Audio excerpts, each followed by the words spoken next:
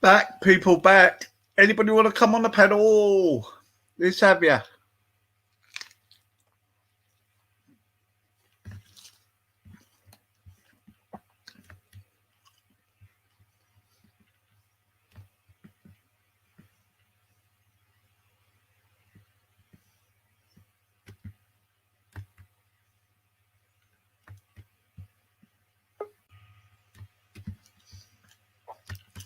Hello, mate. Yeah, big up, easy. A big up, yeah. Yeah. Honestly, don't get to you now. Look, he's almost admitted it. He set you up anyway. I heard it. You know, so. Oh, did he almost admit? I didn't hear that bit. Oh, one stage, yeah. I saw a clip or something. Yeah, so don't worry about it. Yeah. You know Yeah, you're true. not one, and that's it. Don't let it rule your life now. Just carry on and talk about something else. What have you been up to anyway, Rod? I'm just watching Netflix. Do you have Netflix? Nah, don't bother with it, mate. No. Nah. Just trying to find something decent to watch on there. There's a lot of. Oh, yeah, Morpheus hijacked. Could people press the like, please? Because I've got all them ones in the dislike. Look, listen to Jack. Look, What's Jack say? read that from Jack. Yeah, no, Jack. Yeah, big up, Jack. You've got to stop listening, mate. Yeah? Yeah. Yeah. Because, you know, just stay away from the situation now, mate. Just stay away from it. Yeah? Because it's... Yeah.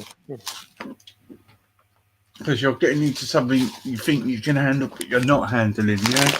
So, just stay away from it, man. Yeah, I won't be going on his show ever again, that's for sure. I didn't go on the last one, and I won't be going on the future ones. Yeah. There's no point. No, there isn't no point. Although I can go there, I could go there and troll him, but then there gets a point where somebody will trigger me with something. And then I end up being the one getting trolled. Then I don't mind trolling, but when it comes to these horrible allegations, they know that's the only thing they could hit me with. You know, they know. And you don't want any. What, you don't want any extra hassle in your life, mate. I mean, what's the point? I mean, let's be honest. Really, what's it got to do with us, really, if he's personal life? If he's doing what he's doing, he'll get found out one day, you know? But why put yourself in the line? Yeah. He's got just too many people backing him up, and it's too much for one person, Rodney. Yeah? Yeah, but he's left a trail of victims, he has. Trail of bodies in his wake. And it's going to come back on him. You can't be fucking with people like that. Just one day. Well, I'm not going to say it's going to right away, but, you know, it's obviously he's got so many people on his side doing fuckery. You don't stand a chance. And you know who's over there now? Brian Hurl. Oh, I know. Well, yeah, but he's going to find out. That'll be his downfall then, won't it? Yeah. That'll be his downfall because that boy's... Hi, Tina. Come on, Tina. I need some more women on the panelists, please. Come on. Don't worry. Did you see Brian Hurl doing the freestyle rap? Oh, my God. How cringe. He makes such a fool of himself. It will fall. They'll all get caught out. They always do it in the end. And yeah, but we don't want any more victims. That's the problem. We've got to put a stop to it. And in fact, we all should have put a stop to this years ago with him. Something should have been done about him. Because we've been watching him do this to people time after time. And we've just sat there and watched. We've done nothing to stop him. No. But I'm just thinking, you know, I've never gone to the police about anybody in my life, but I'm considering it about him. Okay, Tina, enjoy your time with your friend. That's great. It's good you're seeing some friends and that, mate. I'll get in contact with you soon. See how you are and how you're doing. Yeah, but the problem is, right? Yeah, with what he done to Jupiter was unjustified because he hadn't done nothing to attack him with. She was just having debates. But well, you're talking what he's done to Jupiter. He's done it time and time again to Jupiter. Yeah. He's put up with 2 years of slander, false allegations. She's put up with a lot, and it's all the root of the problem is him. And he's getting other people to do it. He's telling people to report her or do this, do that. He told a Kingo to report her to the police.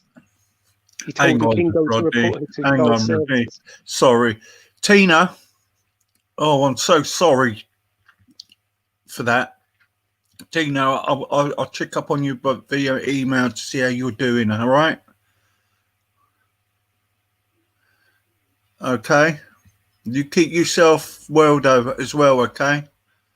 If you need any support or anything, let us know, all right?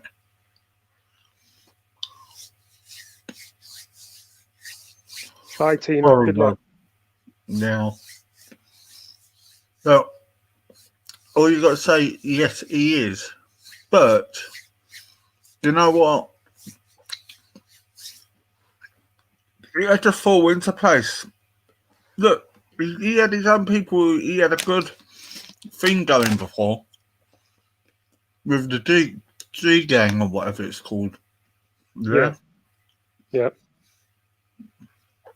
But ego's got in the way of that. You got to look at the two big egos. The main people who's quite influential and quite good with what they've done. They turned their back on him. Yeah. Yeah, I could believe it with everything else, but not just him. Oh yeah, loads of people. Yeah, he was calling Raj. What did he say about Raj last night in his title? Unhealthily obsessed with children or something, to make him look like a paedophile. It's fucking disgusting. This can't go on. Yeah, well, we got just buy your time and he will get caught out. Yeah. Now, Raj, he would do anything for her. It'd be me next. Yeah. It'd be what? It most probably be me next they're trying to do. Yeah. Well, you don't go on there, so that's a good thing for you. Don't have to go on there, mate, to get targeted. And if he baits you to go on there, if he mentions you, tries to get you on there with something, anything, allegations or anything, don't go on there. In fact, I would say nothing to do with me. I've got nothing to do with respect, nothing whatsoever. What he's done, I've never taken.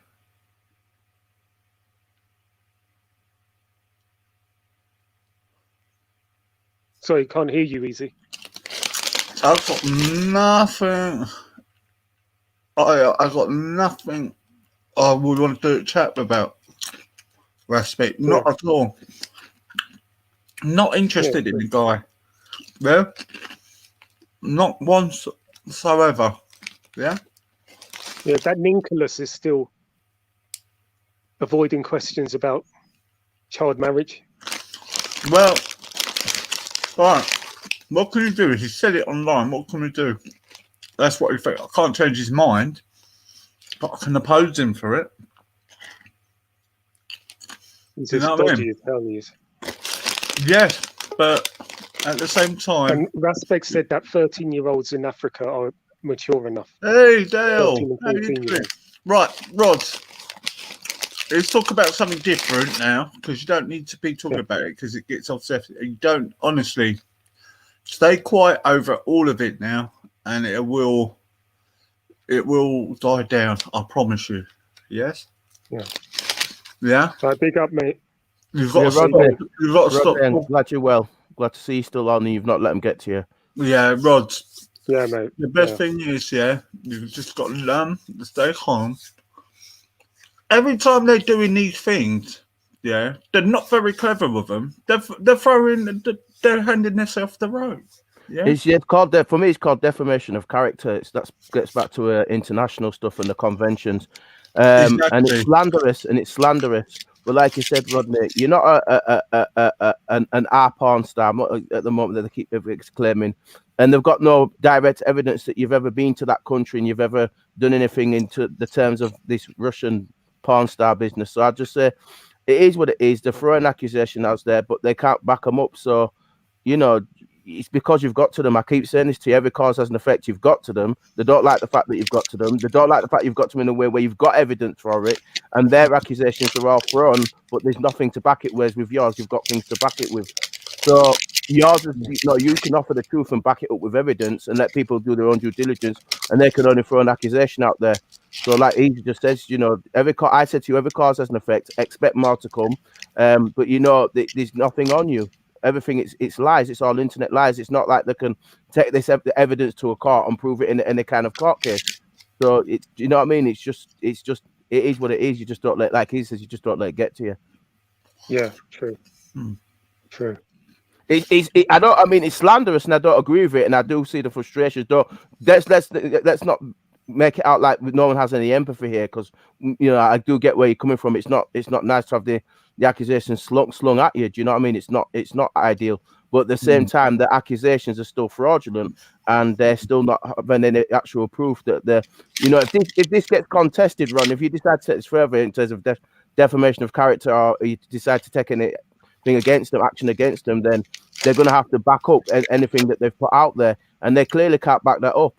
So you know what I mean? I wouldn't let it get to you, but every cause has an effect, and if they're putting it out there at some point, it's going to come back. So the exposure will come back on them, and then it'll do what it needs to do. If you haven't done anything wrong, you've got naught to worry about. That's how I see it. Yeah. I'm not worried now. It's over with for me. And if he continues it, he continues it. But I'm not going to let him get to me over it. Yeah, fair enough, and that's a good way to play it, Rodney. And the thing is, my real face is not out there, so I've got that going for me. Right. Because if my real face was out there and I was receiving these accusations, I would be in trouble, wouldn't I? Yeah, exactly. The police would have come to your door, or you'd have had some. No, not the police. I'm talking like the local community would have come to my door. Yeah, and that as well. But I'm on about that side, but both sides, because you have your local community having an issue with you, but they'll also inform the police as well. You also expect them to be involved at some point, because the matter that they're throwing at you is such a serious one that actually potentially would happen. But because, like you said, they've got no evidence of you being in any of these places. They've got no direct proof of being in any of these places. They've got no evidence for these accusations that they're throwing out. That's why I talked about defamation of character, because in the day they're making an accusation that they can't back up using what I call what's classed as prima facie evidence. It's not first primary evidence that doesn't need somebody else to prove it, meaning that if the evidence is there, they'd have a corpus delicti.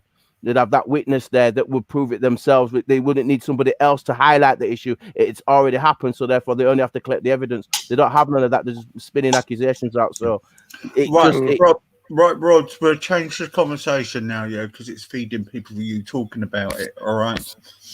I'm going to have Laura Luce coming on. She wants to have 3 minutes on there because she's been getting attacked by Brian Howe again. She's been through such a lot.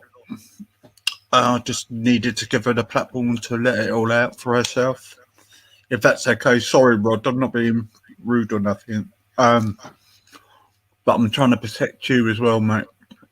So the trolls don't get fed by all of this. Yeah, guys. Yeah.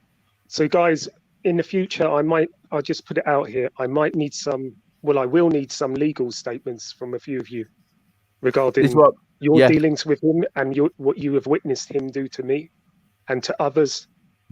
If that kind of thing will need to be put into statements. So there you go. That's why I talk about defamation of character. That's what I'm referring to, Rodney. Mm-hmm. Keep going. Yeah. So like Great Brit in the chat was saying he would. What was he saying? So, You just yeah, been- don't worry. yeah. You've got a lot of support, Rodney. Okay. And Yeah. but all you've got to do now is stay calm and not come out with some outrageous statements anymore. Yeah. You need to be settled and not so jumpy. Yeah. Yeah. Okay. Sure. All right.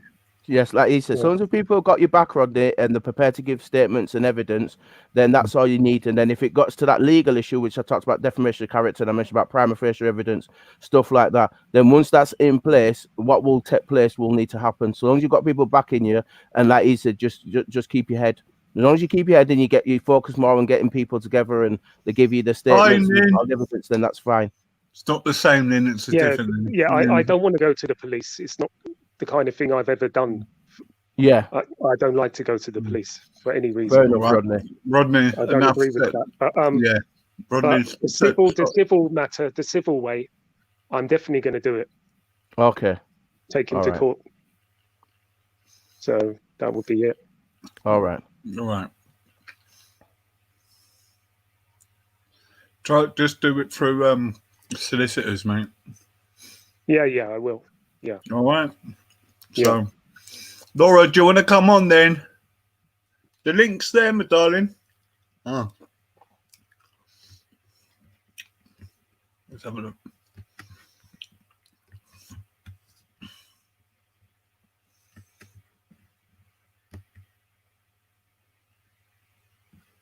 There we go. Yeah, easy. The link's in the top of the chat. You normally leave it in the same place for people. Yeah. Are you all right, Dale? Yeah, I'm good. That's why I was able to get straight on because you always put the link in the same place. So I'm assuming that everybody knows where it is, and you put it in big writing. So anybody who wants to come on can just click. That's why I've never had any issues getting on. It's been straightforward. But in terms What of channel are you on, Laura? What channel are you on? You on 1 or 2? Go on channel 1. Oh, you're here. well, she's done it. She's found it. All right, that's good. Right. No particular topic at the moment, Pete. Hi, yeah. What's up, Laura? What's he be doing now? So this morning, I've got a couple of messages on my 1 second.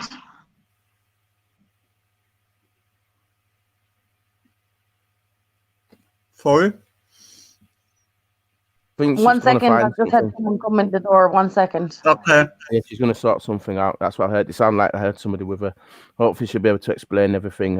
If it's who you mentioned his name anyway, easier. So if that's him, if that's the case, yeah, I know Wendy. We had some issues with him a little while ago. Yeah, I'm sorry, my son just came in the door. Yeah, so I had a couple of text messages this morning that Brian's been up speaking about me again up online on some guy's channel. I don't even know who the guy is. Lions Den. Lions Den, that's the channel, yeah. Mm. So the other day we came to an agreement, me and Brian, that he wouldn't speak about me no more. Now he's gone up saying, well, all about Brian Harvey and Wendy Woo, and then he's talking about me, saying, oh, well, Laura Lewis, Laura Kelly, I'm not going to, let me just put it this way, she's not who she says she is. And then they kind of stopped him from speaking about me. I have enough of this, man. I've asked him now, and everybody has heard me asking him over and over again to please keep my name out of his mouth. Like, I'm not part of his story. I don't want to be part of his story. He needs to stop. He doesn't know what he's actually doing to me. He's actually really, really upsetting me. Every morning I wake up and somebody from, somebody's texting me going, he's after saying this about you. He's after saying that about you.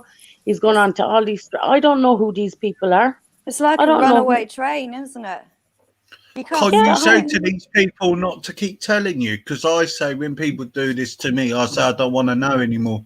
Just let him run it off. I don't understand the shit that he's talking about, easy about me. Like, you know what I mean? This runs deep. Like, the stuff he says about me actually got me I know killed, the whole story you've told me, and you're in private, and he's a sick bastard, and he needs to be taken down. He's got a very loose tongue. And if he's listening and if he's out there, I hope this gets back to him. I'm really, really fuming now. Do you know what, Brian? You're a fucking bastard. I hate you. You're a cunt. Yeah, and I'll say it. And I don't like swearing, but you are a cunt, man. I can't stand you. I don't want. If you talk about me again, Brian, if he's even listening, someone please play this for him. You're a bastard. I can't stand you. You are a fucking mental case. I'm so sorry that Brian Harvey gave you my video. You're absolutely nutty. Like, you can't even string one sentence together because you're so fucking thick and you don't remember your life. Did you hear him rapping the other night?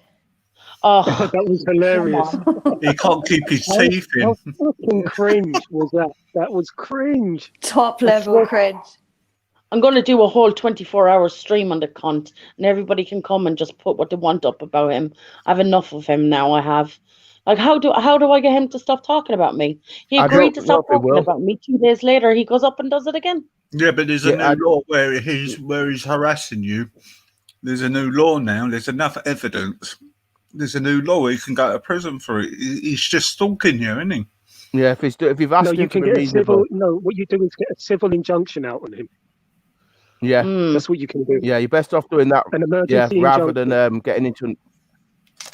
Yeah, you're gonna have to do something like that on the civil side if he continues to behave the way. Look at Harassment Act 1997 and then do what Rodney's just saying. If you look at Harassment Act 1997. Okay. That's got some good stuff in there that you can use, and then go for what Rodney's saying. Particularly if you've got an agreement with him that you've said, he's agreed to stop talking about you. But what I would say to you is, the moment if you're going to go down that route, what I would say to you is, how you've been speaking about him this morning, I would avoid saying things about him online in public. Because what he'll do is what you've just said this morning, he'll probably use that as a response to justify, even though you had an agreement previously, even though the agreement was just between you and him, it wasn't written on paper and it wasn't a legal agreement. It was just a verbal one that you agreed between you both. This is why sometimes when you have a proper agreement in place, sometimes you put it on paper and get him to sign that on paper. So long as he signed that on paper, you sign your side. Then if he then breached that, then you could, like Rodney says, you go and do what you need to do. But if you've got just a verbal agreement and then he attacks you, like he did yesterday, and you could by all means come out and say that you're not happy about him attacking you. But the moment you go at him in a negative sense, like you start swearing at him or anything like that, what he can then do is say, well, she's harassing me back in the same way. He'll use that against you. So be careful with the words used. By all means, express yourself and say that you're not happy about it and you're fuming about that. Fine. The moment you go to the attack, that's fine. But don't go on the attack against him, is what I'd say. Express yourself by all means, but don't go on the attack, because the moment you go on the attack, you're giving him ammunition. That's what I would say to you. So by all means, talk about the issues that you don't like about what he's done to you, but don't attack him directly. Just say that you're not happy about him. I know it sounds corny, say. But I think that by letting him hear you sounding happy and making friends, especially making friends with other people who he's tried to stalk, he'll hate that. That's how you win. And I know this sounds corny, but I truly believe your best revenge is your happiness. I've been so happy for the last couple of days that I have been, that it's all over. We've agreed. He's not going to speak about me, and I've been really happy. I've been really like. Oh, I think a lot of people are behind you. Now I hear him again. No, I'm definitely going to take your advice. I don't know who was speaking to me. Just then. Estelle. Yeah. I mean, I'll put that's if you read through that. I've got the Harassment Act 1997, and I can email if Easy's got your email, I'll email it to Easy so I can email it to you. Spend some time looking at Harassment Act 1997, and then just think about what I was saying to you. By all means, express yourself, but just what I'd say to you, just make sure you avoid attacking him directly. So let him know that you're not happy about it, but just don't attack him directly, and then I'll email Easy. Go on. I revoke calling him a cunt. I revoke it. That's the way to go. Well done. Yes. Yeah, I'm revoking it. You're not a cunt. The other thing would help you as well if people stop giving them a platform now. Yeah. I think that'll happen regardless. I think because so many people have got channels and they're letting people on. That's going to happen. That's going to happen. What our friend here needs to do. I think it's Laura Lewis.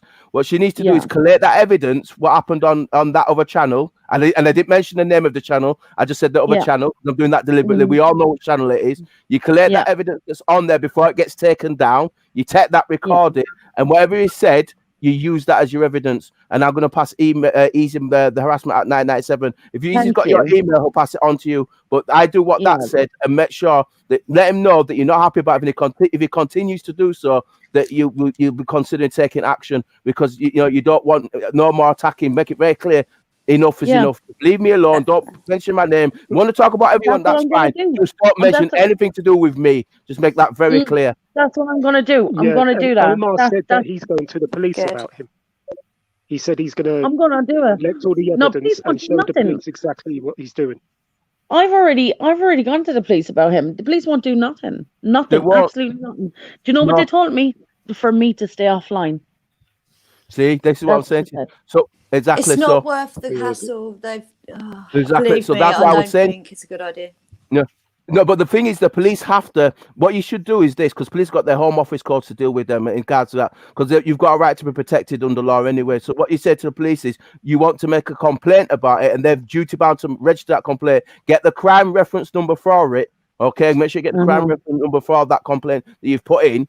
But then what I would say to you is, if you're going to be online, like I've said, by all means express your fact that you're not happy about it, stuff like that, but don't, under no circumstances, don't attack him, and then just clear all the evidence under harassment at 997. Then, like Rodney says, then look at something as like a civil injunction, whatever Rodney was saying. That's where I would go by, because then you can still express yourself. You're not attacking him directly, but you're making very clear that you're not happy about what's going on. Laura, you know, we're friends on Facebook. So I mean, it's contact. If he tries and contacts you again, just message me. I will. Not whatsoever. Do not talk to him again. Definitely not. As I said, Easy, the other night I thought we cleared the air. I've been feeling good. Don't even engage with him, because it's all bollocks. Yeah, thanks to the people on the other stream. I'm not going to mention the stream, but they were like, well, stop doxing her, stop putting out her name, and then told him to shut up. So that was quite good. Because it is the things he has said about me. He could seriously get me hurt. I mean, this man has, honest to God, I've had people tell me that they were going to come to my house and bomb me. In actual fact, I think it was him on a different account. I didn't go outside. Like, make sure you keep it. Whatever, anytime he contacts you and it's negative. And the other day, I know it's probably nothing. But the other day when I said to him, look, if you continue speaking about me, I'm going to go to the police. And it's probably nothing. It's probably coincidental. It really is. But the next morning I woke up and there was a sign on my car. And it's probably coincidental, but it scared me. This sign said, if you want to sell your car, please contact Brian on this number. So I was like, what the fuck? First of all, I didn't think nothing of it. But as the day went on, I was like, insane. See, and I don't, I would think that too. That is, if there is a coincidence, that is a very, And it could be just a coincidence, because when I did ring the number, it could be. That's what I'm saying. I'm not blaming him. I'm just saying I have the sign there and the whole lot, and I sent it to my. Just keep the evidence. Nowhere. The sign keep the evidence out of nowhere. But it was. I asked the neighbours, and they said the neighbours had no signs on their cars. So just my car. So it was just a bit mad. And have you still got the evidence? And have you photographed it? Yeah, I still have it. I'll send it. I'll send it to Ethan right now. Right, keep the evidence of it. And have you you spoke to your neighbours, which is good. And did any? You said that the neighbours had no other notes on their cars, correct? No, I'm gonna send it to you right now, Easy. You can put it up on screen. We'll block out the number. Hang on. Do it through Messenger for a minute. If that was me, Laura, I'd be freaked out as well. I'm going to block out the number, Easy. Okay. Oh, you're going to block it out and share it. Make sure there's no names. If you're going to show that, make sure there's no names on it. Yeah, that's it. Numbers and names, just keep out of it. That's good. You're on the laptop, Laura. No, I'm just on my phone, darling. I'm just going to send it. Put it in the private chat. Yeah. Put it in the. It's in your messenger. All right. Hang on. Give me a sec. Go on, carry on. I'll just sort it out. Yeah, so I blocked out the number out of it. Okay. But it could be coincidental. It could be just someone looking to buy somebody's car. Like, but it was just a bit But weird. people don't do that, do they? Well, and Who then does that? I rang the number, and when the guy answered, I thought it did sound like him for a minute, but he wouldn't answer no more after that. Rang him off private number, got other people to ring the phone, and he just won't answer. Now, if you're looking to buy people's cars, why aren't you answering the phone? Exactly. Yeah, so it's a bit weird. And Yeah. I don't like the way he always says to me, I'm nobody, Laura. I'm a 51-year-old nobody, Laura. And especially after we found out the other day through Scottish Jamie that he said he definitely sent somebody down to Andrea's house. So it is a bit weird, and it's probably nothing. And I'm not saying it is him, but it is weird. No, this guy needs to be fucking locked up. I can't believe the police are doing nothing about this kind of shit. At the very least, you want to be able to talk it over with your friends who are supportive. You know, you shouldn't stay frightened on your own. You know, there's nothing wrong with talking about it. You know, that's right. You're not accusing anyone of anything. Right. We're just talking about something that's made you scared. And it would have freaked me out as well, 100%. Especially with the name Brian on it, like, you know. Yeah, and then them not wanting to buy the car. My arch enemy, like, you know, it's just on my car. And the neighbor said my neighbor said that her dog woke her up about 3:30 in the morning, and like her dog, like my dog, barks before people get to the door. Yeah, you know. And why would they do that and not want to buy your car? I don't know. Have any of you ever had one of those on your car? Well, like it was the night. It was the night after I said up on somebody's channel, if you keep on mentioning my name, I'm going to the police. And then the next day, that's when the sign was on my car. Next morning. Laura, so I don't know. What day was that? Laura, could you post that in the private message, please? Oh, it's all right. I've got it. Don't worry. Got it. Hang on. Oh, it keeps playing up at the moment. Oh, it's not letting me go on to it. Oh, Laura, I got it. Are you still in that hang group? No, I'm not, darling. No. It's all right. I've got it. Oh, you got it easy, yeah. Hang on, I'll just make it bigger. Oh God, what's going on with the computer today? I never have space in my phone then. I literally have to delete something to download something. It's terrible. My phone's about 4 years old now. But yeah, I'm just saying it was coincidental. I'm not saying it was him, but it was weird. Especially since the guy won't answer the phone, but you want to buy cars. That's the first thing you do.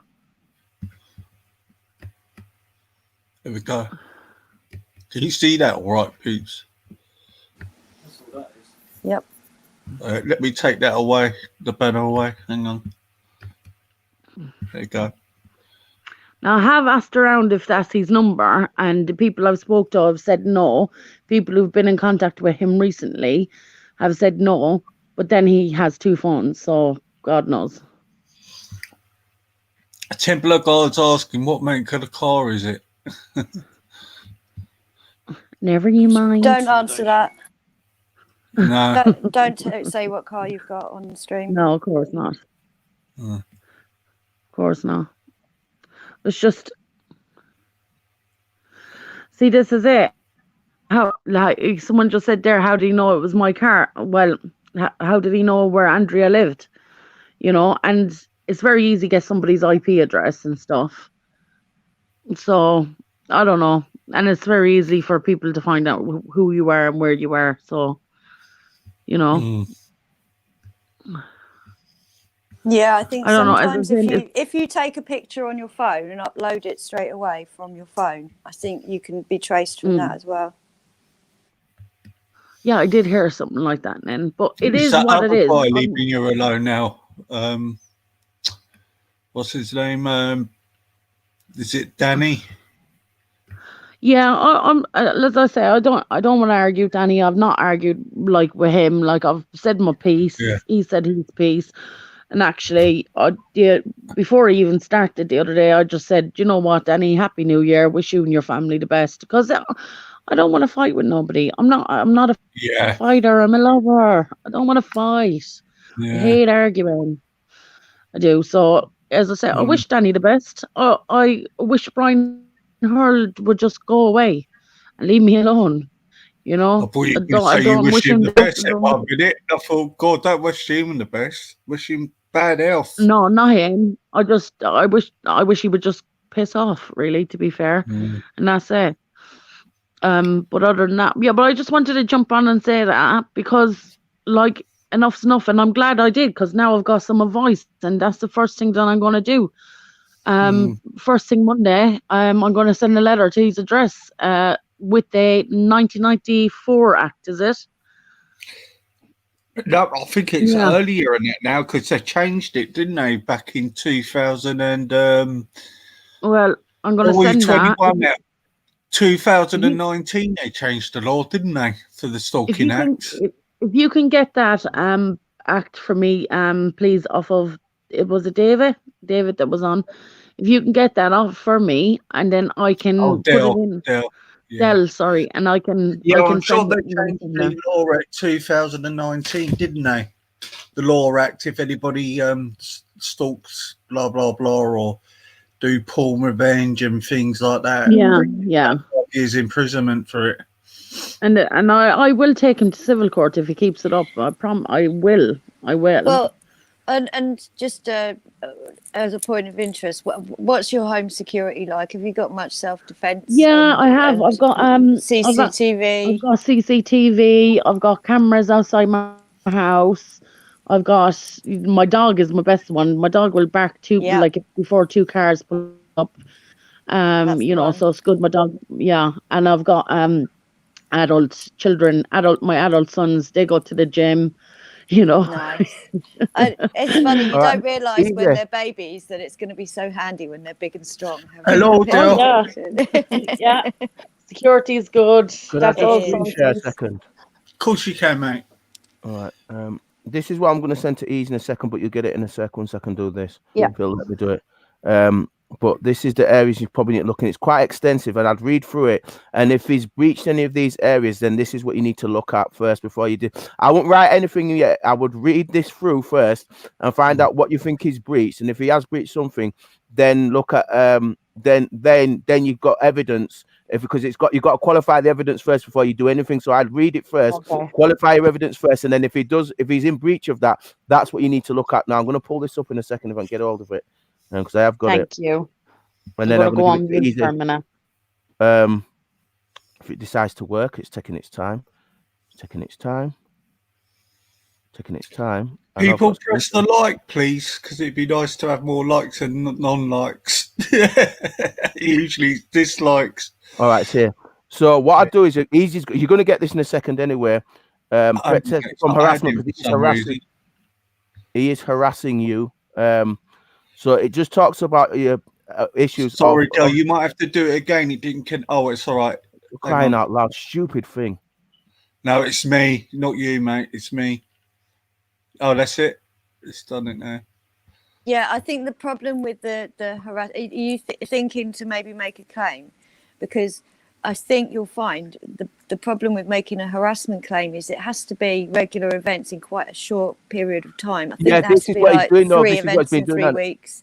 And he will know that and keep to below that. Well, it's been happening for a year now. He knows what he's doing. I think, just be careful not to put too much energy and hope into the police, okay? Yeah. Well, no, I'm not going to go the police route, darling, because they don't do anything. I'm just going to go. No, but you still need to get your house secure and learn some self-defense. Have you got any weapons in your house? Well, yeah, I sleep with weapons. You wouldn't want to come into my room very late at night. I'm not. Yeah, I've got some weapons as well. You know, if you're a woman and you're on your own, you need to be able to look after yourself. Of course, definitely. And it's not that the neighbours are brilliant here anyway. Which I'm glad you've got good neighbours because again, that's and evident. Your phone is your best weapon, really. You know. Yeah. Make sure you've got your speed dial set up. Exactly. All right, lads, I'm going to leave you go because I've got so much to do today. And before the pain kicks in, as I go on, the pain gets worse during the day. So I need to get everything done early that I can do. But I'll send this to Easy and he'll send it to you, all right? So you've got some Thank you so much. ideas I of do civil remedies appreciate and it. stuff like that. All right, no problem. Thanks, Easy. Bye, Thanks, Laura. Ian. Take care. Thanks, darling. Bye. Keep up, Bye-bye. Laura. Bye. Take Bye, care. Laura. Hi, Laura. Bless her. Wow, I would be really paranoid if that was me. That would have freaked me out totally. Yeah, it's not if she's had enough to contend with what all through her life anyway. Do you know? Exactly. I don't You want to can say too tell how much. much it's really affecting her by her voice, the way she's speaking. Yeah, because she's been through a hell of a lot He's through really all her afraid. life. All her life, and he's been disgusting with her. Actually, I'm getting a bit angry with that twat, I tell you. But I hope she takes our advice and takes it to the civil court as soon as possible, because this guy is a danger and he needs to be stopped. Yeah. Hopefully the court but actually I think it's refers him to the criminal court court for cases. other things. Court cases can really drag you down and make you depressed. I think for the first priority is to keep herself on track and happy, and don't put too much energy into the court case. And if everything's resting on a court case, it can be a really stressful period of time, and it can drag on, you know. Yeah, agreed. The court system leaves a lot to be desired. I agree, but at least Sometimes it's not really the answer. No, it's not, and I agree. But at the same time, because he's behaving the way he's behaving, she needs to make it very clear to him that he needs to stop doing what he's doing. So while she's protecting herself, and I agree with that, that should be first and foremost, because that's quite immediate. She can do that while she's doing that. There's something in the background that's also cooking as well, so that when it does come push comes to shove, that he's got to take her more seriously. You know what I mean? That the only moment, I don't know if he's taking her seriously enough, so she's got to make it very clear to him that she's serious. And then that way, if he decides to go down that particular route, and you've got the evidence, then she's got a case to put in, and then he's going to have to back off. But either way, she's putting herself in a position where she's stopping him. She's stopping him being ridiculous, and the way he's behaving is just totally unacceptable. Yeah, so you can't just roll over and take it. Exactly. Yeah, that's all I'm saying. Yeah. Yeah. Hi, Miss Archie. Nice to see you. Christ, 41 and 42 in the building. Blimey. Didn't realise that, Bill. So that was done on a printer, that note, wasn't it? Did she send it over to you? Yeah, do you want me to get it up again? Yeah, it's a shame it's not handwritten. So the number's not the same as his number. She was saying she'd compared it. Clever, you see, it's clever. That's why he's printed it out. But the point is, that is a form of harassment. The other stuff is going online is a form of harassment. The other, he's like you said, there's plenty of stuff that she's got that she's evidencing. So if she can prove a consistent pattern of evidence, serious stuff, Sky. Which she's got. It'll come to a point whereby, okay, it might not have been free evidence in 3 weeks, but if he's been consistent over a period of time, they still may bring a case to say, look, actually, you are doing this over a long period of time. You need to back off, even if it's something as simple as the court saying you need to sort yourself out. You can't continue to do that with a bam, bam, bam. So that he knows that she's being serious. That's what I mean. That's what he's got to realize, that she's not playing about. As long as he realizes that on all fronts, that's the only way she's going to back him off. Because it's obviously he's going to continue doing what he's doing regardless, by the sounds of it. I know it's a pie in the sky thing to say, but wouldn't it be cool if she gave that note to the police and there was CCTV on her street and they'd check it? We could at least rule it out. Yeah, I know, and I agree with you. And this is what I mean. She spoke to her neighbours, and there was no knocks on her neighbours' cars. And look, I'm glad she's got good neighbours, because ultimately, if something like that happens again, if one of a chance sees it, and that neighbour's prepared to provide a statement again, push comes to shove, she can take that, and then that'll get him. So at some point, something's going to go wrong, and he's going to get caught out, and there'll be enough evidence, and he'll have to back off. He won't be able to continue making up these accusations. I think he gets sexual gratification out of it, me personally. Some people are like that. Some people love the drama. I agree. Some people love the drama. I agree with Nin. Some people love the drama. They like He's- that, don't they? He's got so many people talking about him. People talk about him non-stop. I mean, we're doing it now. You know. I've not mentioned his name. Have you noticed that? I really do think he masturbates over all of this. I really of course do. it does. Yeah. It I think just he's boosts alright. his ego. Right. Narcissist. Yeah, I reckon he does it. You know, Like I he reckon told does me all that he told me himself that his son had hung himself, right? And then he came on Hangouts like 2 months after that. Who does that after a child's death? No. You know, he said he's got autistic kids. Make your mind up. Well, and he didn't die. Sorry, he just hung himself. But then to be like spending your time on Hangouts, chatting and meeting new people, wouldn't you be spending time with your son? Yeah, he's I mean, a liar. That's fucked up. Mm. I feel sorry for his son. Boo, we knew. I got a social services threat from him today. He should be Fuck spending time with him. Fuck him. You know, going fishing, Mm, chilling out. I'm sure it's him who's sending them emails to me, saying he's going to put out leaflets around my area and things like that. I'm a paedophile. Do you reply to any of them? I said, you wanker. Basically. I don't think I think it's the other one actually, but there you go. Anyway, I got the IP address anyway. That's been all given over. They use this scripted email service, but they seem to remember on that scripted email service they leave an IP address. Fucking idiot.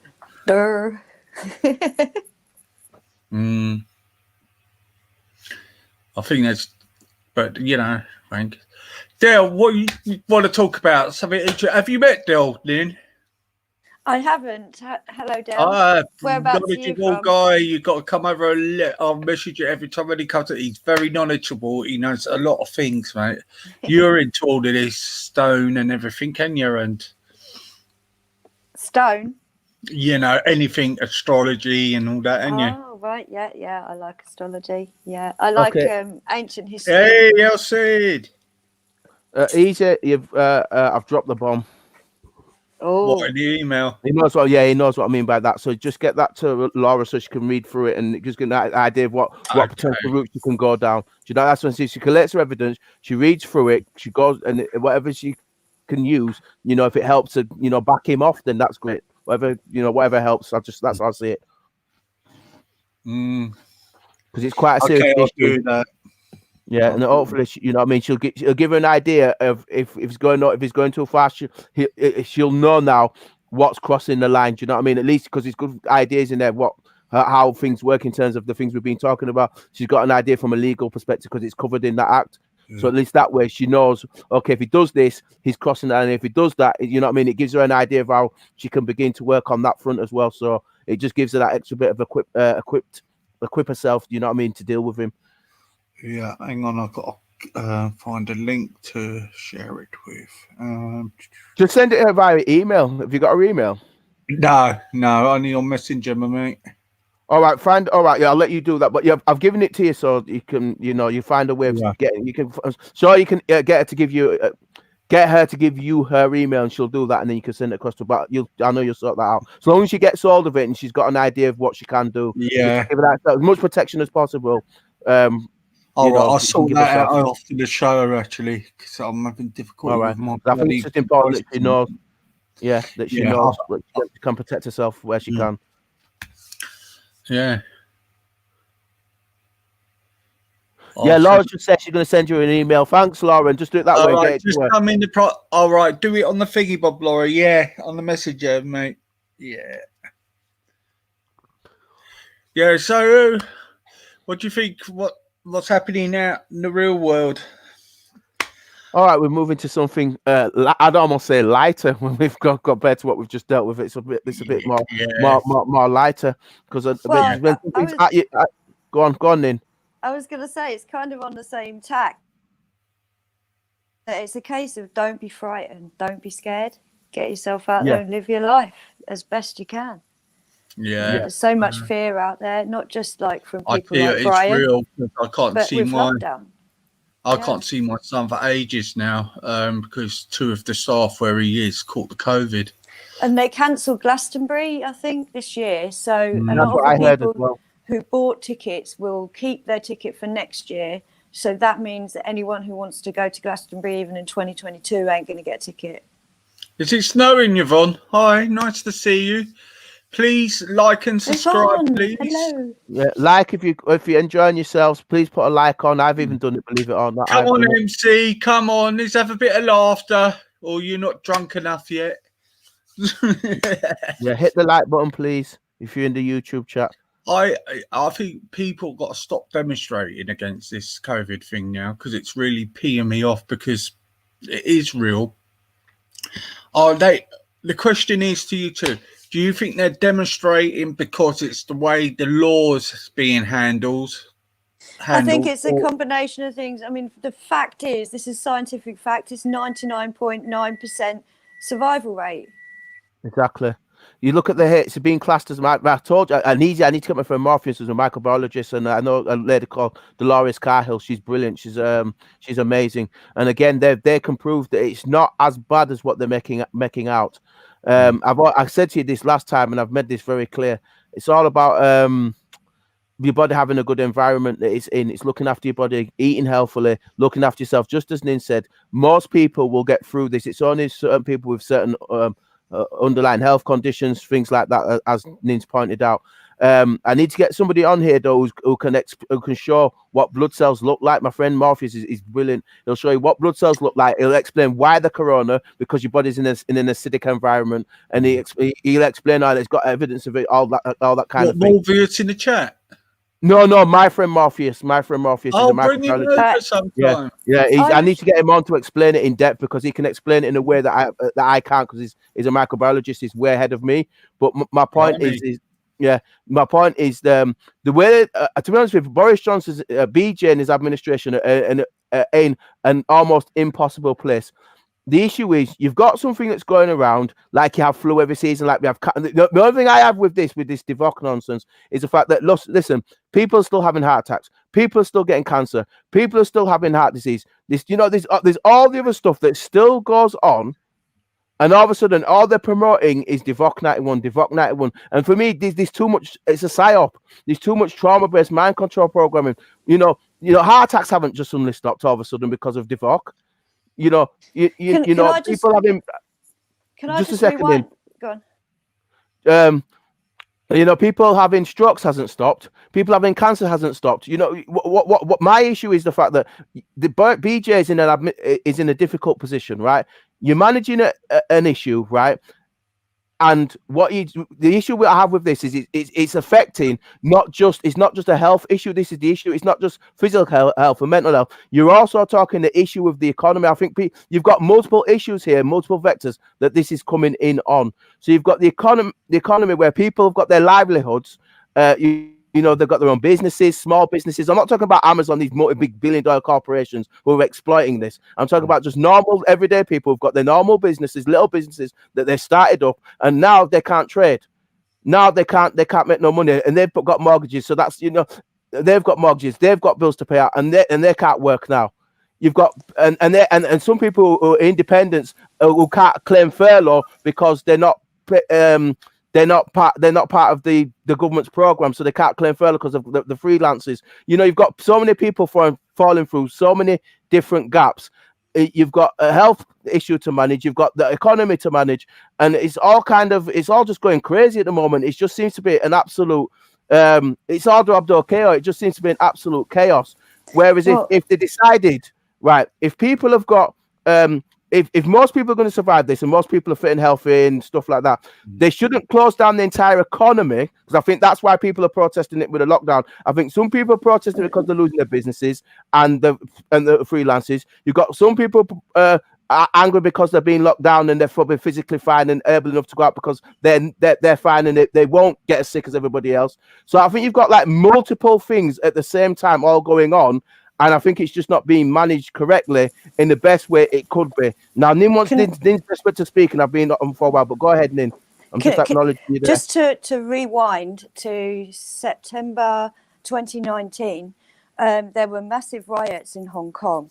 But these riots were vicious, right? You had gangs of ninjas, right, kicking the Hong Kong police in the neck.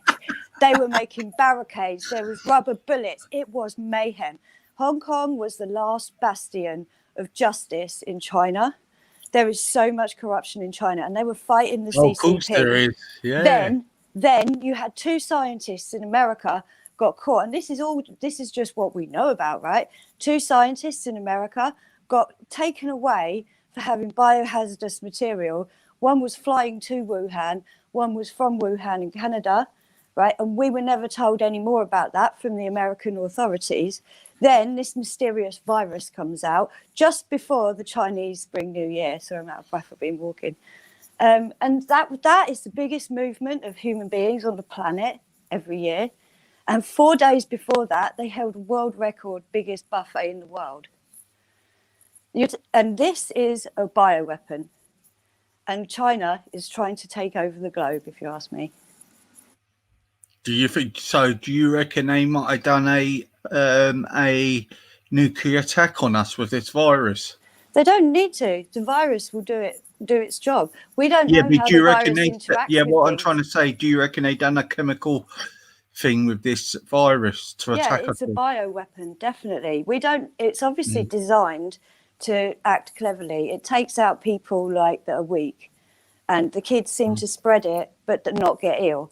And the resulting thing that's happened is all of our kids have now had a year off school. The impact of that is going to be massive. Chinese kids are still at school and they're flying ahead. They're going to take over the world. We are going to be under communist power, I reckon. Because you can tell with the speeches that Boris has been making that his hands are tied. He's talking with his eyes. He's being told what to say. Oh yeah, I think so as well. I said it was a attack. I think he attacked me personally. You know, what do you think, Del? Like I said, MK Ultra style mind control programming. It's a psyop.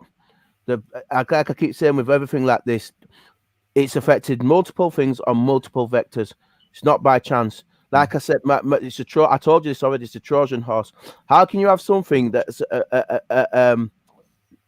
affecting people, but it only affects certain kinds of people? That would suggest that they're using technology that's far beyond what would be a normal virus.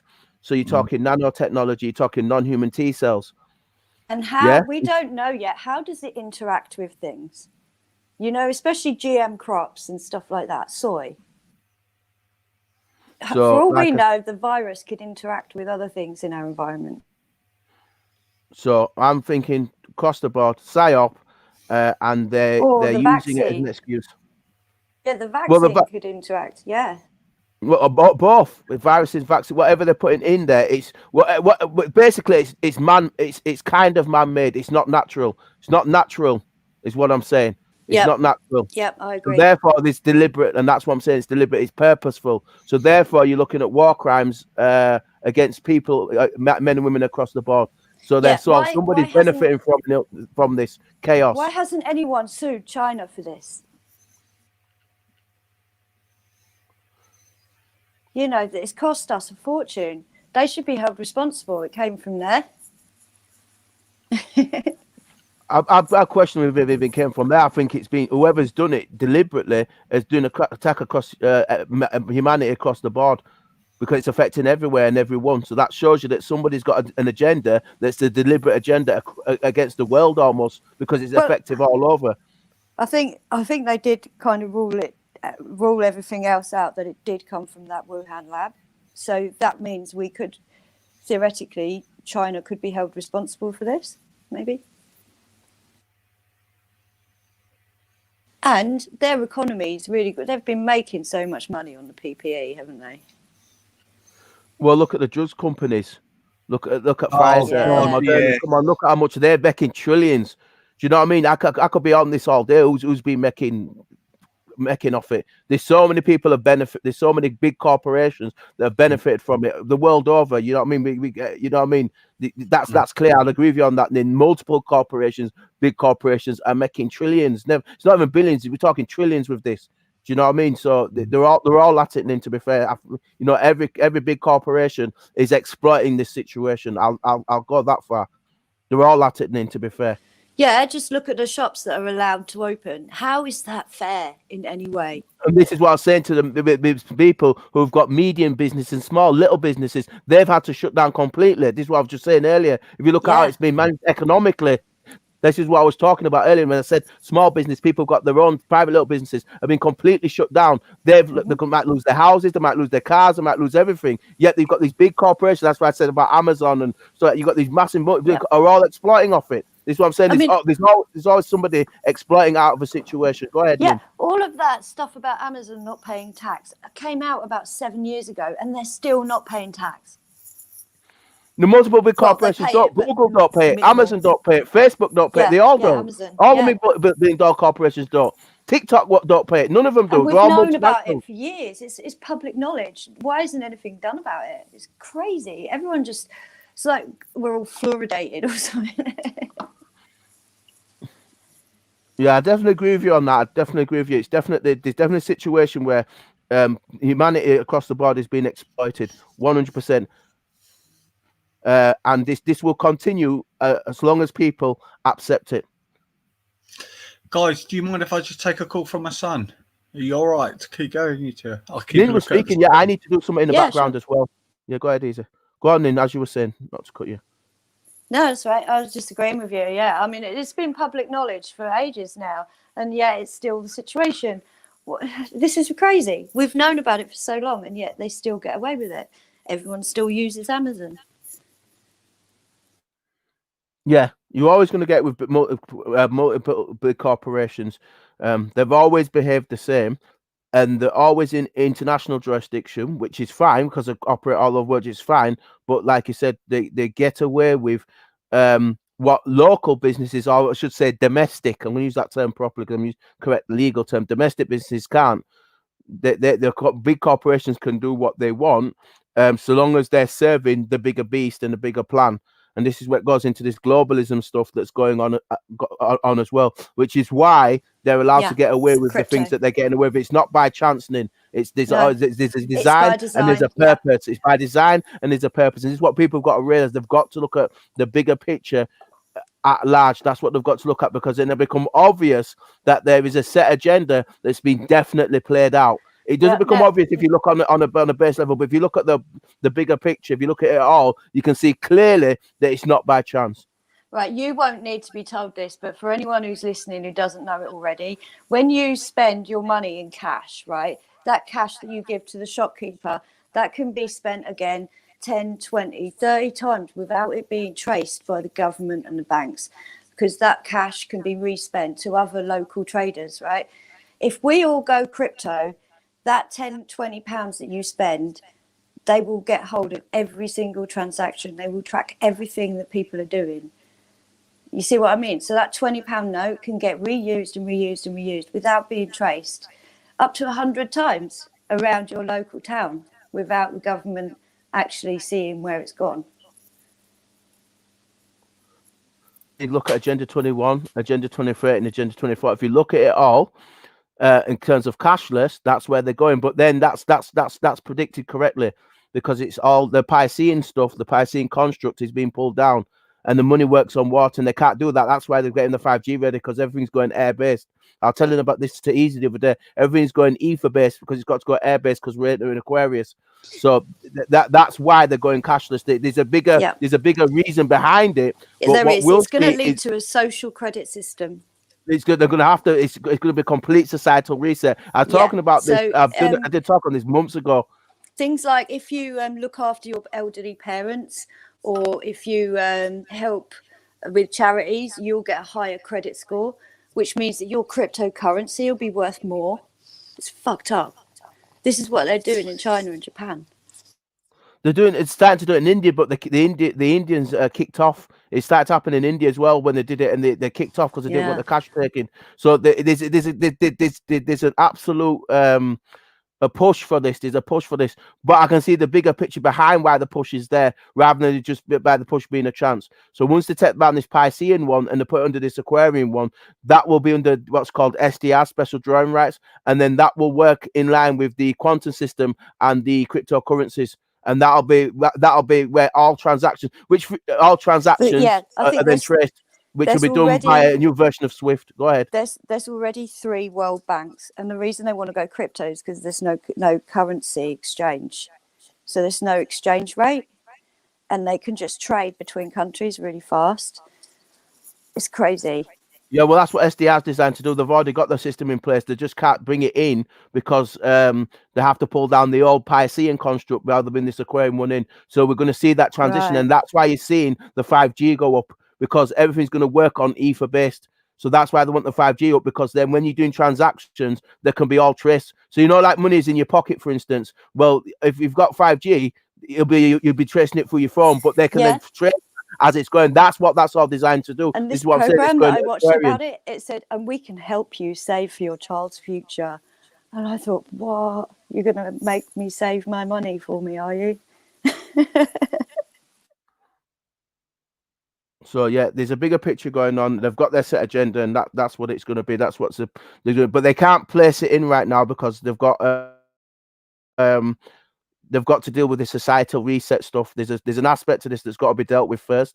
That's going to take some time before they get this completely up and running. So in the background, they're starting to set everything up, but in the foreground, you'll see the chaos. And this is what you see now with all these Biden's election and all these leaders and all this stuff that's going on, all this chaos. Yeah. They need to have all the chaos first, so that when they bring through the order, people will accept the order. So it's going to get a lot worse now before it gets better. Let's put it that way.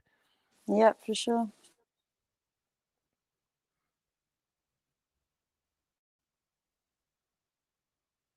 For sure.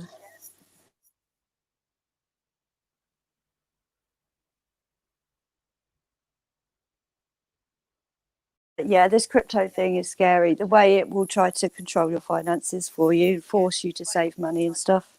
Like if you're being frivolous, it will stop the payments.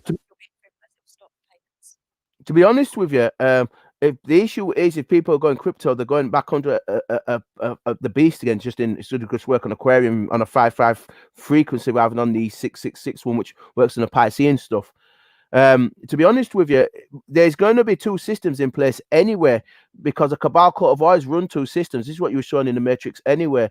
So there's still a real system that they'll have on the rail side, which still runs in the background now, that controls this fake one that we're underneath. So there'll still be the super rich people will still be trading in proper gold, silver, and doing proper value, and that's the term I'm looking for, commercial value. They'll still be doing that. It's just that the masses will be in this illusionary one where they think it's real and it's not. But that's what the Matrix was showing you. There's 2 systems running now. There's a real system where the super rich trade in real value, but they put everybody else in this illusionary one for your birth certificate, and the fiat is created from your estate. That's all they're doing. So they reckon all of the money that's in the stock exchange, all of the money that's declared, is less than half of what is actually owned by the rich. And most of what's owned by the rich is hidden away in trust. Yeah, they're all got it in trust. It's if you look into a guy called Ferdinand Marcos, and what happened after the Second World War with a guy called Jose Rizal, and who was the superior Jesuit general.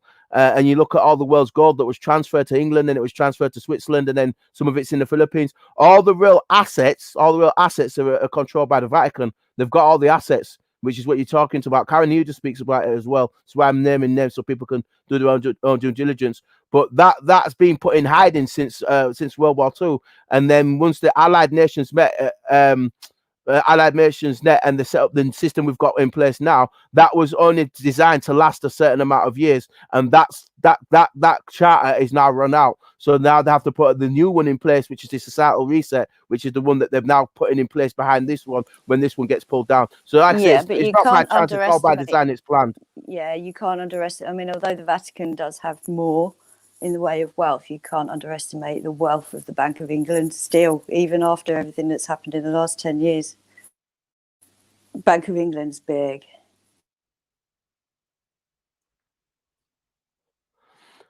All I'll say like is this. that Commonwealth, the Crown and the Queen and stuff. All I'll say is this. Where does the Bank of England get its charter from? It's its own charter. It's its own company. I'm afraid not. It trades internationally. I'm afraid not. This is where we're going to have a disagreement, right? All international commerce is controlled. Which organization control all international commerce?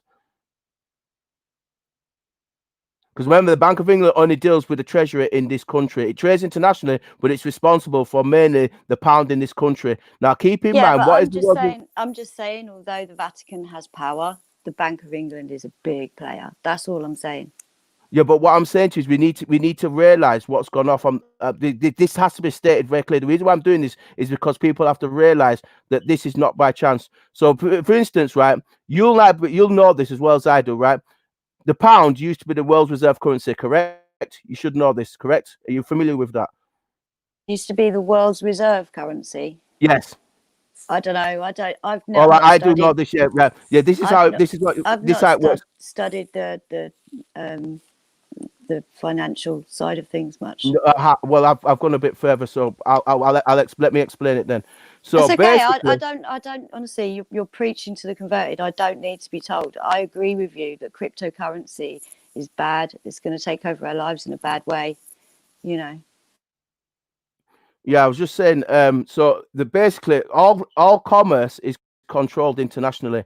So the institutions that people have got to be aware of. If you know, that's fine, but I'll let those in the chat know if you already know. So people need to look into these two institutions. Okay, one of them is called the IMF, which is the International Monetary Fund. The other one I want people to look into the chat is called the BIS. That is for the Bank for International Settlements. All birth certificates for the Cestui Trust are owned for the Cestui Trust 1666. All the birth certificates are what's called Roman settlement certificates, right? The Bank of International Settlements is the bank that deals with all charters on the planet, that sets them all out, and the IMF. So those two are responsible for all the transactions, distributions between all the other banks. Now, the way that's done is by a computer system called SWIFT. Okay, look this up. It's called SWIFT, right? Basically, so anyone who's doing any international commerce, they've got to transfer it. Now, the system that uses that, the software is called SWIFT. All right, the Vatican or the Jesuit Roman cabal, Menes Hair-Cult, they own SWIFT. So no matter where anybody is on the planet, you can't make any transactions unless you do it via SWIFT. So that's how it's controlled. So they use SWIFT to do all. So whether it's you moving money from England to China, whether China's moving from China to Holland, or whether it's coming from the United States to Britain or Spain, wherever, they have to have their clearance system is called SWIFT, and that's how it's controlled through the Khazarian Menes Hair Vatican Roman cult banksters, and that system is what allows all commerce to flow across the planet.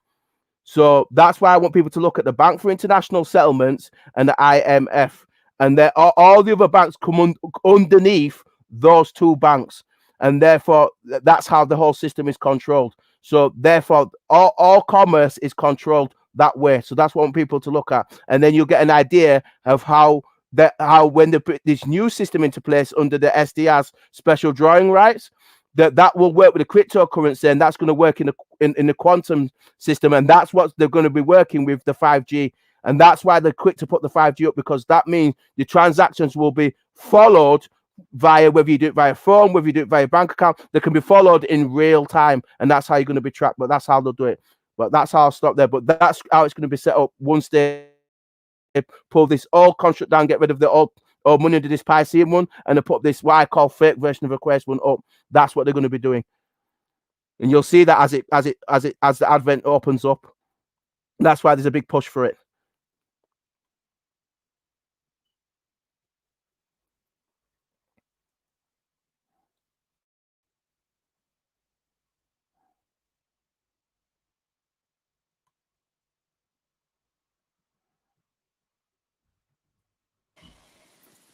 Well, financial advice on the Open Debate channel. That's what they've done. That's what they've done. I've got the research on it. I taught an aspect of this when I had the Easy had me on not long ago. We spoke about an aspect of what your crypto. We mentioned a little bit of it, but I just explained it from a cosmological age standpoint, because that's how they've got to do it. Everything is based on cosmological standpoints when they're using this system. It's not by chance that they ever do stuff. They always move with what I call a purpose. And what I've seen is the International Monetary Fund and the Bank for International Settlements tell everybody else what to do. If you watch it properly, you can see that going on via SWIFT, which is why I'm using those terms properly, because it's SWIFT that does all the clearing transactions across the planet. They've got one system, and it's SWIFT that moves all the currency, no matter which currency it is, no matter which country it's in. They all clear it via SWIFT. The only advantage that the US has at the moment is because the dollar is classed as the world's reserve currency, and this is why most countries trade in dollars. This is why if you look at the oil, it's sold in dollars. It's not by chance that that's done. It's so that it can be tracked and traced as well. But if the dollar goes downhill, they'll put the SDRs in place, which is what I think they're going to do, which is what it looks like when they put the quantum system, that the dollar will be removed from the world reserve currency. They'll put the SDRs in place. That'll replace it with the crypto and the 5G, and then they'll run that new system under that. That's how I see that happening.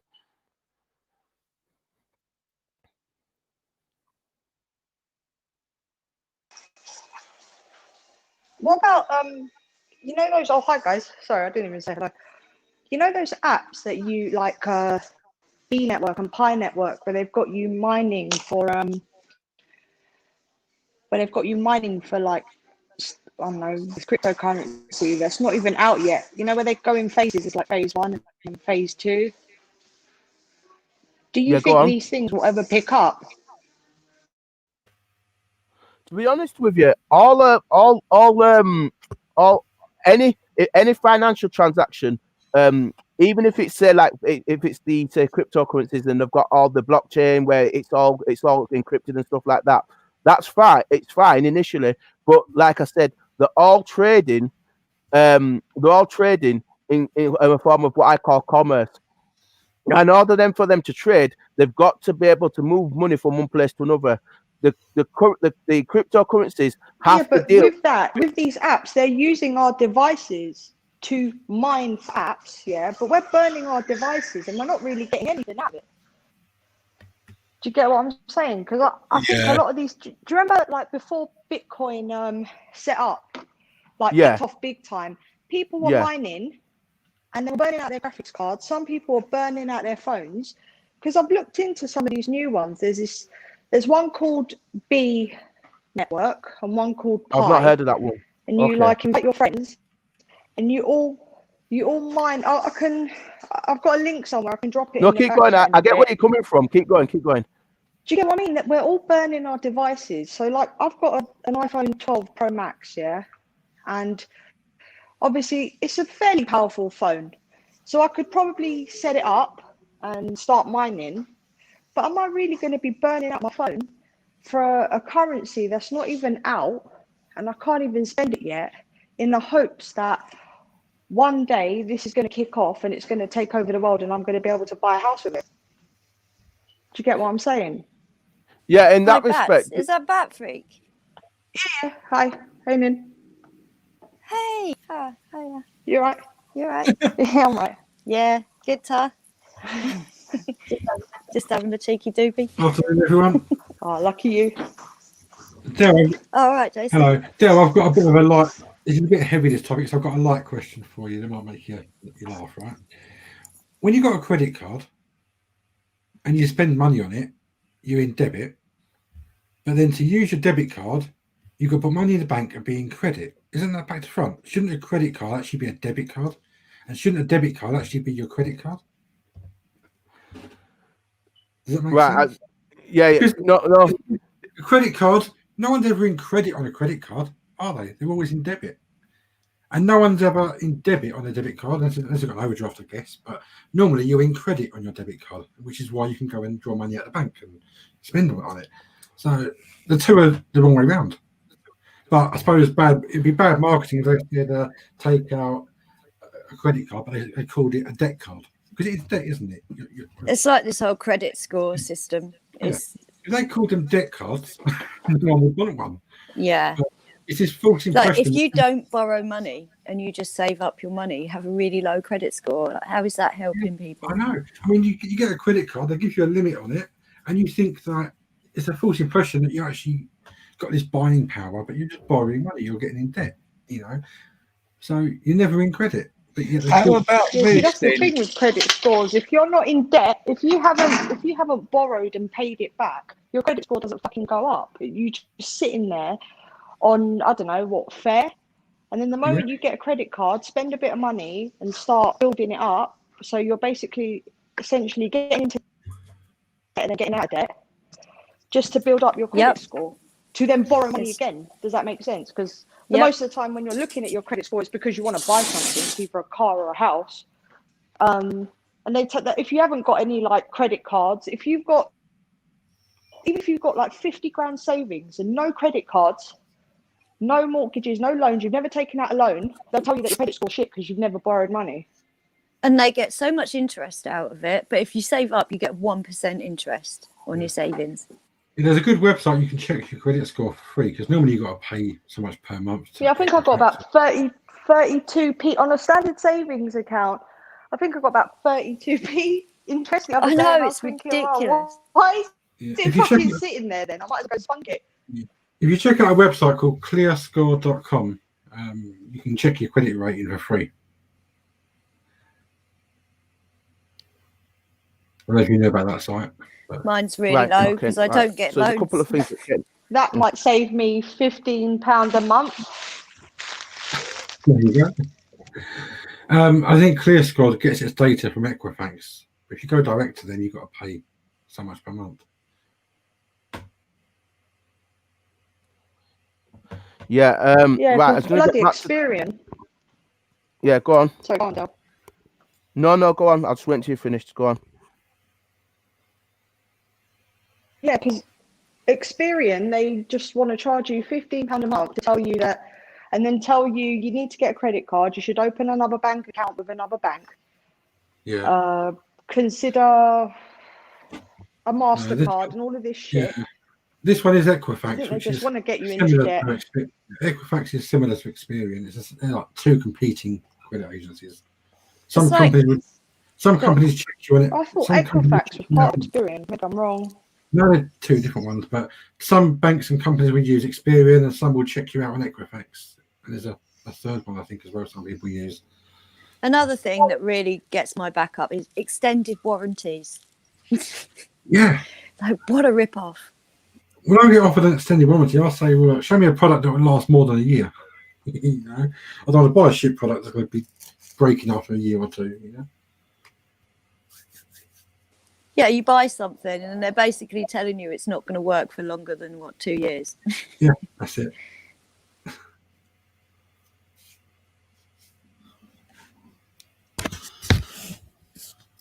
But of course, a delay. Right. The shop will get commission for selling you the warranties. I mean, Currys is the worst one. You go in Currys, no matter what you buy, they will say, "Do you want to take a warranty?" You might be buying a lead for your phone or something. Yeah, and then you got to keep the thing. You got to keep and file it away, and then when it breaks, you got to ring them. Oh, it's a nightmare. Can't you just make things? Yeah, no, Amazon are doing it. You try to buy something electronic on Amazon, and they're offering you fucking warranty now. Bit of a joke. I'm going to get the issue with the question that you were saying, Jason. It's the wrong way around. It's not necessarily the wrong way around. What you need to be aware of: what is a creditor and what is a debtor. The issue is how they're operating this SDQ trust that I mentioned earlier. So if you're a creditor, then you're on, because if you're looking and just check your own bank accounts, don't take my word for it, do your own due diligence, right? You will see that in your accounts, you don't get paid in pound signs. It's not in pound signs. You'll see it's as credits and debits, which means it's not money. I keep telling everybody this. Yeah, it's not money. When you use your credit card, though, do you become a debtor or a creditor? This again, it's called a credit card. So what are credits? That's the question. What are credits? A credit. What is credit? Is when you've been given something and you've been credited with something. But what does a credit card credit you with? That's basically what I'm saying to you. This is so it's not right. So what the credit issue is, the credit is what people need to get into is look at credit as not money. This is the issue, because the more you start looking at it as money, that's where the problem is, right? The reason why they do that with the credit is because if you're a real secure party creditor and you're running your own estate properly, the issue is if you can create credit, and you know what a private bank is, you create your own credit, then you know how this monetary system's really working. This is why they want it to be expensive, because people who are real creditors, who are competent and know what real credit means, and able to run their estates properly, which they don't talk about, create their own credit, which is the issue with what's called securitization. That's it, securitization. Those super rich people actually create credit and run their estates properly and create credit, and they don't pay no interest on it because they're not create it properly. But when most people do it from the position of you going and apply, because when you go in there and apply for a credit card with that legal fiction name from your estate, the issue is, the reason why they make it expensive for yourself is because you're applying it from the fact that you don't run your own estate. You're classed as a debitor. That's the issue. So you're doing, your status is wrong in the first place. So when you apply for it, that's why they make it expensive. They want to make it counterproductive. That's what they've always done in this system. This is what they call confusion marketing, Dale. Yeah, they've done it deliberately. So the issue is knowing what money is and what real value is. Because at the moment, the fiat monetary system, fix it again tomorrow, is just simple. If you look at the get a note out. Don't take my word for it. Get a note out, a £5 note, a £10 note in it. What is a note? If you look at it, I promise to pay the bearer. It's an IOU. It's not money. It's an IOU. Which is an instrument. It's a monetary instrument. This is what people have to realize what money really is, because once they get the hang of what it really is, then if you're able to be a secure party credit and you create your own credit, then you can do what the bankers do, because that's all they're doing is going to your own account, which is an unsecured loan, creating the fiat off it and then giving it back to you. It's the same thing with mortgages and all the rest of it. That's exactly what they're doing. They're going to the estate, creating the credit. This is why you're weighed in pounds and ounces. When you're first born, you're weighed in pounds and ounces because you've got value. This is what the Secure Trust does. It gives value. So that what you're doing is you're creating these titles being created. You've got equity, which is what your legal title is, and then you've got the equitable title, which is what your birth certificate is, should I say, and then the legal title, which is what the government have. So everybody can create credit. It's just that if you're a secure party credit, you can do it yourself, or whether you're going to the bank, they're administrating your estate and they're creating for you and then charging you for that fiat currency, which is what you pay back in interest. That's what's really going on that people don't talk about. And like I put in the chat, I think it's 6% of our GDP is personal debt, is profit off of our personal debt, makes up 6% of our economy's profit. Yep. They are milking us. Yep. Exactly. Through Like bonds and securities across the board. All the estates have been pillaged. The estates I refer to as the estates being pillaged. You need to look what's called the War and Land Convention. It makes very clear that it's pillage, which is what this lady was saying earlier on. Bats was saying earlier on with these cryptocurrencies that are coming in. That's all part of the same structure, that they want everybody to buy into some kind of thing that they control and that they can then administrate on your behalf. That's what they're after doing. Is this the issue with this system? It's about control of your estate. As long as you see it from that point, then it becomes obvious what they're doing. They want to control. They want the control. That's what they need. I wonder. They don't care how they control you, how many people? I wonder how many people in the last year have switched to working for a private company to working for the state. I bet it's a lot. Sorry, Del, I posted that link in the side chat. So when you've got a chance, just if you can have a look at it, if you want to, it's got it'll explain the apps to you and the phases that they're in and how long they've been going. But I mean, if you look into them, I feel like these things are a big pyramid kind of scheme. Yeah, this is what I was saying. I agree with you. And they'll chuck I us agree the with you. Go on. pennies. Does that make sense? And they'll keep chucking us the pennies. We'll be scrambling for the scraps with this cryptocurrency mining, while the people on top are getting, the full, say, coin, and we're sitting there begging for handouts and not really benefiting, and we're in the process we're damaging, say, our property, fucking up our computers, our phones, all that stuff, just for maybe, I don't know, like 0.00001% of a fucking cryptocurrency, while someone's got half a coin. I think Goofy's right as well. Our device put in all the hard work. Yeah, exactly. Because I'm not gonna lie, I did buy into it, and I made a little bit of money, sort of short-term trading. But you know, I realised it was a bit of a mugs game, because I was kind of like, I was sitting there watching. It's a bit like gambling. Do you know what I mean? It would be. I would have been better off on a Paddy Power app and playing the bloody slots, because at least I don't have to sit there and watch it. Once I've spent my money, I could just say, well, fuck it, I've got no money left. I'll just go about my day. But whereas with these apps, you've got to sit there, or these programs, you've got to sit there and you've got to monitor, and you've got to see, okay, it's dropping now, so maybe now would be a good time for me to buy, or it's gone up now, I better sell it. And when you haven't got that time on your hands, it's a bit. But I'm not gonna lie, I made about $1,000 a couple of years ago messing about with cryptocurrency, but it wasn't. It took up so much of my time that it wasn't worth me sort of making a full-time thing out of it. I know people who have, and hats off to them for the determination, but it's a bit of a mugs game in my opinion. There was one element of you talked about this that I agree with you with. You mentioned, right?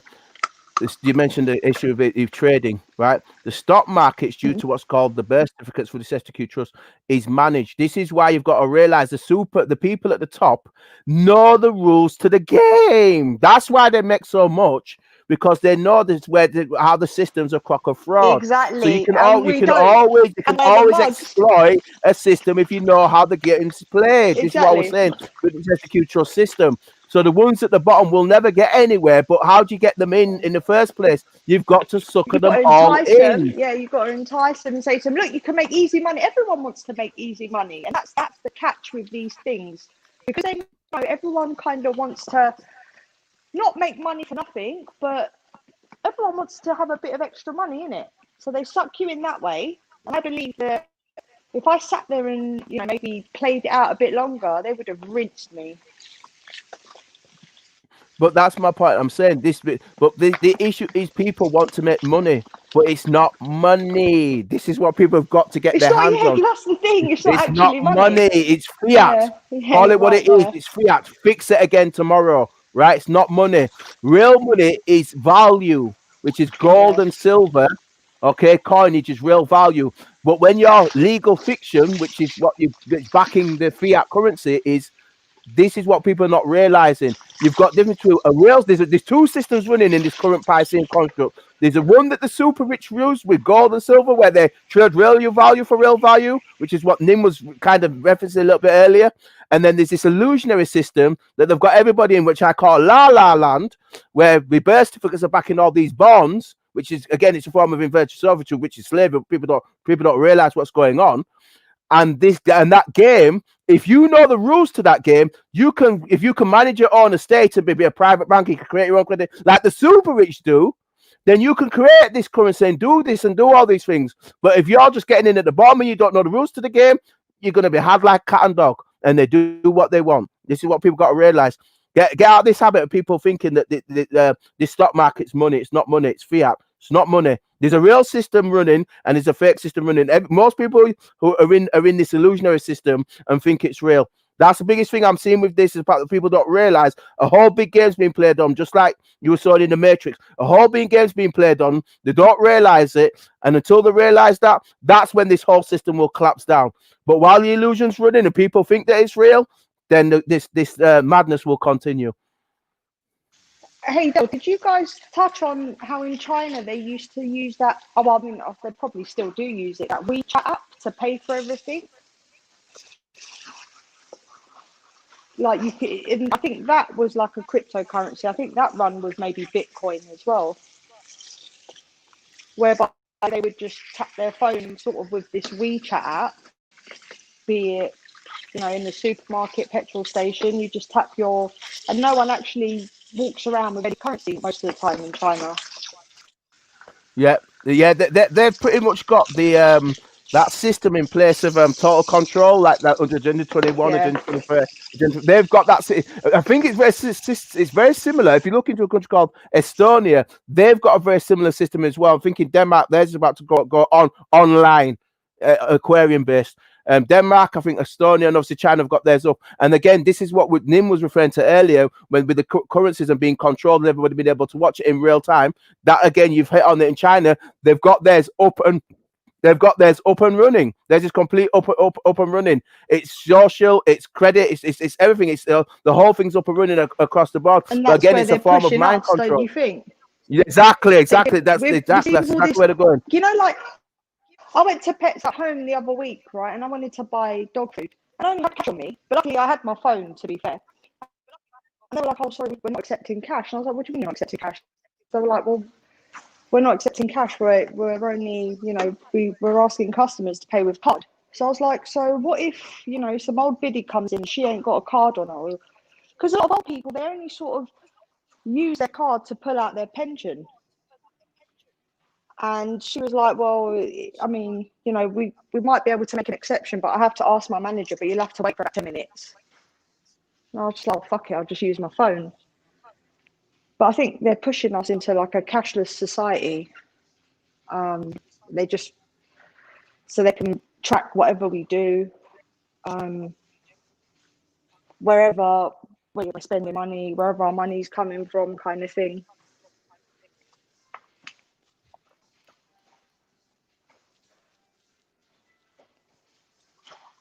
And it could be partly because they could tax us easier with cryptocurrency when they can trace exactly where we're going. Because a lot of businesses that, you know, work with invoices, and you know, like some businesses say, "Oh, we'll cut the price without an invoice, we'll slash it in half or whatever, or we'll take 25% without an invoice." I think they're kind of trying to stop that. If they're not using invoices, then they're breaking. They're not doing VAT and stuff like that, which means they're doing some things they shouldn't be doing. That's when HMRC should be involved, because they should be always getting an invoice. They should always be getting an invoice. You're meant to be doing that. Receipts and invoices means that they're doing things properly. If they're not doing that, that means they're up to something they shouldn't be. Let's put it that way. Be honest, It's like, how do they've you got think VAT we and should stuff be like that. taxed? Do you think we should be taxed on every single thing? It's not a case of Like, do I believe we should be taxed. VAT on everything? What you need to look at is what happened in the Second World War, because the reason why you're only taxing today is because what happened then. Peer of England exposed that. We want the original taxes were only brought in to fund the Second World War. They were brought in to fund the Second World War, and after that, because we're making so much money, everyone is the tax man. No, I'm joking. I was going to ask, Del, is the tax man asking companies how much they receive in Bitcoin or cryptocurrency, or is it totally untaxed? I want to just finish that point I was saying to what's the name? Bats. Yes. So the issue with the taxes, they were brought in to fund the Second World War, and then they've been kept in since then. Before then, the system wasn't in place the same way as it is now. So what they've done is they've continued to upper the taxes and then give you VAT, this tax, that tax, this tax, that tax. We weren't originally supposed to pay no taxes. If you go to Muslim countries like Saudi Arabia or the ones, if you notice, they don't pay tax there because in terms of, this is going slightly religious, even though I'm not religious, because one minute, just let me finish my chain of thought. In the books, whether it's in the Bible or whether it's in the Quran, it states very clearly that you're not supposed to pay interest because it creates foreign servitude. That's slavery. The way it is the banks charging interest and taxes. That's where we're getting screwed over. It's the interest they're charging on. So if people had a system in place where they won't charge an interest, then you'd be fine. But you're not supposed to charge interest because it creates involuntary servitude, because you're creating an illusion where people keep owing money that they don't even know in the first place. That's what's called the national debt. So the whole thing about taxes is part of this illusionary game, as explaining earlier on. So originally, people didn't used to pay taxes on. It was the fruits of your labor that you didn't pay tax on. Whereas now, they've set it all up so that everybody's paying interest and taxes and interest and taxes. So they're just creating this whole mess of debt that's not even real. But people don't get what money is and what fiat is and how this system works. So this is what people need to really get into: is what happened in the world wars, why the world wars happened, who benefited from the world wars, and why the tax systems were then put in place that we've now got into this day. So if businesses are creating invoices, that means that that when they file their books into HMRC, that means the books are not completed and not cleaned properly, because you're supposed to be issuing receipts and invoices as part of all transactions, so that all those transactions can be traced. That's why. So they can trace all transactions through the paperwork and stuff, so they can see exactly what businesses are doing. So if they're not doing that, that means they're doing something wrong, and that means HMRC will be involved at some point. But that's as far I'll go on that front. But go ahead, Jason. No, I was just basically asking a simple question, like, does the taxman ask people to put details on their tax return of the Bitcoin transactions? All if you've done a transaction and somebody's paid for something, what do you issue, Jason? So you go to a shop and you have a transaction. What happens when you get that transaction? When the transaction's finished, what do you get? Well, I get what you're saying, Phil, but does the taxman ask? No, this is how the system works. That's what I'm saying. It does, because it answers your question. What do you get when you've had any transaction, when you've gone to a shop and you've bought something and you've exchanged commercially? What happens? You get a product. Yeah, I get that. No, not the product. But what else do you get? You get a what? Just say the last bit again. Sorry, say the last one again. Product or a service, and you get a receipt. Yeah. You get a receipt. There you go. So that receipt is proof of that commercial transaction on both your side and their side, and that they're supposed to keep in their records that go to HMRC. That answers your question. Yeah, but is the tax? If they're not doing that, with if the cryptocurrencies aren't doing that, then that's when the issue comes in, because all transactions are supposed to be traced. So therefore, the cryptocurrencies need to keep a record. Did HMRC ask a company how much money they received in transactions in Bitcoin, or do they not care? They only care about the cash transactions. They have to. When all companies, no matter what kind of company it is, when they put their books in, that's the record, so the HMRC would see it. So that you have to do it as part of bookkeeping anyway. That's standard practice. And I don't know anything about this Bitcoin thing, so that's why I'm asking. If their books are going into HMRC, they have to do that. They have to inform HMRC. And HMRC have access to Bitcoin to check if you've not declared. So they can go and check with Bitcoin. That's why you're supposed to hand your books in. And if they're not handing their books in, then HMRC will go after them. That's HMRC's job, is to collect the revenues. And do HMRC have access to the Bitcoin to go and check how much you received? And that's why they conduct. This is why they're supposed to have their books. Bitcoin was that it wasn't traceable. It was all anonymous. Nobody can go and contact Bitcoin and go, how much did this person receive last year in Bitcoin? You know, Bitcoin, when they put, if they're regulated, this is key. I'm going to explain. If they're regulated, if Bitcoin in this country and they pay tax in this country, that their books, when they hand them into HMRC, that contains all those files. If they're an international company, they don't have to do that if they're non-domestic. They only have to do that if they're based in this country. Because HMRC is responsible for collecting revenues in this country. Hypothetically, if I said to the taxman, I didn't receive any payments by Bitcoin at all last year, but they think I did, okay? How do they go and check and prove that I did? Right. So if you haven't put that in your books, they wouldn't know. But if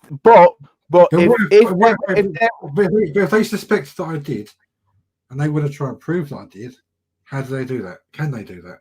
Right. I'm trying to answer, and you keep interrupting me when I keep trying to tell you what I'm saying to you. They can't trace your transaction if it's not in your books. So say if you left that transaction, you did that transaction with Bitcoin, right? But you didn't put that in your books, right? HMRC wouldn't know that. But if Bitcoin have said, like a company here, they have to, when they give their books to HMRC, all their transactions that they have done have to be in their books so they can trace it that way. That's how I'd answer that question. So even if you didn't do it, when they put their books in, all their transactions that they did would be in that, so they would spot that when they go through their records. Joe, you're mistaking me. If I'm the business, right, and I'm not putting it in my books that I've received Bitcoin, the HMRC aren't going to contact all of my customers and look at their details because they haven't got to report anything. They're the customer. They haven't got to file a report or declare anything. They're a consumer. Okay, so you're talking about the businesses have to declare, but what if they don't? Business do declare. The transaction, domestic. the transaction has two parties. It has the business that's receiving the transaction and the consumer that's spending, making a transaction. Okay. Now I'm asking you, if the business doesn't declare it, and you're saying, well, it's not traceable unless they declare it, and if they choose not to. Yeah, that's what I said. I did say that's right. The only other way you can trace it, if they're not going to be able to look into the business, is looking into the consumers to see what they've spent, who have spent their Bitcoin with. But does the HMRC have access to see all these transactions that are going on Bitcoin? No, the only way they'd have that is if Bitcoin give their information to HMRC.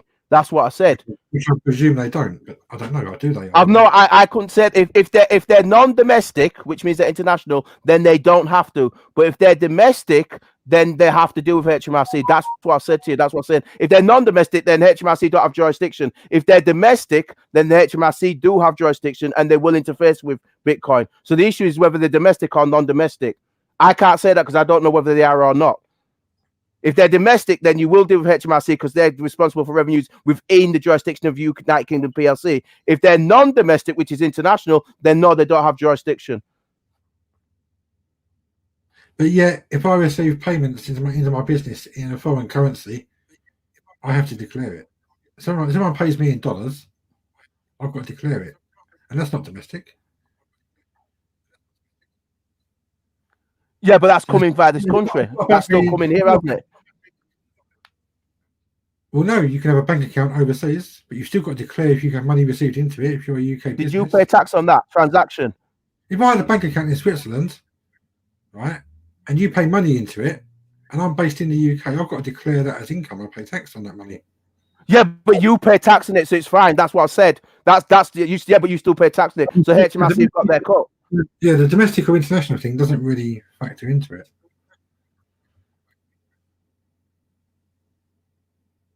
It's more a case of whether the HMRC recognise Bitcoin as a taxable currency.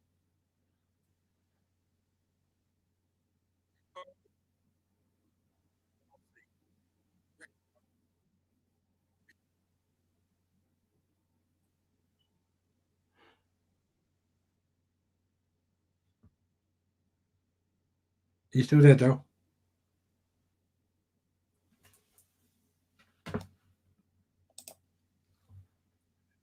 It keeps cutting out, Jason. It cut out me about 3 times there. That's your internet keep cutting out. It happens a lot, Dale.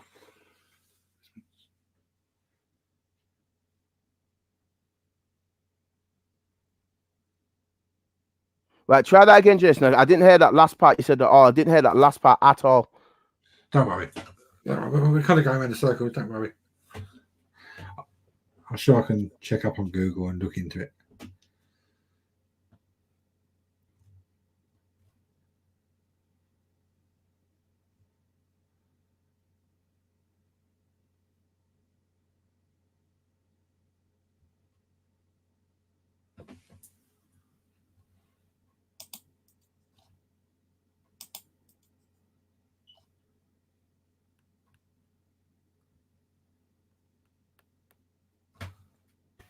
Hello? Hi, Izzy.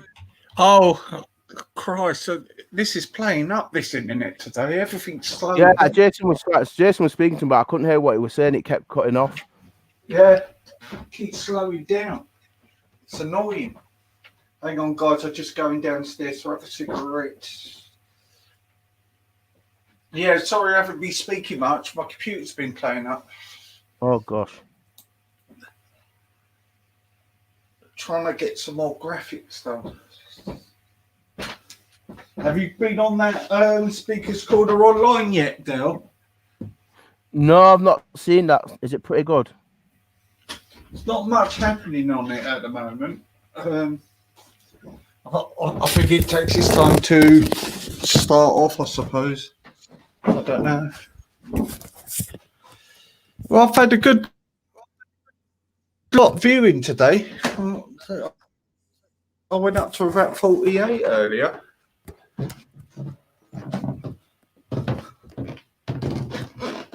Yeah, you've got the scores on your screen there. I can see the scores. I didn't know. Actually, Dale, I'm getting quite of a regular waiting.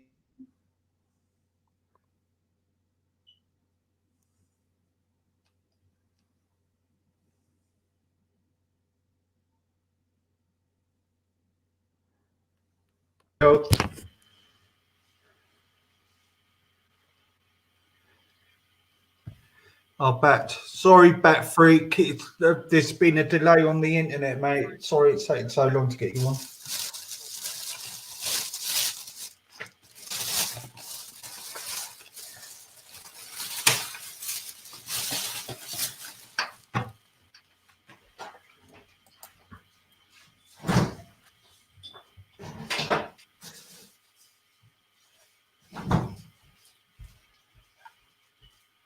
Hello.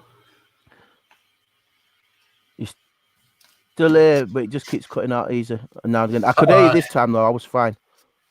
I wonder if I need to restart. It's ridiculous. I don't know. I don't know. I think everybody's still here. It just keeps cutting out now and again.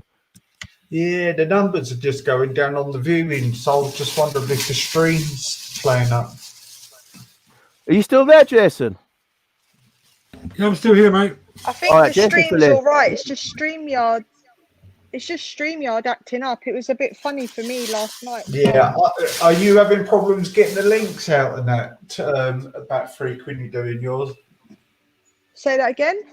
Are you having trouble putting the link out for the panel sometimes? I haven't had that trouble, but I've had trouble trying to get on other people's shows. Do you know what I mean? Like now on yours, it keeps kicking me out. Yeah. I've tried it. Like I know when I do it through Safari, when I do it through YouTube, like I figured that out, but it just keeps chucking me out for some reason. Try and doing it's Zoom. all right when I'm on the laptop, but say that again, mate. I might end up using Zoom soon.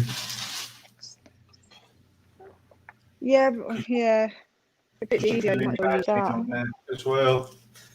Trouble is, you can only see the chat on the other page. You know, Wasp, he did a Zoom live the other night, and it was pretty good. Not gonna lie, it was pretty good. The things that you can do on it. What on Zoom? Like you can share your like something from your phone. Yeah. You can share. Right away from your phone. It's good, isn't it? It's good. It was really good. It's the first time I've properly used it, like gone into depth with it. Yeah, Jason uses it on cool. His. Yeah, so it's not StreamYard. It's a lot better than StreamYard. Like he said, you can't see the YouTube chat inside Zoom. You have to go and have two windows open. Do you prefer Zoom, Jason? Because that's what we currently do. Yeah, I think it's pretty. Yeah, it's okay once you learn how to use it, but it is a bit when you first get on there. It's a bit overwhelming, all the settings and things you can do. It's just like Google Meet, really. Yeah, it looks a little bit. It does look a little bit like oh shit, there's so much. What do I do? What do I press? But once you kind of play about with it, you get familiar with it. It's okay. The chat on a different thing, don't you? That's the only thing.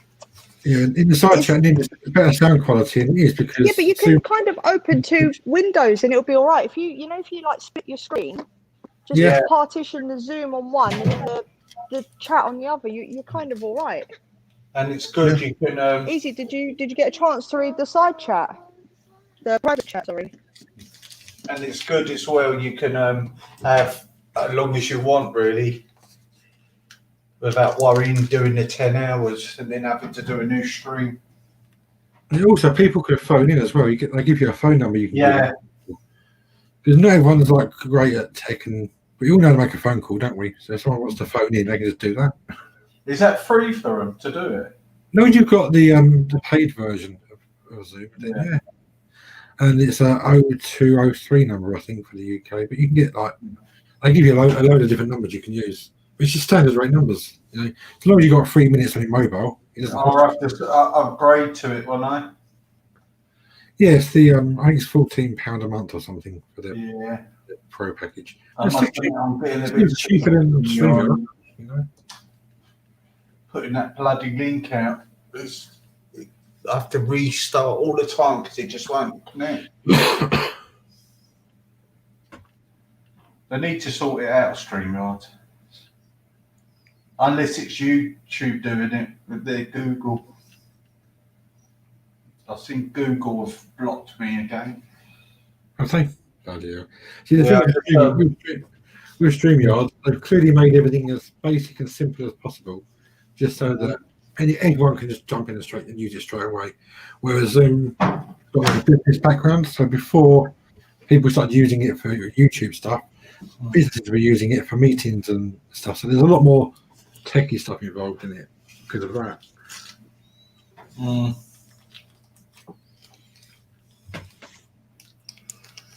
We got the 23. I had quite a few coming up on it. I really had 48 earlier. I think it's picking up a little bit now. So, Dale, you do a lot of screen sharing, Dale. What do you prefer when you do screen sharing? Because you screen share in Zoom and you screen share in StreamYard as well. What do you find easiest? Are you talking to Dale? Go on, back free. Go on, easy. No, I was asking Dale what he finds easiest when he's screen sharing, because Dale uses both platforms to do that. Yeah, I'll be honest with you, Jason. I've been fine with both, but the only thing about Zoom is I don't know what it is with Zoom. I just find it I'm more used to using Zoom when we're sharing information, because we use it on the Wake Up UK website. So I only prefer Zoom because because you've had us on Zoom straight away. I've got so used to using Zoom now that I've just got used to it, and it's got good features on it as Zoom. So I think Zoom's got a lot more features on it you can use. But once you get your head around it, I just prefer Zoom because you can do more things with it. I probably agree with Jason. It's just it's once you get used to it, you're probably better off with Zoom. I found it easy since you've had us on Zoom when we've been on Wake Up UK to use it. Yeah, I don't dislike StreamYard. I think it's all right, Jason, but I just prefer Zoom because I'm used to using it because we've been using it on the website and stuff. Yeah, we did use Google Meets in the past, but you had no control over who joins. People just jump in and pull bomb you and crap. And there's more. That's the only thing persuades me off of Zoom at the moment. No, you've got a waiting room feature on Zoom where when people join, they go into a waiting room and then you can see who they are and bring them in and stuff. A bit like the backstage in StreamYard. Yeah, I've got a waiting room here, but it's just like sometimes when they get through, sometimes maybe you're in a rush of doing something in the middle. Yeah. The problem is with StreamYard, they could change their name and thing as they're on that StreamYard in the back room, if you know what I mean. What I do on Zoom is I set it so that only the host can do the screen share. And you can assign people as co-hosts. So like when I set up for Dale, when Dale comes in, I make him the co-host in Zoom, and then that's he can screen share. But anyone else that joins, they can't screen share, unless I can turn it on, so make it so they can. But by default, I don't turn it on because you do get these idiots show up and they want to play porn and shit. Yeah, it's good for that. I agree with Jason on that. It's good for that. Yeah, definitely good for that. Wendy had that last night apparently. Yeah, and I think Dave Smith got hacked as well. They put up a thing that say Dave's scheduled. Did a full-blown porno film went up. Oh fucking hell! And then it said in the chat, "This is the real Dave Smith" in the chat, and it went off. They tried to hack my email address a couple of weeks ago. I tried to get into my Google, obviously, because you've got like two-factor verification. Yeah, that's what I've turned. It pinged my phone. Oh, hello, Atheist Steve. Come in. Welcome, mate. Come in. Steve from Speaker's Corner. Oh, the show's getting noticed then. Yeah, do you know Google shutting down email accounts for the chats at the moment? Bat freak. Say that again, Evie. Google are stopping you from using your email. You know when you go on the chat on the YouTube on your laptop, they suspend you on your account if you have an argument or you say something. They've done it to me twice. Oh, really? I'm going to use it on my phone. You're controlling everything now. Easy. On other people's channel. Sorry? Easy. Did you read what I put in the private chat? Oh, is that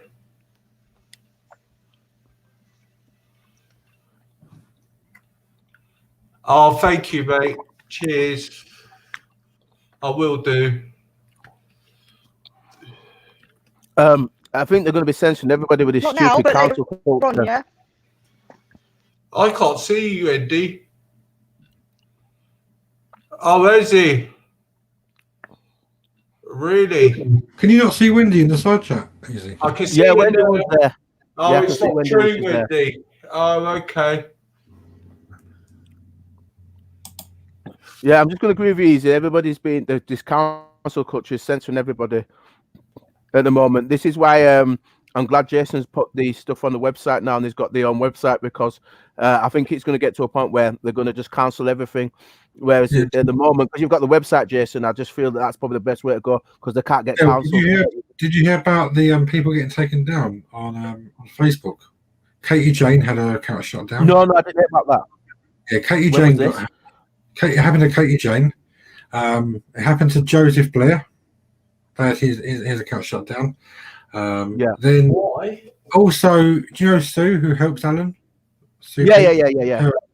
Her account went down, and also Jean, the old lady that goes on with them, helps them. Wow. Her account.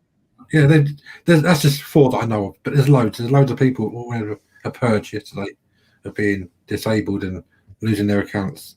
Well, yeah, Sean Morris he's been banned, hasn't he? Sean Morris has had an issue as well, hasn't he? Again, he only just come off a ban, and he gets 90-day bans off Facebook, which is really mad. He gets a 90-day ban, gets on for like a week, then they give me another 90-day ban. He has to keep taking 3-month breaks from YouTube. That's ridiculous. It's crazy. It is crazy. I think that's why I'm glad you made the move you did when you decided to take off platforms and you decided, right, we're going to go stuff on the website now. We're going to go there, because I think at the rate things are being accelerating, Jason, I probably have to agree. You probably made the move at the right time. Before it all starts going belly up, I think you've made the move at the right time. Because I can see it getting worse and worse. I mean, the views will always be, if you go on YouTube and Facebook, you get the views, but at what cost? You've got to at some point go, what, I'm not playing the game anymore. And yeah, you get less views if you don't go out on them platforms, but it's like sleeping with the enemy, isn't it? Yeah, at some point I agree with you, it's not worth it. Like I say, when to time this is the fact you've timed it well, because like I said, I agree with the information going out, you're putting it on different platforms. I thought I was great, but at the same time I'm looking at it now and I'm thinking he's probably made the move at the right time, because like I said, they're closing down Facebook accounts, they're closing down this, they're closing down that, this council culture, that, and the only way at the moment we're getting everything out there is through the website, and that can't be cancelled. So the people are going to have to start going to the website, Wake Up UK, go to the website now to have all the shows. Everyone should get their fingers in as many pies as possible. Never put all your eggs in one basket. This is why people are also trying out Rumble and DLive, brand new YouTube. There's all these different platforms that are springing up, and people should look at all of them and just not rely on one place. Yeah. Not unless you want to keep having your channel shut down and start a new one every time, and then trying to build that up, and then another 3 months later you go and get another one, and have backup channels and mirror channels, and That just gets ridiculous, doesn't it, though, Jason? Because eventually they're just going to just like I said, you'll get a channel up and then it'll just get shut down again, Jason. It's like you, Easy. I saw that he was live. I clicked on it and there was like 3 people watching. I thought that's not normal. And I opened debate channel 2, and I thought, well, open debate channel 2 is normally one you use. But then I saw there was open debate channel 1. And I switched to that one, and there's like 30 odd people. Like, that's where you've gone. Did you renumber them or something? No, I had to redo the stream because it was playing up. Right, okay. Yeah, it's been weird. It's been weird. Yeah. It's getting like just it is getting this council culture is getting ridiculous. I have to agree. It's got stupid. And like Jay said, we've got one minute saying this, 1 minute saying that. Like I said, even YouTube's beginning to play up and down now. I think it's going to get to a point where, like I said, you're going to end up having to go on look at every alternative. It's going to come down to that because I just think that it's getting ridiculous. It is getting stupid.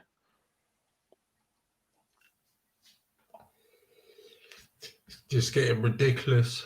I think it's just it comes a time when you got to know when you're not welcome. Yes, I think you timed yours right, Jay. When you took everything off on 31st. I don't know why. I just thought I just think you've probably got it just about right. Because I'm looking at what's going on right now, and you've kind of got out of that, and you're doing other things, and I'm like, yeah, you've probably timed that just about right.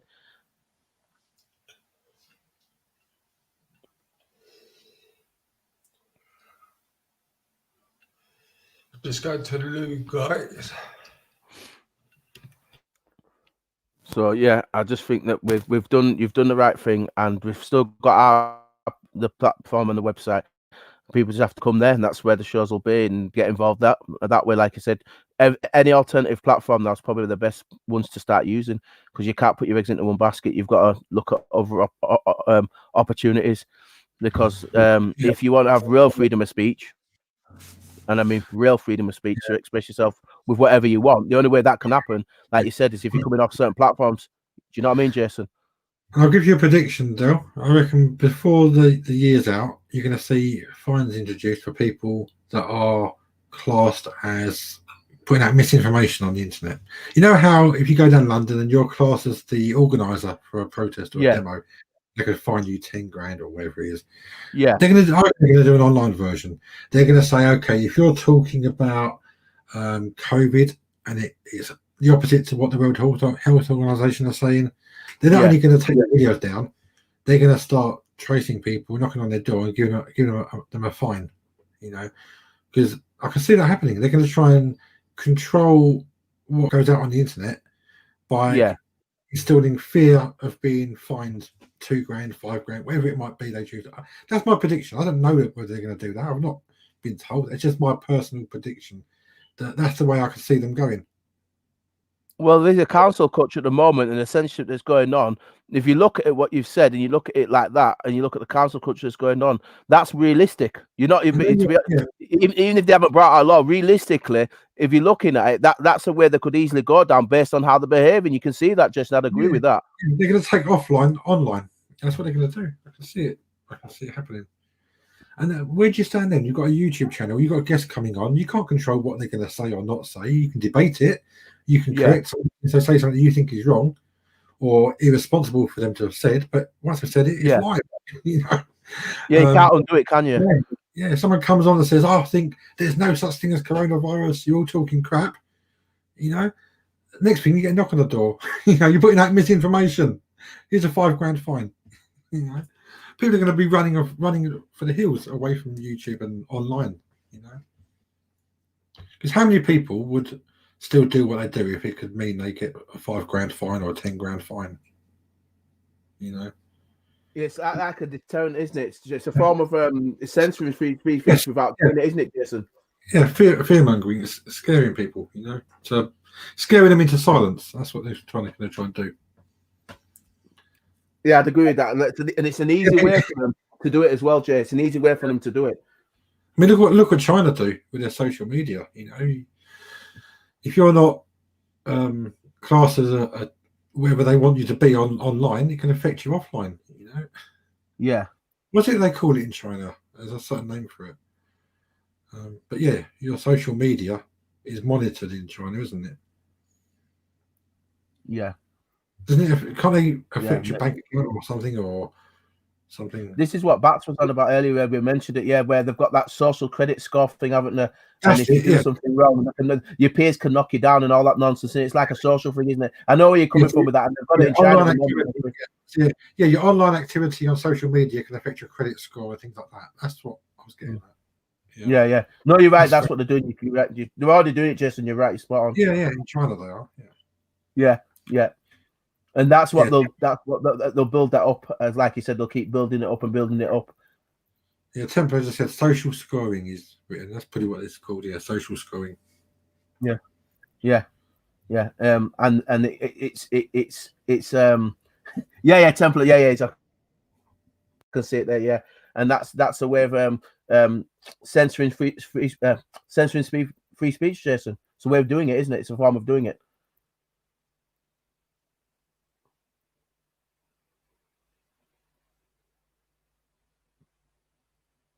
You seen the football results, Dale? No, you had them up earlier. I did notice when me and Jason were speaking. Yeah, keeps cutting off. I know Liverpool lost in the week, didn't they, to Burnley? Yeah, they did. Penalty. Ashley Barnes scored a penalty. Let's read out the football results. All right, it's FA Cup.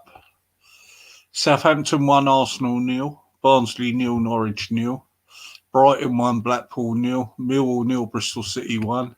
Sheffield United 0, Plymouth 0. Swansea 2, Nottingham Forest 0. West Ham 2, Doncaster 0. And Rangers are winning the game.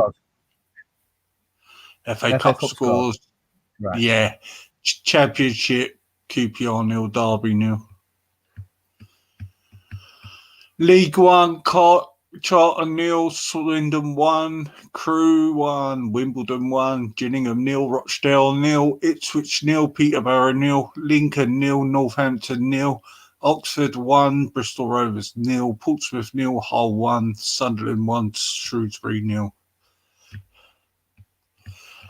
League 2, Exeter 3, Stevenage 1, Scunthorpe 3, Grimsby 0, Cambridge 0, Bradford 0, Carlisle postponed, Leyton Orient 0, Forest Green 1, Morecambe 0, Colchester 0, Oldham 2, Newport 1, Port Vale 0, Walsall 1, Southend 0, Mansfield 0, Tranmere 1, Bolton 0. All the big sides in the lower leagues. Even Harrogate are in League 2. No? Harrogate. Yeah, they're even in League 2 now. I didn't even know they were. Didn't even know. Yeah.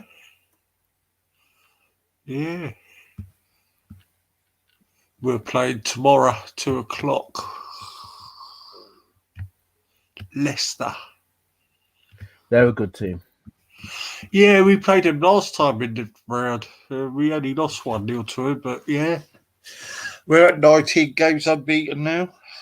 So we had another win. 29 in the place. Like up, please. Oh, man. I'm trying to think to what to talk about. We kind of covered a lot of subjects. Me and Jason have covered a couple of things. Yeah. Censorship thing. I do think the council culture censorship thing is a big deal, though. I do think that is a biggie, because I think, and I agree with Jason, that's an ongoing one. That's definitely an ongoing one, and that's not going away anytime soon. That's definitely a biggie, and that one's going to continue to grow, as Jason pointed out quite rightly. And they're going to do other things, and I can see. I agree with Jason. Other things are coming down the line. And I can see that. I agree with Jason on that. I can see it, based on what they're kind of doing it now with the council culture already. The only thing they haven't introduced is the fines for it, and that's why I can see it coming this way. But I kind of see where Jason's going with that, because you can potentially see the next phase of that will be fines. Because at the moment you've got people just cancelling people, but losing their jobs, but no one's actually being fined. But the next phase of that will be people getting fines issued. That will be the next phase to that. So I can see the potential there, definitely. So yeah, we're in interesting times. Let's put it that way. Do you think 5G will be a problem? Still, the 5G, they put it up already. Regardless, it's coming up anyway. They have to use it because of the technology they want with the cryptocurrencies. We kind of touched on this earlier on that if they're going to have real transactions tracked in real time, then they're going to need to be able to track it. And obviously, if they're going to be using the cryptocurrencies, if it's online, then people are going to use it through their phones, which is what we had the late Bats on earlier on. She was on about that. Then obviously, the way to do quick transactions is through the 5G because they've got the technology to do it at a quick pace, and so they can track it. They can watch in real time. They can track it. So that's why they're putting up the 5G because it's going to work on a new system. They'll be able to use it on the crypto system, so that it'll be all integrated. So people will be paying not just with cash; they'll be paying that with the phones, which they're already beginning to do now to some degree. It's just that it's not. Of course they are. Yeah, it's already happening now. It's just not fully up and running. Look at what's happening with the Samsung S21. £75 to rent it out.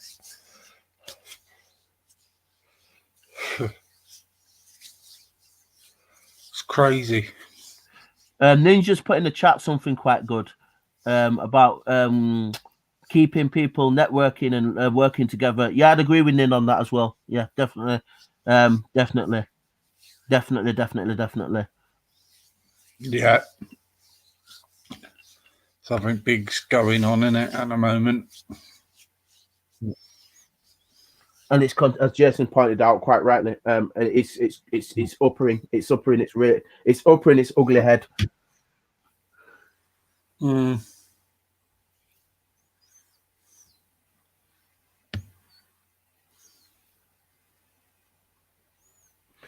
Goofy's put in the chat, and I'm probably going to agree with Goofy on this. The chickens are coming home to roost. Let's put that in the chat. Yeah, he's put that on. Yeah, and I'd agree with him. It is the chickens are coming home to roost. It is. We're going to see a lot going on.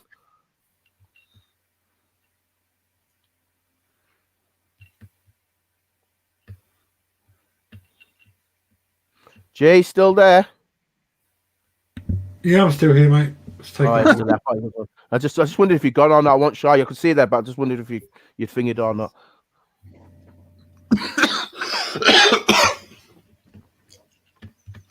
I'm just looking at any news or articles around. That's what I'm looking at. I'm looking at some posts here from a guy called Ed Morris. He's over in the States. You know Ed. Yeah, me and Jay know Ed quite well, don't we, Jay? Yeah. Yeah, Ed Morris, yeah. There's another one to look out for. Is Cash Kelly. He's got a post up on the site. It said baseball legend Hank Aaron got the virus and then died after 18 days. Okay, I didn't know that. Wow.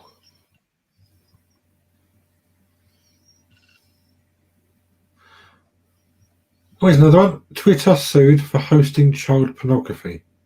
Thousands of pedophiles on Twitter. This is a YouTube link someone shared. Oh, all right. That's interesting. I wonder who's going to be held responsible then if that's the case, Jason. Yeah. Let me get the link I've sent over to you, Izzy. You might want to share it. An interesting one.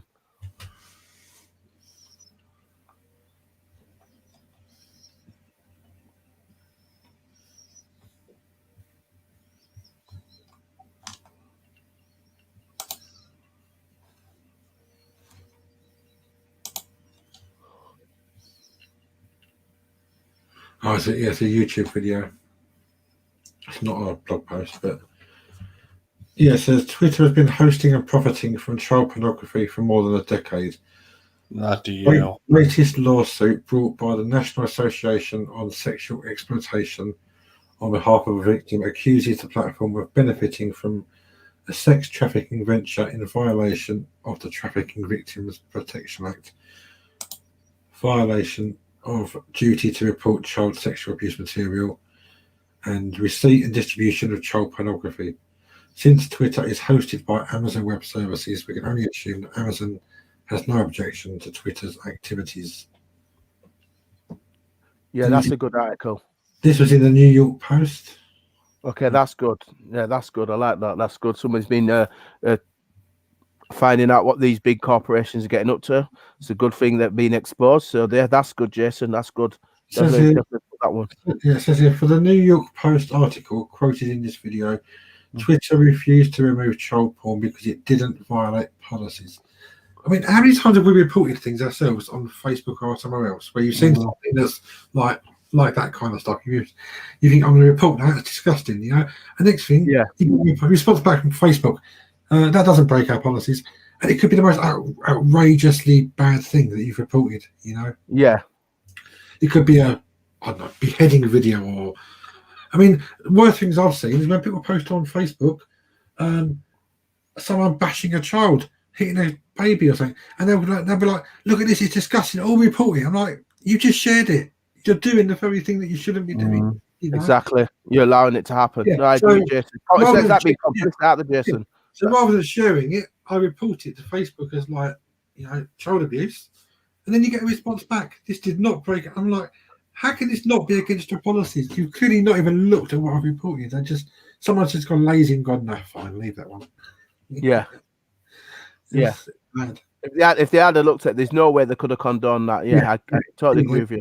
Yeah, you just know they're not. You know they've not looked at it because no one in their right mind.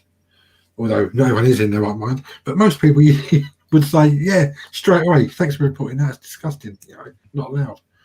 But yeah.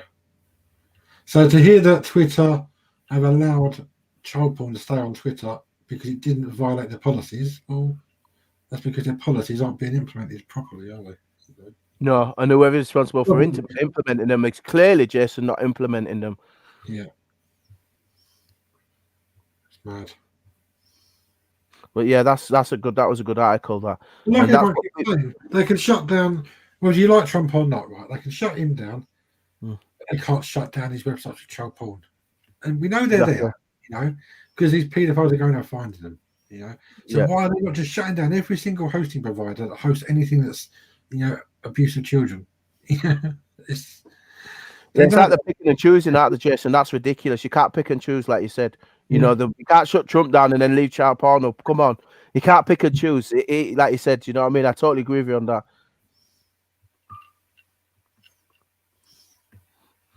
The sense in what they feel, what they want to censor. They say, okay, we'll censor this, but we won't censor that. That's ridiculous. I agree with you, Jason. You know, you can't have one without the other. If you're going to censor Trump and say that's not appropriate, you can't then leave child porn on your site and say that's fine. Yeah. Do you know what I mean? That's ridiculous. Mad.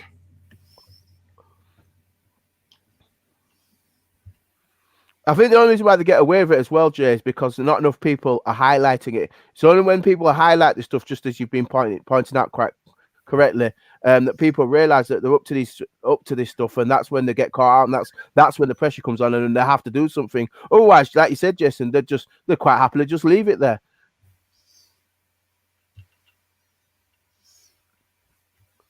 Yeah, so it's good to hear that Twitter have been sued, and I hope it's cost them a lot of money, because then eventually they might start to think they knew what they were doing. Fucking wrong'uns. Do you know what I mean? They know what they were doing. Yeah, see, people think that these Twitter and Facebook have got tens of thousands of people checking everything. They haven't. You know, I bet most of the things that get reported never get looked at by a human being. You know, they've probably got all these different algorithms that if something's reported 3 or 5 times, I might look at it. But I'm sure there's not office blocks with like tens of thousands of people checking Facebook posts and Twitter tweets all day long. Yeah, I'd agree with that, Jason. Yeah, because if there were Jason, then clearly that would have easily been spotted. Like you said, it would easily be spotted. So they can't be, because obviously if they were, then that would be spotted. Go on, Jason. Go on. How many billions of posts and tweets go out? You know, every day or every week. They wouldn't be able to get enough people to monitor it. You know. Yeah. They're all Right. wrong, aren't they? Mm. All wrong. Right, Isa, back in 2 minutes. I'm just doing something. I'll be with you in Okay, about mate. a couple of minutes. Okay. Jason's still here, though. I mean, look at Yeah, I'm the still here, Izzy. look at Izzy, that. the funniest thing I saw is it was the other day. I saw that you had Captain on your channel. Oh no, go on! Yeah, You're with the talking about Tommy that t-shirt. stream. Yeah. No, the Tommy T-shirt thing. When you said, "I bet you a tenner" or something that. Oh yeah, yes, I have one now. Yeah. Yeah, and then Emily came on and said, "Go and buy your T-shirt." I was like, "Oh, that's brilliant." How did you pull that one off? She must have heard in the thing, and she was in the chat, and he was saying that's not the real. And I said, yes, that is the real Emily. Yeah, You won't have it. And I said, oh, you have to put a Tommy Robinson T-shirt on. Do you think we'll ever see you and Emily doing any streams together in the future? Because you used to have a bit of fun, you know. She doesn't come on the net anymore that much anymore. Yeah, I think best place for her at the moment because it's a bit toxic at the moment. I don't know. She might do. I don't know. I'll ask her when she comes on or something one day. Yeah. I don't know. Well, I'd like to see you two doing the whole light-hearted streams and some of the stuff you like up to is funny. Yeah, it's a. I don't know. It'd just be more trouble with the others causing problems. Not the others. Yeah. Yeah, but no, I don't know. I quite enjoy doing it by myself, really, because I'm building it up myself. You know, it's a task to do. You know, be nice to fulfill it by myself. To be honest with you, and all I've done, all it's done is by word by mouth, really. And it seems like when you're in, people trying to set you up in that, it brings you more subs. I'm just looking at what Nin's writing in the side chat. Something about map interventions. Is there a link that she wants us to share or something? Is there a link?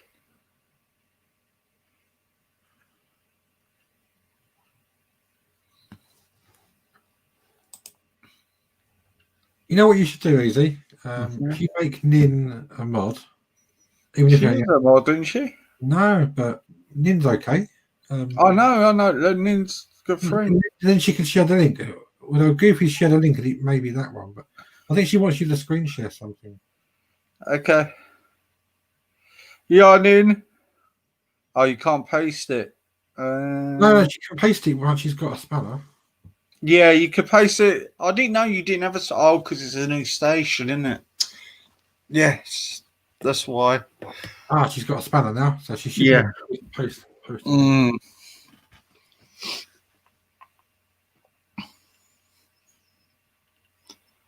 How you been then, Joe? Yeah, been good, mate. Been good. Yeah. The show's been going up all right. You're getting numbers. Getting back in the swing of things after a quiet Christmas. You're getting numbers on your website. Yeah, it's building up gradually. Yeah. Rome wasn't built in a day, but you lay a brick every day, don't you? No. Maybe you should set it up on Speaker's Corner online as well, Joe.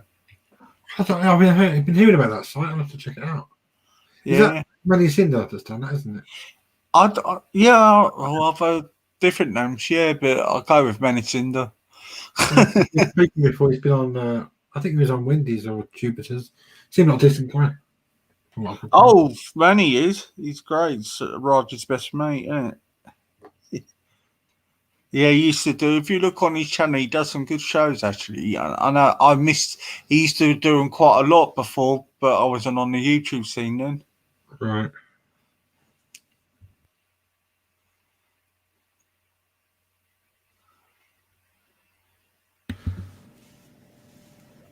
Yeah, I did have a quick look at that Speakers Corner website, and I saw something about debates they're going to have in hosted. Yeah, that should be good. Yeah, maybe you should do a room in there as well as your thing, mate. It doesn't cost you nothing. I'll go and check it. I didn't know you could do that. And when what they do, if you have a good thing, they put a thing there. If people want to donate to your stream, they can at their choice. I'll check it out.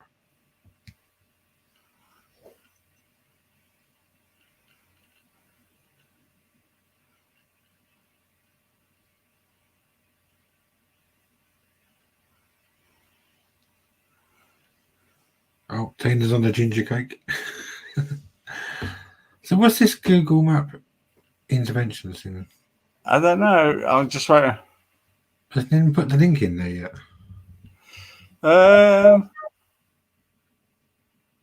Yeah, then you've got a spanner now. I'll try and paste the link if you can.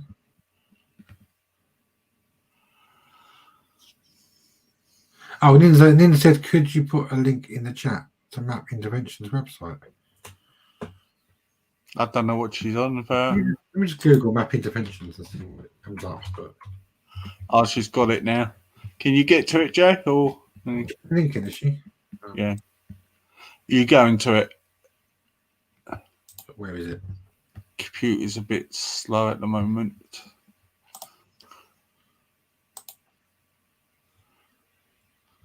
Yeah, so the Global Prevention Project.org map. So what is this?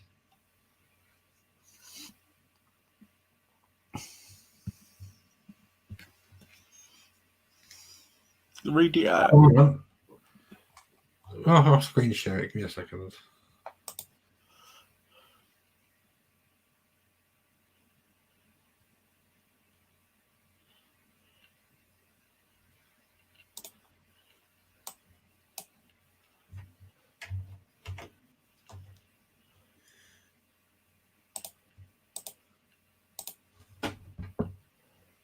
Share screen.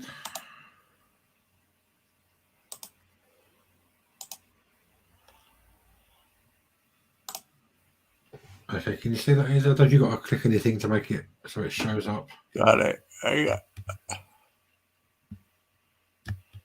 The global. Are you sharing it now? Is it? Yeah. The Global Prevention Project.org/maps. Mental wellness for all equals prevention in many forms. Right. Why do the terms we use matter? Minor attracted person. What does that actually mean? Minor attracted person. It means a fucking nonce, doesn't it? Basically, it's a paedophile. Why are they trying to dress it up like so it sounds like something that pisses me off straight away? Or MAP is widely acknowledged term used in the global sex offender research and sex offender treatment. First of all, I don't believe you can even treat these people. You know, if a dog's a danger to a child, you put it down. You know, because there's a risk that dog's going to bite another child. You know, same thing with paedophiles. You know, you only got to watch these pedo hunt videos when I go and confront them. But most of them have done it before. Got a criminal record. So we did not invent this term. MAP is not an attempt to rebrand or polish paedophiles.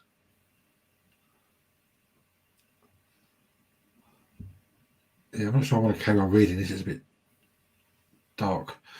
But yeah, so what's the map? Hey, God, Jay, give me 2 seconds. My shopping's just arrived. Give me 2 seconds. Mate. All right, I'll just go on real quick.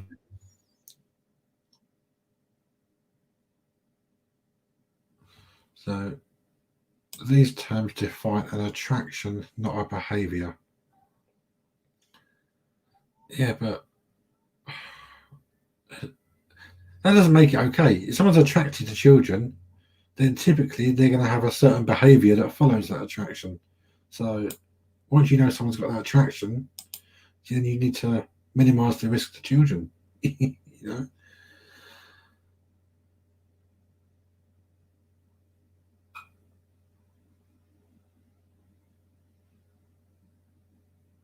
What's this? Chronophilias. What's that mean?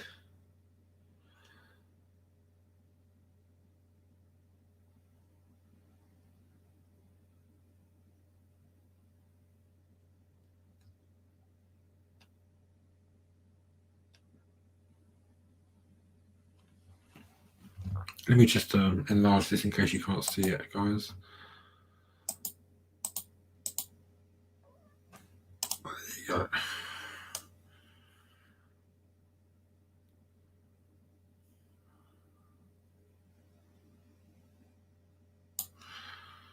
Call in support groups for minor attracted persons globally.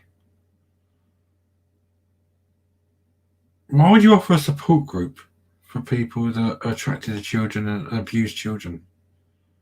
I don't understand. The world's gone upside down.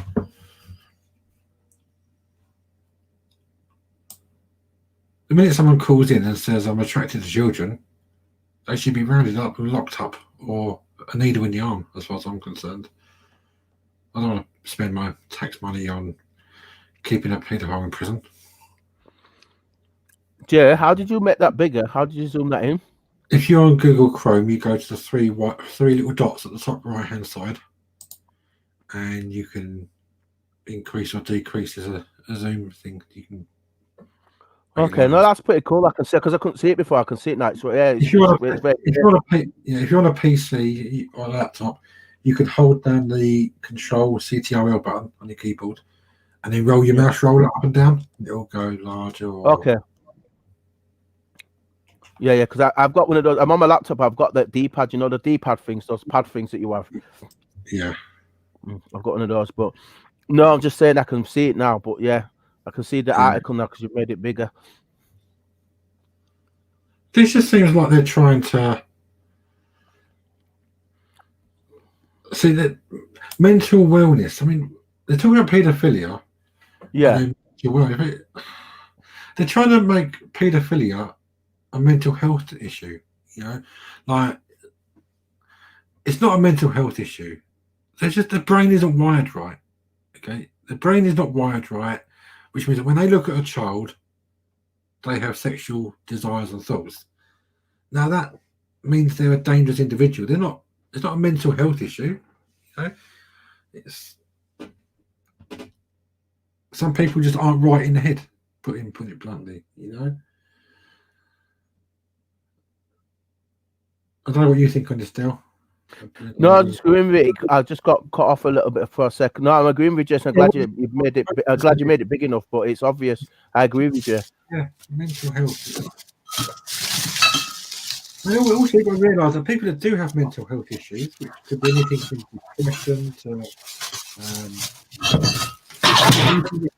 or anything like that, you're putting paedophiles in the same category as people that have got bipolar or people that have got I don't know, all the other. Right, yeah. Yeah.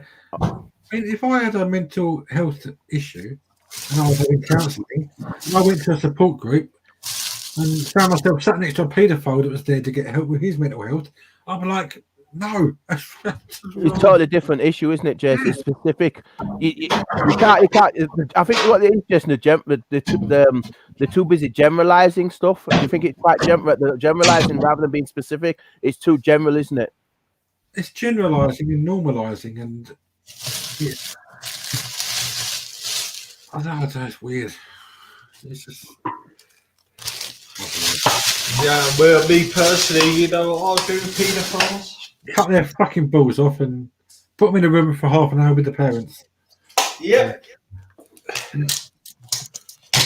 They won't last long, let's put it that way, Jay. Exactly. And it makes me sick how people cater for them, I'll tell you. Yeah. You know, anybody who thinks harming a child is good, they've got to be sick. But that's the thing, no, that's where I don't agree with you. They're not sick. Sick means they're mentally not well. It's not a sickness. No, I'm on about people thinking. Yeah, the thoughts are sick, but the person isn't. I don't agree with that person being classed as being ill. You know. And do you know what gets me? You know, when some of them do it. Yeah. Some have been abused themselves. Now, if you've been abused yourself, you think you wouldn't want to do that to another person. Having said that, there was something that came up recently on one of the Wake Up UK shows. The ladies that deal with, they do a show every Tuesday. They're from Wales. Their group is called Public Child Protection Wales. And they're campaigning for changes in the way that children are taught sex education at like a young age, in a way that's not appropriate. And they were talking about a few different things, and they were talking about people that do have mental health issues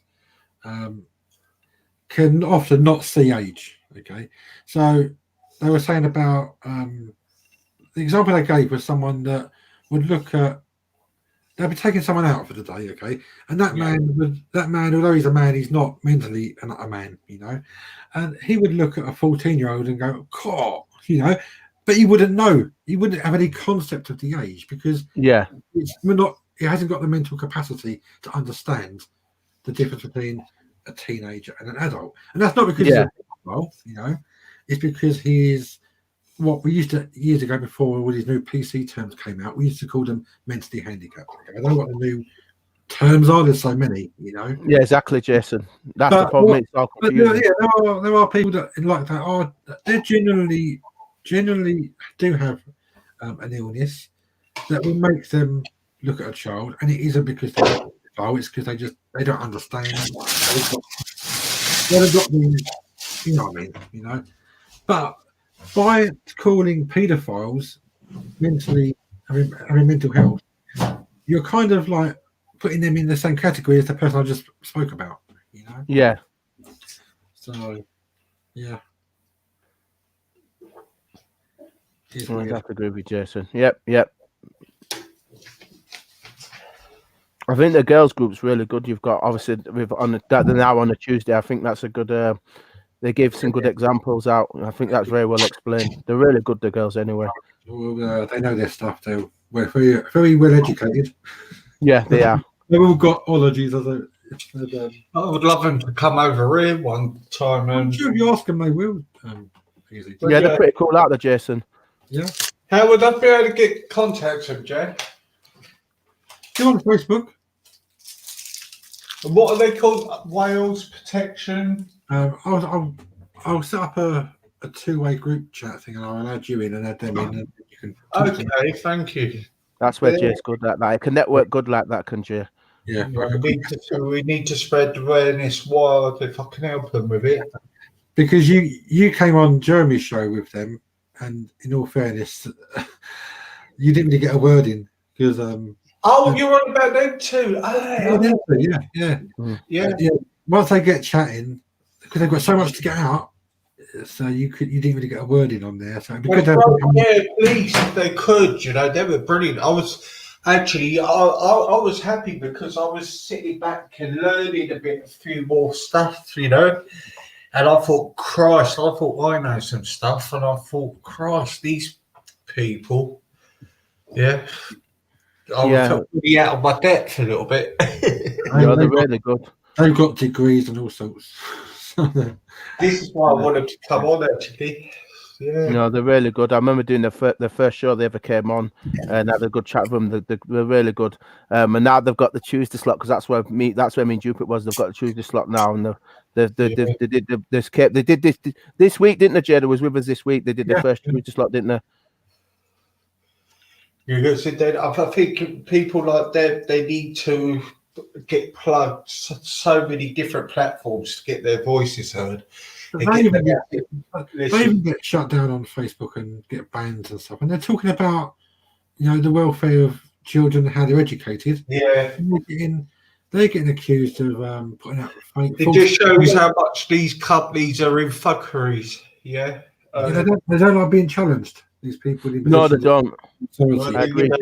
Amazon and Argos and all that were doing the same thing as Wayfair, don't they? Yeah, when somebody puts a fair point across and there's somebody exposing somebody else as being exploited, and these ladies are challenging that issue. Yeah, go ahead, Jason. Go on. You're going to say. Can I show you their website? Easy. Can I show you their website? Yeah, of course you can. Yeah, I was just agreeing with Jason and just saying, these ladies, they know their stuff and they're explaining things in a very polite and fair way. And like I said, they're being censored and they're dealing with real issues that actually need to be spoke about and need to be, debated and stuff. But yeah, they're brilliant. They don't need to, but they don't get political either. That's what I like about it. That's their website. Right. Publicchildprotectionwales.org. And you can find them on YouTube. Okay, I'll go to the website and send them a message. But yeah, they do one of the best one of the best shows, and obviously they've had Alan on there a couple of times with Sandy. They cover quite a wide range of issues, don't they, Jason? To be fair, yeah, and also they're speaking to a lot of people. They've spoken to Anne-Marie Waters. They've spoken to this another guy from Scotland who runs a political party. When I spoke to him, and these are people that, you know, okay, they're not top politicians, because the top politicians don't want to talk to them yet. But they're making waves, and they're making the right connection. yeah, Jason, definitely, and definitely looking to put things in a better direction. Yeah, they very good. Yeah, they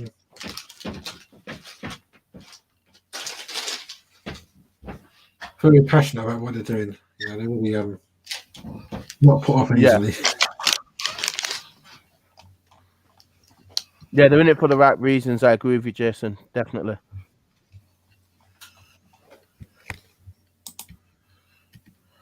But what I like as well is they're very professional in their approach to things. They're not, I mean, they're not just waving banners and flags around. They're actually really, they're sort of being really professional in the way they deal with everything, you know.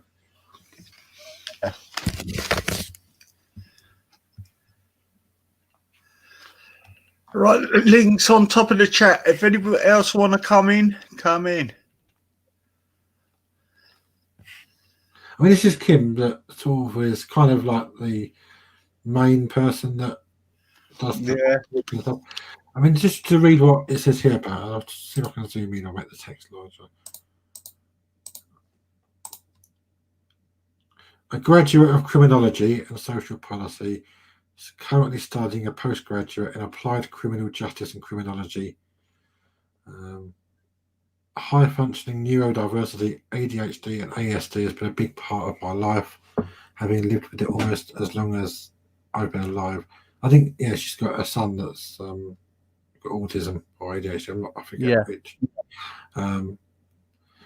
Special interest in child sex abuse, exploitation, harmful sexual behaviour, child offenders, crimes against children. I mean, she's not just someone who found herself on Facebook one day and got a bit triggered and thought she'd have a word. You know, this lady knows her stuff. You know? Yeah, definitely. Then you've got Lucia Thomas. Let's have a look. Qualified NLP coach, a special interest in positive mindset, self-belief.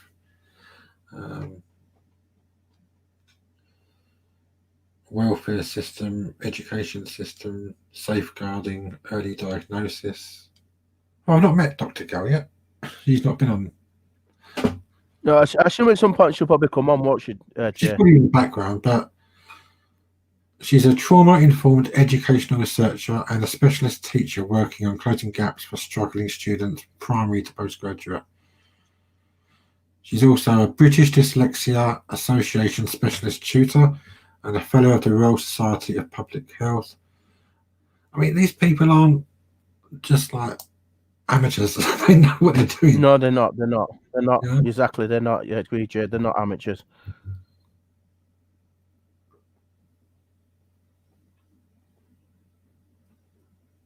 Oh, there's more to the team than I realised. Good. Wow. Yeah, there's quite a few of them there, isn't it? There's a couple of them have been. I think 3 of them have been on with us, haven't they? I remember when I came on, there were 3 of them that came on when we did when they did the opening show. Yeah, Kimberly, Adele, and Lucia have been on. Obviously not everyone behind the camera. Some people prefer to work behind the scenes on things. You know, I'm gonna drop that link in the side for people to check out. And I think that up here at the top is the Facebook link and Twitter link for them. So if I put the website link in the side chat, and then people can click on the Facebook and Twitter links on their site to follow them. They're good people. You know? I'll stop the share now. Hang on.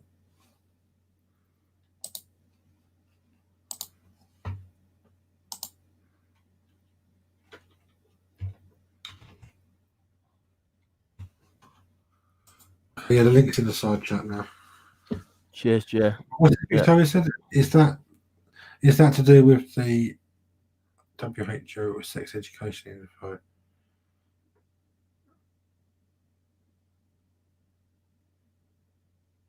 I'll tell you what it's to do with, Victoria. It's to do with the way the curriculum for sex education is being taught to children from as young as 3 or 4, right up to teenage.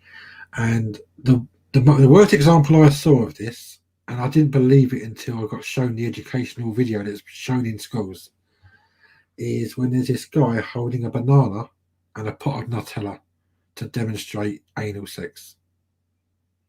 And in the same video, you've got a tied up chicken being used to represent bondage. And this is being played to children, in a sexual education video. A banana and a pot of Nutella, and they're talking about anal sex. And that is what our children are watching in secondary school. So that is the kind of thing these ladies are campaigning to be reformed and changed.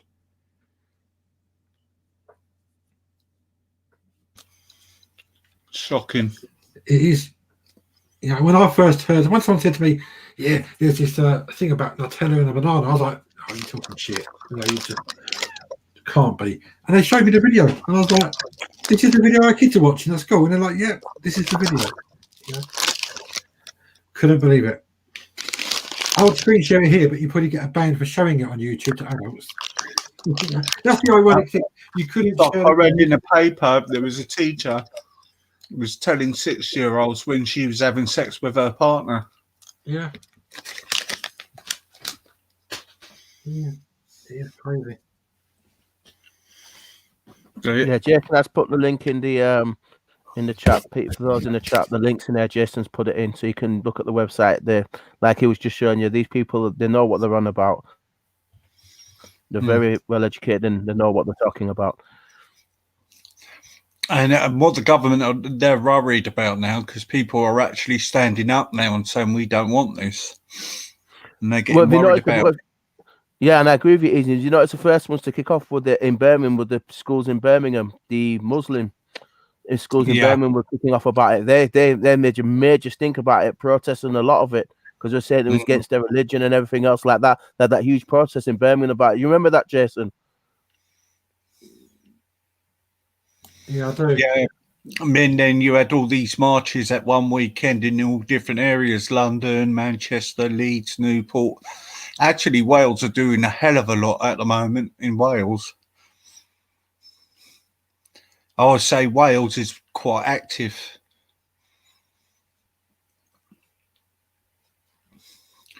But what we need to do is to support the ones who have been giving out the message all the time from the start, like Katie Jane and Billy Lockie and all that lot, we need to be supporting them instead of people trying to do their own platform. Just join up with them and help support them. Yeah, Katie has her own show. When is it, Jay? When does Katie have her show? Because Jason has her on. Sunday, innit, Jay? Sunday, 12 o'clock. I'll come on to that actually and listen.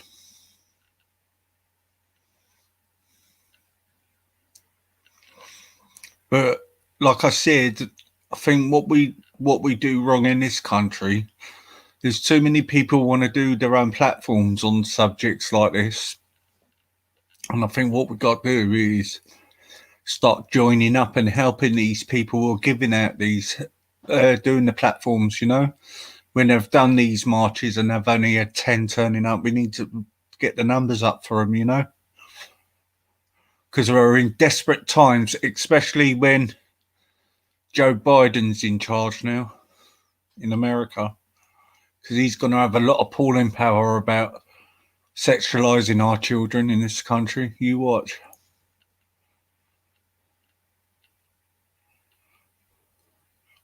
And it's most probably provided by George Soros as well.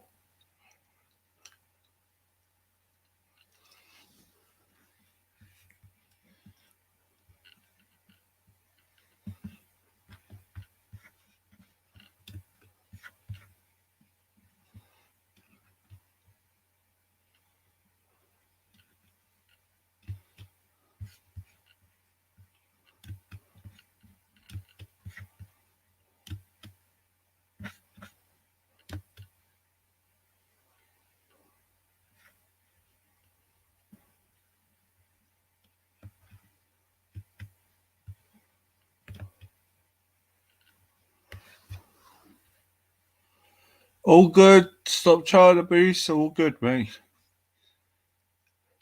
Are you two cut off or something? Anyway, let's get back to this. Let's get back to something. What do you feel about changing the laws about people nicking other people's personal photos and putting them out to show on YouTube? That's been going on for quite a while on that stuff, Easy. I didn't get cut off before I was swinging. I was just saying, Jason's put the link in the chat for people to look at. All right. So I was just mentioning that, and then obviously you were speaking, so I didn't want to interrupt. But yeah, in terms of the YouTube stuff, I think they will eventually start doing that because of some of the things that are being posted online, particularly when they're using people's image. I think the issue is, when obviously Wendy was on here earlier on, and I don't want to talk about her personal circumstances, but she's had issues of people posting stuff online, claiming it's a family and stuff like that. It's not appropriate to have the pictures up and stuff like that. Obviously, we had Rodney on earlier on. Allegedly there's pictures of him and stuff like that. I'm sure you've been trolled and things have been put against you and all this, that, and the other. I think everybody's had something at some point, to be fair, but it's just not a class that's been regulated. I think at some point, I think they might put something in place at some point. I would have thought. I don't know when that will happen. Obviously, I'm not sure about that, but I wouldn't be surprised if something does come of it at some point. And do you think if an adult's doxing people's children, do you reckon they should be put, if they get caught, do you think they should be on the sex offenders register for it? So say that again, Easy. Sorry, say that again. Sorry. If an adult doxes your child's photos, yeah, do you think they need to, if they get caught, do you think they should have to go on the sex register? If they get caught, I'm assuming if they get caught that they would have to be done, because if they're in possession of the guys, imagery, I've got to take a phone call. Sorry. Yeah, go on. Yeah, I could hear his phone buzzing there in the background. I think I've just finished. I can finish that off. If people are being caught in possession of certain images that are not appropriate, then once that evidence is being put together, I'm going to assume anyway, because it's evidence based, that they would have to sign some sort of the register regardless, because the evidence is there to prove that they're a danger. So as long as they're a danger, then obviously they need to sign a register. I would have thought that would be the case automatically once the evidence has been proved, but that will rely on who to prove that, which will be the police, will be relied on to collect the evidence, and obviously that will go through a normal process, and then obviously they would then have to sign the register that Easy's referring to. So that's how I see that one going. If that's the case, that was probably what would happen. But like I said, at the moment, there's no accountability, there's no really responsibility on the net. People can pretty much do what they want. As long as they're not inciting terrorism, I suppose that's the one thing they seem to really come down hard on. I think most people just do what they want. So I think I can see the censorship coming. And Jason kind of alluded to this earlier, when with platforms, I can see them coming, whether it's YouTube censoring, whether it's whichever platform they are, whether it's different meat censoring. At some point, it's going to get to a point where they bring something out that works across the board, where if something does go wrong, there'll be some responsibility held on whoever's doing the skullduggery report. So if they're doing something they're not supposed to be doing, they get caught, it's evidence based, then there'll be something they'll have to take responsibility for their actions. So I can see that potentially coming down the line at some point. We'll have to wait and see when that happens, though. So if that makes sense and answers Easy's question at least.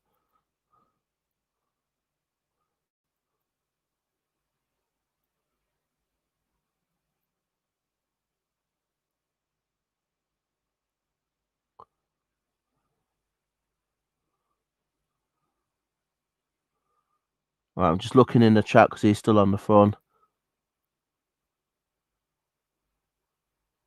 Yeah, Goofy, that's a good point, Goofy. I just read what Goofy's put in the chat. There must be a risk assessment on all the cases, surely. I'm assuming that once all the evidence has been put together, Goofy, yeah, that there will be a process, whether it's risk assessment, whatever process they use, Goofy, I'll probably agree with you, but yeah, if it's risk assessment, whether it's whatever assessment, because I assume they might do more than one, whatever assessments they use, once they've come to a conclusion through those assessments, based on that, then certain actions, Goofy, would have to be taken, you know, in order to protect, you know. So that's how I see that, Goofy. So I'd agree with you, definitely. If that's the case, then yeah, they would do that. And once that's happened, then certain actions would take place. And then obviously that's finish off that would add on to the end of Easy's question. So I'd agree with you there, Goofy. Yeah, they will be assessed in some form or another, and then certain actions as a result of that assessment will take place, and then the necessary things will be put into place. So that's how I see that one, Goofy.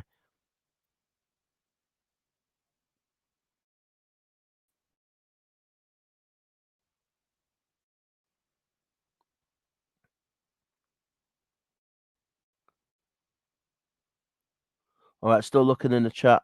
We've got Kaz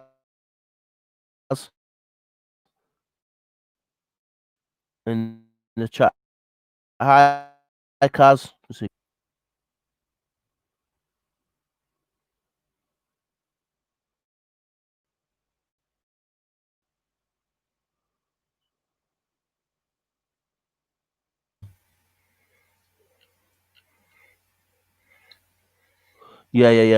Yeah, Victoria, I agree with Goofy, what Goofy just said above. I'd agree with Goofy. Yeah,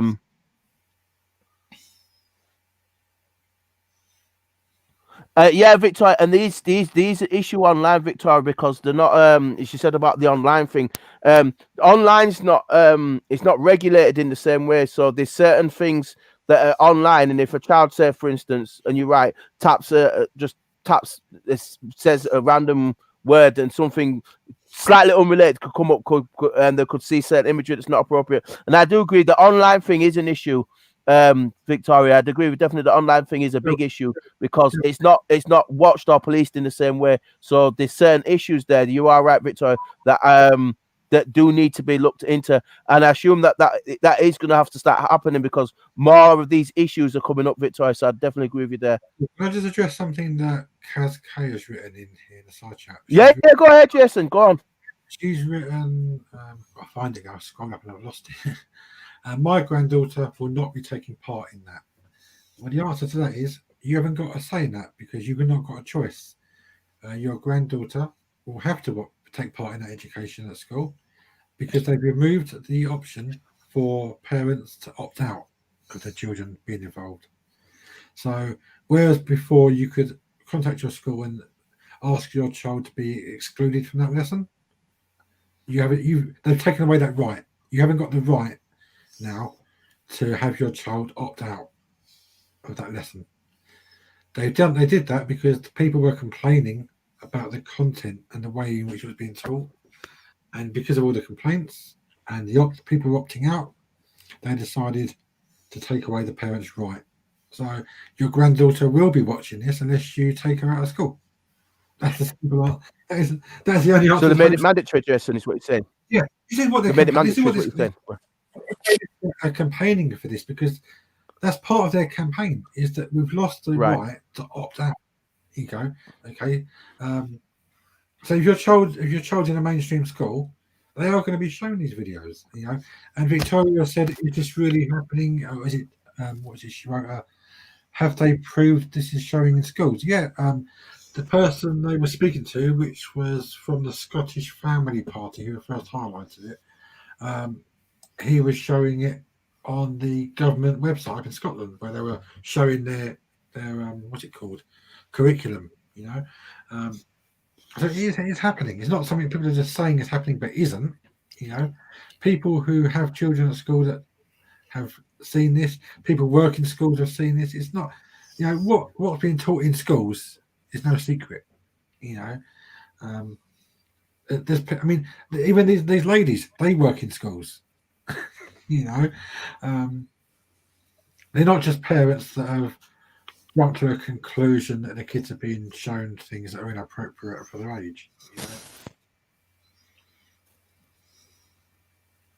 But I get what Victoria's saying, because when I heard this for the first time, I didn't believe it. I was like, how would anyone see that it's correct to teach teenagers about anal sex by having a video with a guy holding a tub of Nutella and a banana?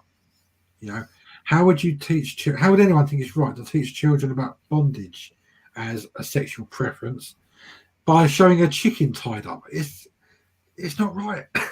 You know, and I'm not being a prude about it. We all know that things go on, but things have to be done in an appropriate way when you're teaching sex education, you know. And many people have the opinion that it's not being taught in a responsible way. But when they try and talk about it, they hit a brick wall, you know. So, yeah, Victoria, if you want to check out and listen to what they say, go on their website. All the details are there. You know, they're not like 5G nut jobs. They're honestly not.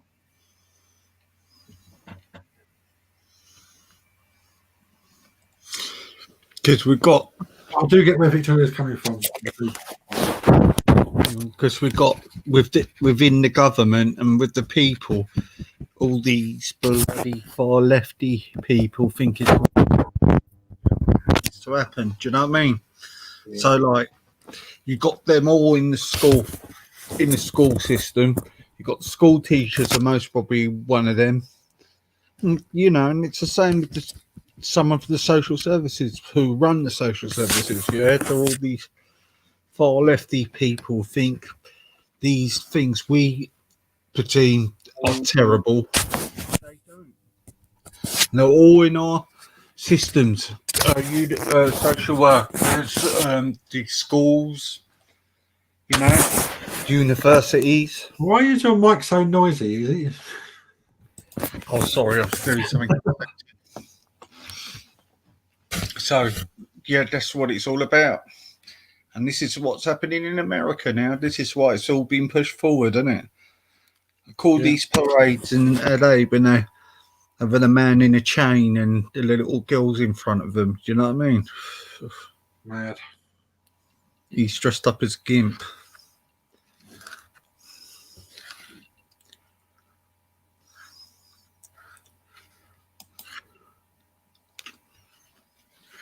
Strange. Very quiet today.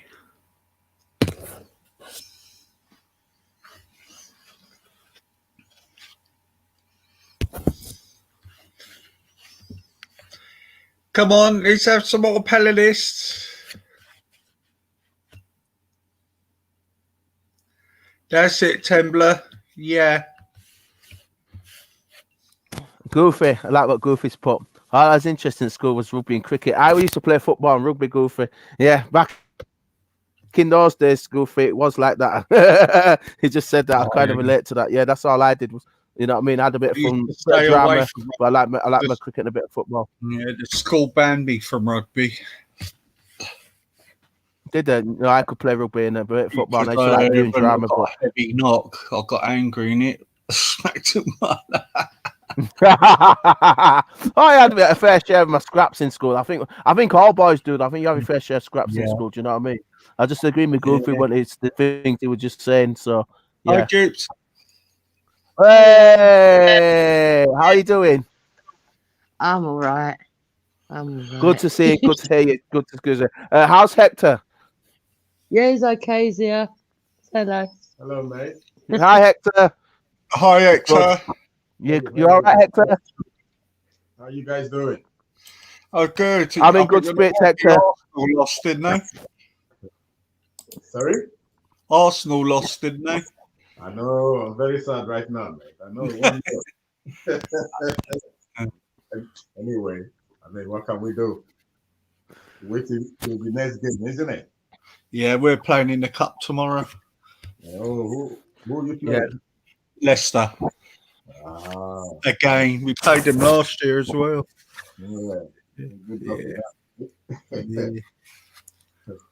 Yeah. Meant to be saying other guard, you guys. Anyway, here's it. My another guard you're supposed to be interested in, Hector. Sorry? Martin Odegaard, the guy from Real Madrid, a midfielder. Apparently, Arsenal are interested in him. A guy called Martin Odegaard. Yeah. But we have to wait till that happens, innit? I don't really know much about him though. They're after our goalkeeper, Arsenal, as well. Did Arsenal sign a guy called Matt Ryan though? Have Arsenal signed a guy called Matt Ryan? Right. For They 6 got him months. for Brighton. Yeah. Oh, that lay him off. Yeah. I think as far as I know, I'm sure a guy called Matt Ryan signed for Arsenal on loan. I might not be. Hector might know more, but as far as I know, I'm up to speed with that one. As far as I know, the one on the outside was Martin Odegaard. Now he was a bit of a Hector. I think he's from Norway. I think he's from Norway. But when he was younger, he went to Real Madrid earlier. He had a lot of talent. Really good attacking midfielder. Really good attacking midfielder. So yeah, that's all I know about him. He's a good attacking midfielder, but he's still quite young. But apparently Arsenal are interested in him. Yeah, I've never seen him play though. That's what I'm saying. Until he comes in, they will know. But as for Mark Ryan, that's the Australian goalkeeper, isn't it? Yes. Yeah, I'm aware of that. I saw you distracted there. I mean, Hector was talking about football. Jupiter, can you just look in the private chat quick? It's nothing horrible. Oh God. No, guys.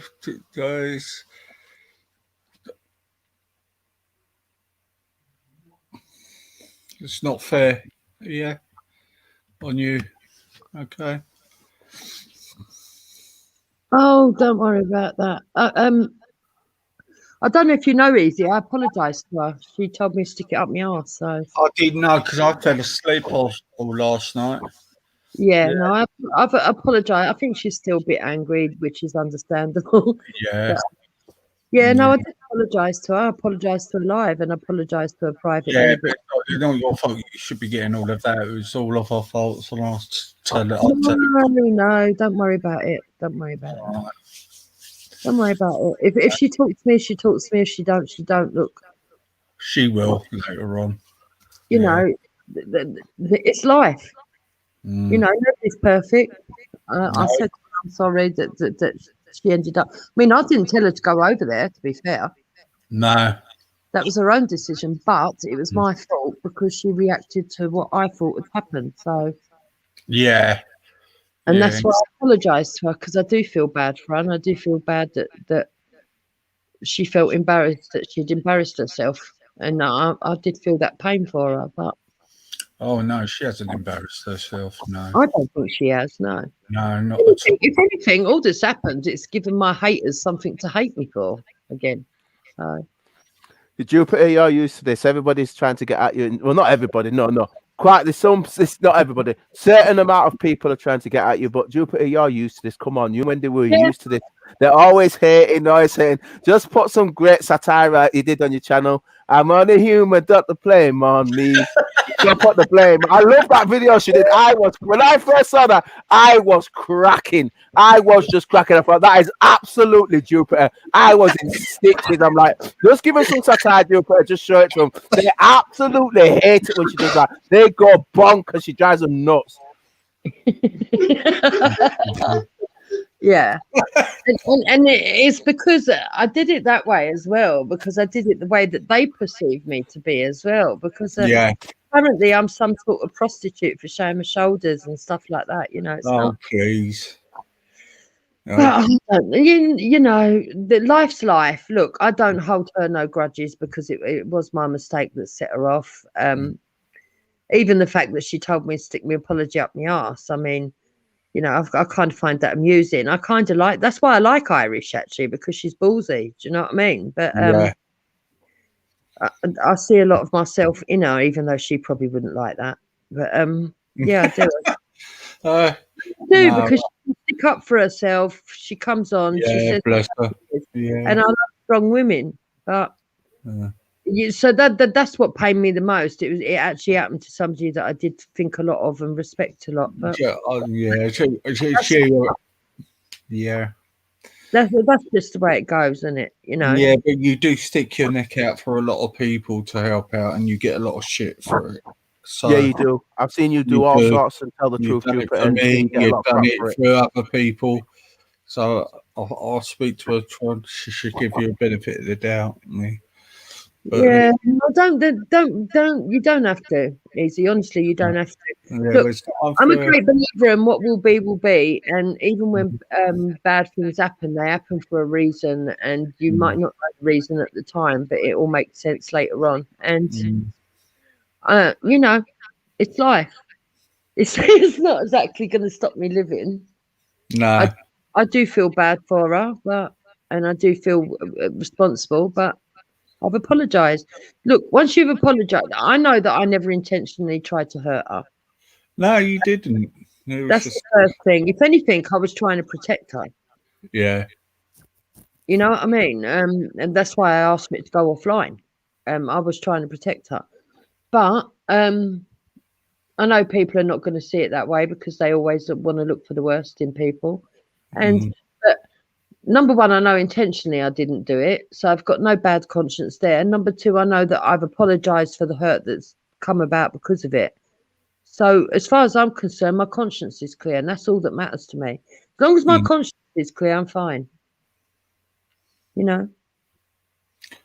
Yeah, I did say to Rodney when he came on earlier, please stay away from the stream and please try and stop talking about it now. If you stop talking about it and ignore it, hopefully it just all dies down and ends now. I said it's been proven wrong with all the other shit. I said you've got nothing to worry about.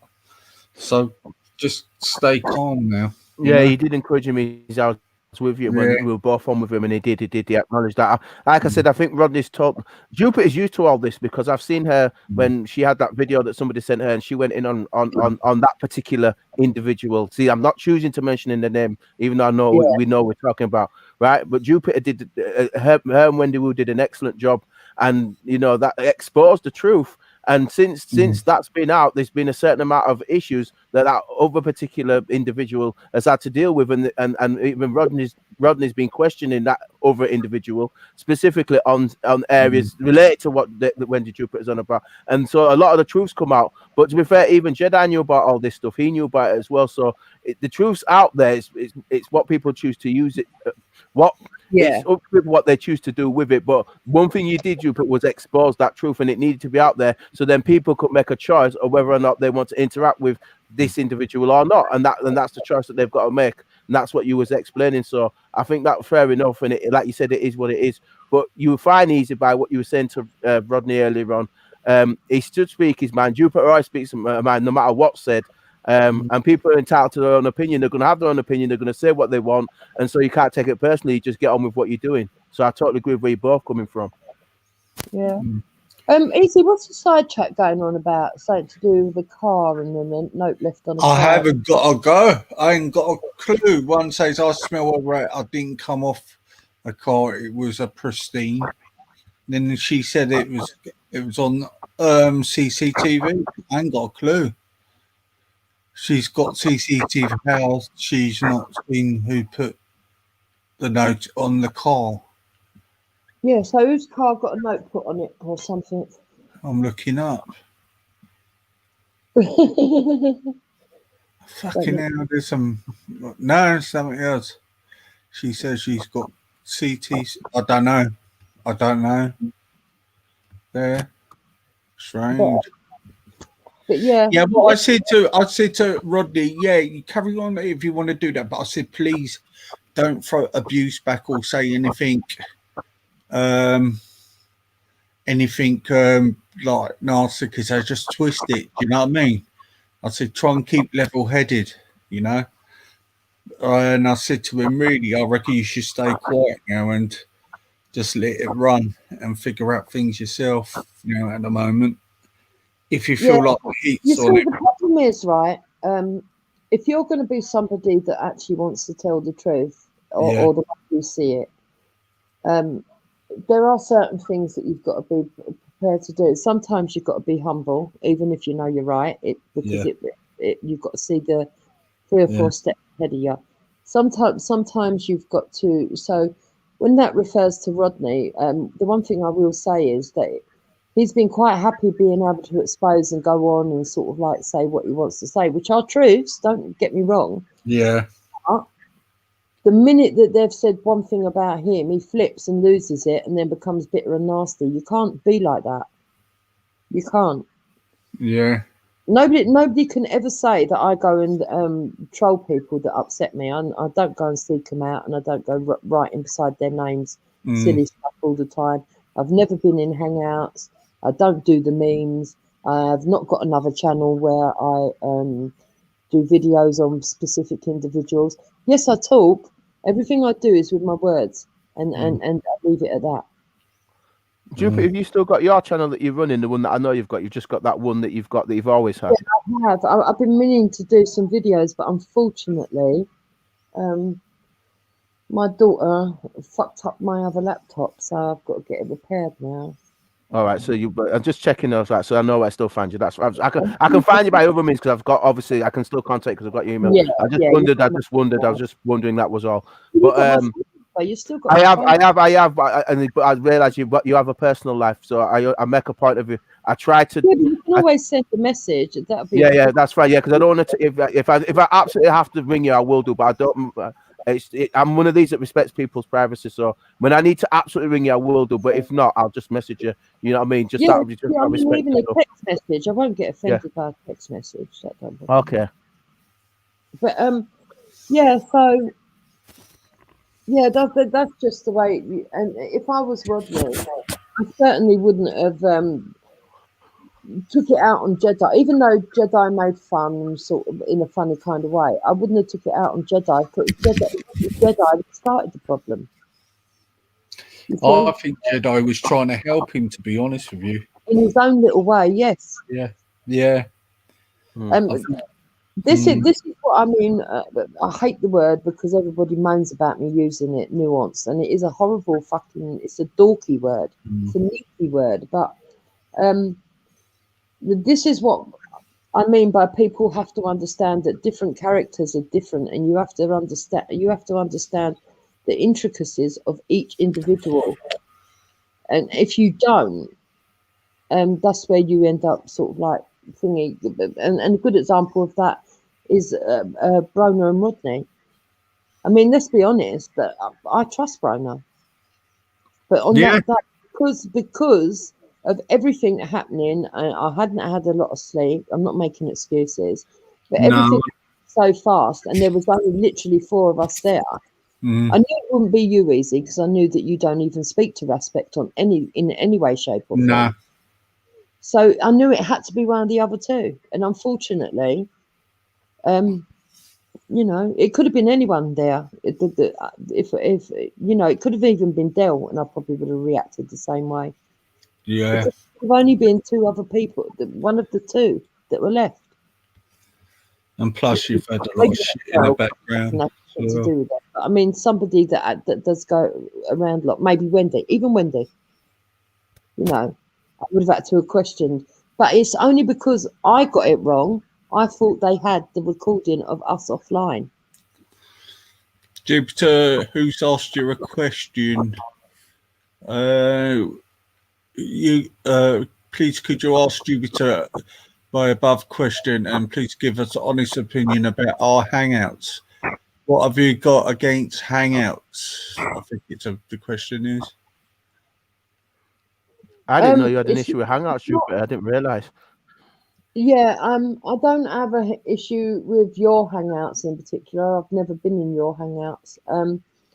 I haven't really got any problem with Hangouts. It's not the concept of Hangouts that I have the problem with. It's the problem of the people that were frequenting a lot of the Hangouts. They were using it as a dark web place to ridicule people, steal people's information, share information, and Hoof, I don't think he was around when it happened, but when my children's pictures got put into those Hangouts, people were doing things with my kids' pictures, like taking their faces and putting them on bodies of animals and ridiculing them. And it turned out that they seemed to, there was a group of them that had gone round on all of our Facebooks, actually, not just mine. It turned out it was Wendy's grandchildren. Yeah, that's what I said earlier. She's had a lot of crap like you. She had all the pictures posted out. Yeah, Wendy's grandchildren, my children, Raspek's niece, Veli's children. They collated all the kids together, and these people were sharing the pictures, and I found that abnormal. I thought that there was, well, I can't say child abuse because I'm not saying they were abusing children, but I just found it abnormal why they were honing in on people's children. Yeah, it's not appropriate, is it? It's I know you've got a lot of. I know you and Wendy specifically had a lot of issues. I know Wendy they attacked Wendy directly by going after her family. I know you've had it. That's what I mean. They've put you and Wendy through the mill. To be fair, Jupiter. So I get where you're coming from on that because they've had the right. They've hung it out right. They've hung it out right there online. They've got, and I mean they've not just hung it out there. They've gone out of the way to try and stir you up. And Wendy, to be fair. Yeah, and intimidate. And what a lot of people don't know is my address. They put my address out in full with the postcode and everything very early on. And I don't know how they got it, but that's what they did. They put it out there very, very early on, and they consistently do it. And I think that's because they would like to see someone come and attack me. Because if you see the way a lot of them react over the Isabella incident, and over exaggerating, I got such a beating according to them and all this nonsense. But they actually relish in it. That's how sick they are. Yeah. But not your hangout, Hoof. I have no idea what your hangouts are like. I've never been in them. The reason I've never been in them is because of the bad experience of the ones before, to be truthful. To read out what Hoof had said, but the thing is with Hangouts is just a platform where anyone can create a meeting and invite people in. Yes. The content is only as good or as bad as the people inside that hangout make it. You can say the same on YouTube, same thing about Facebook. So to say Hangouts are good or bad is like saying talking about Speaker's Corner Hangouts. It wasn't just one group. I mean, the WASP, I don't consider them really a Speaker's Corner thing, actually. Yeah, they're not political at all. Anything political or religious, they tend to shut it down quick and say, look, we don't do that crap. Yeah, I don't really see the WASP, even though they have come into the Speaker's Corner arena, I see them as a little bit different, if you know what I mean. They're not really...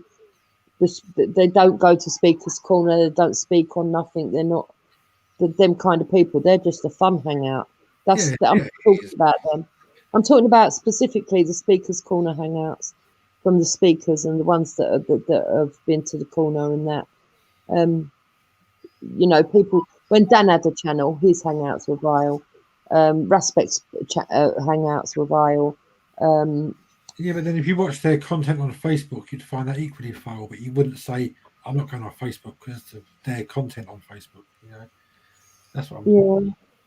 But, well, no, I wouldn't. The reason I wouldn't go into Hangouts is also because a lot of people, when they went and made the complaints to the police, I'm not going to name who it was, but there was a certain individual that went and named stuff to the police. And what the police actually told them is they would investigate everybody that was in that hangout at that time when it was being dropped. And I was like, whoa, so you're going to get caught up in fucking someone... Is that you, Rod? Yeah, it's me. All right. Someone can come along, drop something in a hangout, your name can quite innocently be attached to a hangout, and you're going to get called in to be spoken to. I mean, that probably isn't extreme, and I don't necessarily believe that would actually happen, but that's what I got told by someone, that the police actually said to her that if they started investigating any hangouts, they would investigate the whole group of people that was actually in there. And I was like, I don't want to be attached along with people. Exactly. That might all the crap you've already put with Jupiter, you know what I mean? I don't blame you, you know what I mean? You're just doing your own thing. I totally get where you're coming from with that. That makes complete sense. You don't need to get involved in stuff. You just, you don't put yourself out of harm's way, do you? Do you know what I mean? You just stay out of stuff that's not worth it. So I totally see where you're coming from with that.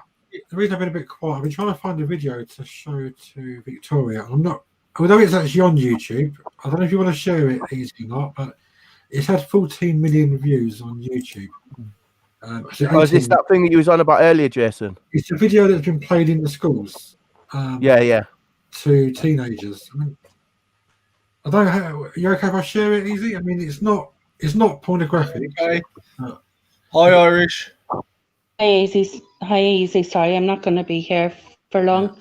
I just wanted to ask Jupiter something. Yeah, go on. Did you accuse me of being extreme far right? I said you were an extremist, Ethna. Yeah, I did. You did. Yeah, I did. Yeah. So you lie? In temper. Right. Yeah. So see, because of that, I was wondering why Robert Wright was calling me a traitor. I did not make. That is going to be why people are going to be calling me stuff as well. I didn't know you did that. Okay, so let me put that straight here. I do believe you're an FNAT. If you're not an FNAT, I apologise. Right? The extreme bit I should never have put on the front of it. I should never have said that. I've never seen you do anything extreme. Why do you believe that I'm an FNAT? Is what now United Ireland an FNAT? No. I could have sworn, unless I've got you confused, that you did believe in the separation and everything by race. I thought you did. Jupiter, race over here isn't a thing. We're separated here by religion.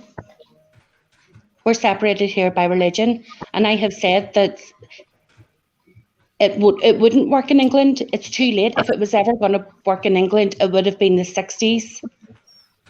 It's too late for anything to be separate over there. Not that I think it should be. I am no way an FNAT. I wouldn't even say I'm a FNAT. And I'm not a Tommy Tard. I don't like Tommy Robinson. Yeah, no, I know you're not Tommy. I know that. I apologise then. I thought you was an FNAT. And I definitely apologise for calling you an extremist. Okay, thank you. Right, I'm going to go now. Okay. Cheerio. So, has she accepted your apology, Jupiter, or is it still? I don't know. Look. I'm not going to put I'm not going to put her down at all. Okay, because I did lose my temper. I did get the wrong end of the stick, and what happened after that was my fault. So I take all blame for all of it. So she's free to decide whether she talks to me or not.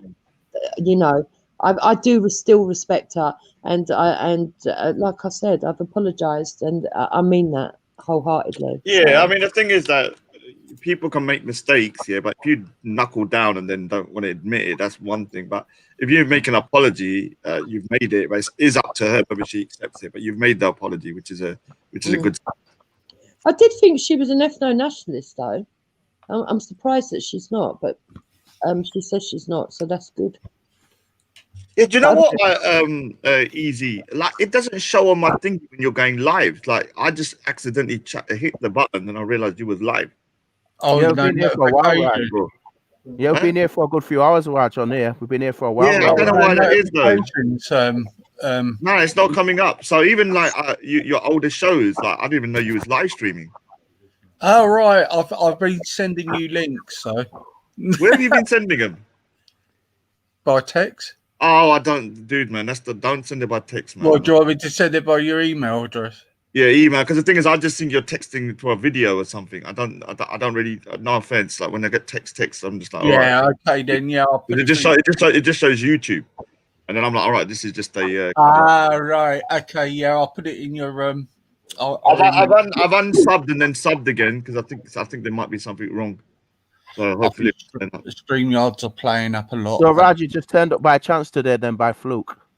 Yeah, because I was because yesterday I had to get evidence of Jacko Radio, you know, about obviously Nonce Collars, and it was an easy channel, so I just jumped on it and just check if there was anything else, and then I realized you was live. So it was just cool. They're playing around with a lot of the channels. They're he's having a lot of issues. Go on, Jupiter. And doing stuff. Yeah, I mean your channel is subbed me at least 3 times from Jupiter's. Yeah, it will. Yeah, I've jumped on there. It says not. It just says subscribe, and I've I already thought it was subscribed. strange you didn't jump on, Rod, actually, because I thought when In Colours was on live that other day, I thought you would be jumping on, but obviously Didn't even know that. Didn't even know that stream even happened. Didn't even know. Right. Didn't even know. It's only yesterday when I don't saw get no notifications for Wendy either. It's weird. Yeah, well, a lot of people are getting issues with channels and stuff like that that's going on. But Easy, you've had so much of yours. But you're fair, Easy, I've watched your subscribers go up tons even in the last 2 weeks. You've had like about 40, 50 subscribers. So, you know, I think they are playing around with the channels if people can't get on. If people can't get on there. I know roughly when Jubes and Wendy go on. So I went on there the other night. They normally go on at the same time. Easy normally lets me know when he's on that, so I normally get notifications off Easy, so I just think they are playing around a bit, Raj. Do you know what I mean? I just think they're going to be doing that. Just to say to Hoof, I've in terms of hangouts, I've been on Hoof's hangout a little while ago, and it was fine. The hangout was fine. Hoof had a private hangout with people in there. I had a good quick chat with Hoof and stuff like that. So yeah, his hangout was fine, but obviously, isn't it weird that your hangout might be fine, Hoof, but if these hangouts that might it's not weird be that the line. I know Hoops is all right. Yeah, I mean, with Aspects, he's never had no issues. Always subscribed. The second he goes live, it's bang, turns up. It's like in the YouTube is trolling me. Like, all right, you know you don't like this channel, so all right, yeah, I'm gonna put it on. It's weird, man. I don't know what's going on, man. Wendy's is all right. I can see Wendy's when it goes live straight away. Yeah. But other channels I can't see until later on. Yeah, so it might be that issue, but yeah, so Hoops was good. I get on Wendy's and Jupiter's fine. So yeah, it just might be something that's they're playing with Raj, to be honest with you. Hey, dude, Easy. When did that video about Nonce Collis, the one that I played yesterday with you in there? When was that video from? Because I was trying to find the whole. And that was from me on my channel. I don't know, but where, can you put the link of that video? Because that's why I jumped on your channel to find the whole video. Because Raspect was saying last night, oh, it's out of context. That's all right. I'll get the whole video then. Yeah, okay, I'll get it. Actually, give me a sec. Yeah, that Nin Cullis is a sicko. He really is a sicko. I don't know. All what's Raspect's happening more sick than him. Raspect's more sick than him. Because Raspect at the moment, in my opinion, Raj, and you can tell me if you see it slightly differently. What we've got is a bunch of people that just don't want their religion spoke about or critiqued in any way, and they're trying to silence free speech, and that's what all this is about. I'd agree with that. But that's why I say don't go to the past. Talk about today. Because I'm asking in the 21st century. I don't look, whatever happened in the past happened. I'm talking about now. If people are advocating for like 9-year-olds, because obviously Nonce Collis, with the audio, with big up to Easy for kind of pressing him on that, said that not. And as soon as you are in puberty and you can have a baby, you're an adult. But we know that in certain parts of the world, and even in the UK, I think the youngest girl to have a kid was 10 years old. I remember a story years ago. Right, Raj, if you go, the title is Veli After Show. Yeah. Look. Arab Safe Trade. I think it's that one. Hang on. Yeah, you should be able to find it, Raj. You still got it up, Raj. It still should be there because I saw it the other day. Was it that one? It was that one, wasn't it, Dale? Because you were here, wasn't you? I didn't go on. I was in the chat. I didn't go on. I was in the chat. That was just 5 days ago. Oh my god. Yes, that one. Wow. Yeah, it's been a couple of days back. I was in the chat watching it, but I wasn't physically on. But I was in the chat watching it. But it should be there, Raj, if you can find it. Yeah, I got it now. Yeah, and the thing is, that makes it even worse because he's lied so much. Yeah. You need oh to. My god. I'll tell you what else. There's some good footage. If you go to Maya's channel, not yesterday, it's the day before when Nim was on there. He was talking about how Muslims should not go to the police under any circumstance. Did he say that? Yeah, I'm beginning to think that he might have something that he's worried about. Somebody needs to give me that, man. And do you know what was weird? When I was doing that live show, I had 3 emails sent to me saying they're going to plaster all flyers around where I live and say I'm a paedophile. Oh, no. Always do that, don't they? Oh. Yeah, no, point. Oh, fuck off. Well, the thing is, the reason, look, I'm going to be honest with you, I do have a problem with Nonce Collis on a personal level because he's made accusations that I'm harassing certain people. So yeah, I'm being a bit petty, but it's also a bigger cause anyway. And with respect, he calls everyone a nonce, everybody. But when I show a real nonce, he's now saying that, oh, I'm obsessed with. You looked at yesterday's title. The Sikh community speaks out against Raj's obsession with kids. And let me say something. Respect. Not a single Sikh turned up. He actually turned to a Sikh himself. He converted for like a minute and called himself Raspinder or something like that. Raspinder Singh. Really? Yeah, he converted just so he could say a Sikh was on there. Well, you know how crazy he is when he allows someone like Brian Hurl to be giving opinions. You know, sitting there making up stories and stuff. That's when you know that he will go to any level. I think but to be fair on Raspit, though, he doesn't know who he is, does he? He knows. He knows. Well, one of the things he's done that's now the Jamaican, like Lady Gestapo, I don't even call her Lady D anymore, Lady Gestapo, Black Gestapo. She's now on my back because Raspik started playing videos of Jamaican culture that kind of make them look bad, yeah, and he's trying to portray it like this is a normal kind of thing in Jamaica. And so there are, like, she's after me now that, you know, he played those videos. But this is one of the problems I have when people convert, yeah, especially when I'm a Sikh girl that was converted. They become very disrespectful about their previous culture. Do you understand?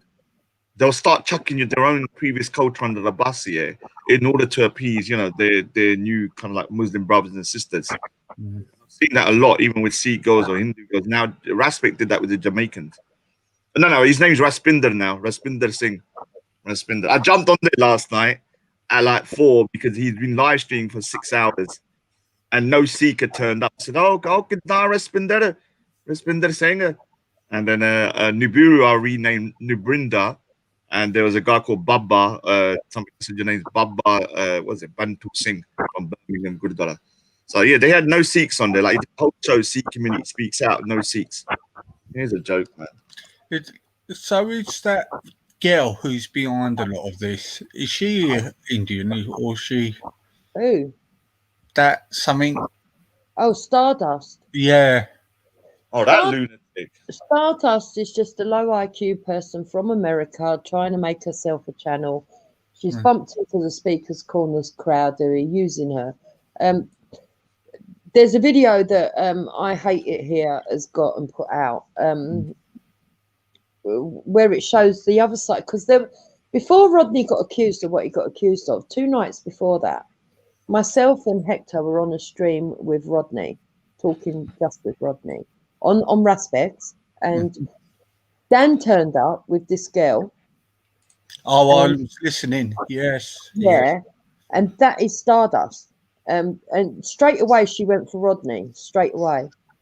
It seems to me that Dan is doing a lot of backdoor dealings on Discord. There's a lot going on Discord, but Discord again, I won't go on Discord because it's not out in the public. For me, if I'm going to say anything, see, everybody else looks at being recorded live as a bad thing. I believe it's a good thing. So if I say it out in the open, I've got the evidence. When you're in these other groups, you haven't necessarily always got the evidence. And that's why I won't entertain any of them that are darkening the recesses. But yeah, it seems that Dan's got this little group going. That little group bumped into her, and somehow they've managed to convince this girl that to do with Rodney and stuff, yeah. But the girl herself is not exactly crystal clear. I mean, she thinks you're gay if you go to the toilet and stuff like that. It's not. Oh, fuck's sake! She's some. I didn't even know she was Indian until a little while later. Well, she's got that LA voice, and she that irritating LA upper class voice. You know, the rich ones. Oh, she's got a really irritating voice. Yeah. I've been in LA and it is very annoying, like the voices, man. When it gets God, it drives you nuts. As for Lady D though, Raj, I wouldn't worry too much about her because she hasn't got that much credibility. And the reason she hasn't got much credibility is because one minute she says that she's standing for black people, and then the next minute she'll be standing with the Muslims when they're moaning about black people, and then she capes. She always comes on out of nowhere and says, "Oh, I don't know what's going on, what's been happening." And we know that she knows full well what's been going on. You know what? I jumped on there yesterday, to do my little show thing to prove Nonce Collis was a nonce. And there was like 7 black guys in there. So imagine 7 black guys and Lady D. Jump on. She goes straight. She goes, Raj is here. Everybody, don't let him distract you. Close ranks, soldiers. You know, he was yeah. I swear, rewind it. Everybody, do not let him distract you from the gold. Let's stand together. She sounds like a major general. She sounds like a sergeant major. Yeah, and I was sitting there like, all right, I'm just one little, from WC guy, from the British WC guy. And I'm like, what is going on with that woman? Like, how much of a threat? I think because the other day I heard Afghan was so racist. Even I was shocked about what. Yeah. Whoa. He's done out here, man. I don't think really should let him back on, man. After that, man, it's too much.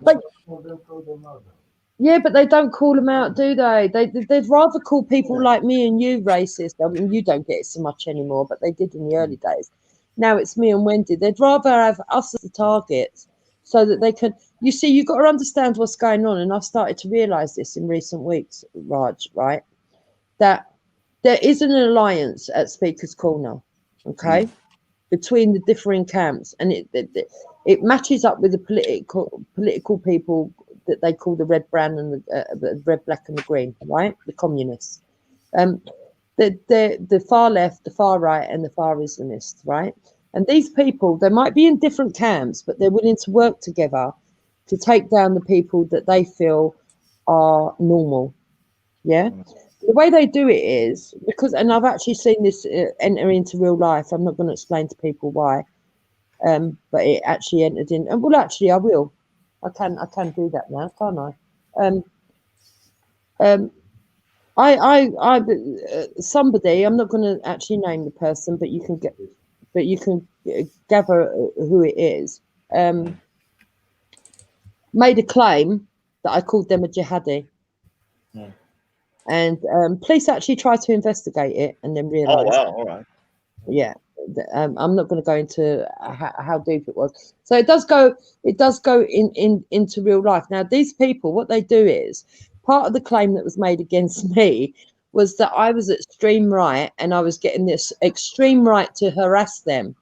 At the same time as these people was going onto extreme right panels and engaging in conversation with them. Oh, I know. Oh, don't worry. I've got what you mean. Yeah, and this is how they do it, right? And what they're doing is they're collaborating with the extreme right to make it look that way as well. It's not. Yeah, I mean, you can't say that you're scared of the far right and then you're on the channel with the far right. It's just stupid. Like straight away, you've discredited yourself. Yeah. So. If it wasn't for the fact that, even though if it wasn't for the fact that I have collated evidence and Wendy's collated evidence and we've got backloads of evidence, I could have been sold down the stream for that. And I'll tell you something as well, it was a bit heavy-handed. We're talking handcuffs and everything. Whoa. Rick. Yes. Crazy, man. Yes. So yeah, nuts over one word that wasn't uttered, and there was absolutely no proof. Now, if I'd have gone into a station and made the claim, would they have done that for me? Would they have been that heavy-handed the other way around? No, they wouldn't have. So, Jupiter, there's a line between channels like Sabida's channel and people that are considered far right or extreme right, or even ethno-nationalists. Okay, has the Jewish thing got anything to do with that? Because obviously, we know that ethnos are anti-Jewish. Okay, and then obviously the Muslims what could be seen as anti-Jewish, and is there a connection there that's put them together? In my opinion, there's a few things going on. There's the anti-Jewish thing that unites them. Okay. then you've got the anti-homosexual thing that unites them. Now, the extreme right, and not necessarily, but there's certain groups within the extreme right that don't like homosexuals either, and they're the ones that do collaborate.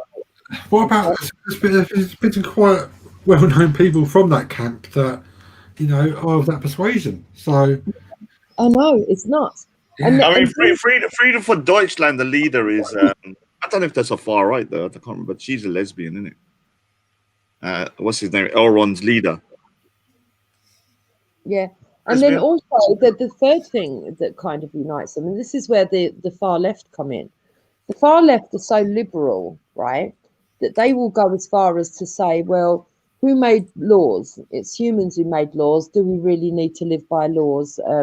We should go by human nature. And in human nature, they take it to the limits of paedophilia is a sexual preference and not something bad, if you understand what I mean. And there's a small group of people, believe it or not, they do exist, that are on the far left that push for that, and they match up with the people that are on the far Islamic side who say yes because in some cultures it's acceptable. Yeah, So you mentioned earlier about minor attracted people. That new term that's coming out. Yeah. We was discussing. I don't know if you was watching when we discussed that a little while earlier. That seems to be a whole new term that is trying to almost normalise, people that are paedophiles. They're trying to turn it into a mental health issue. Yeah, they're trying to justify out the Jason.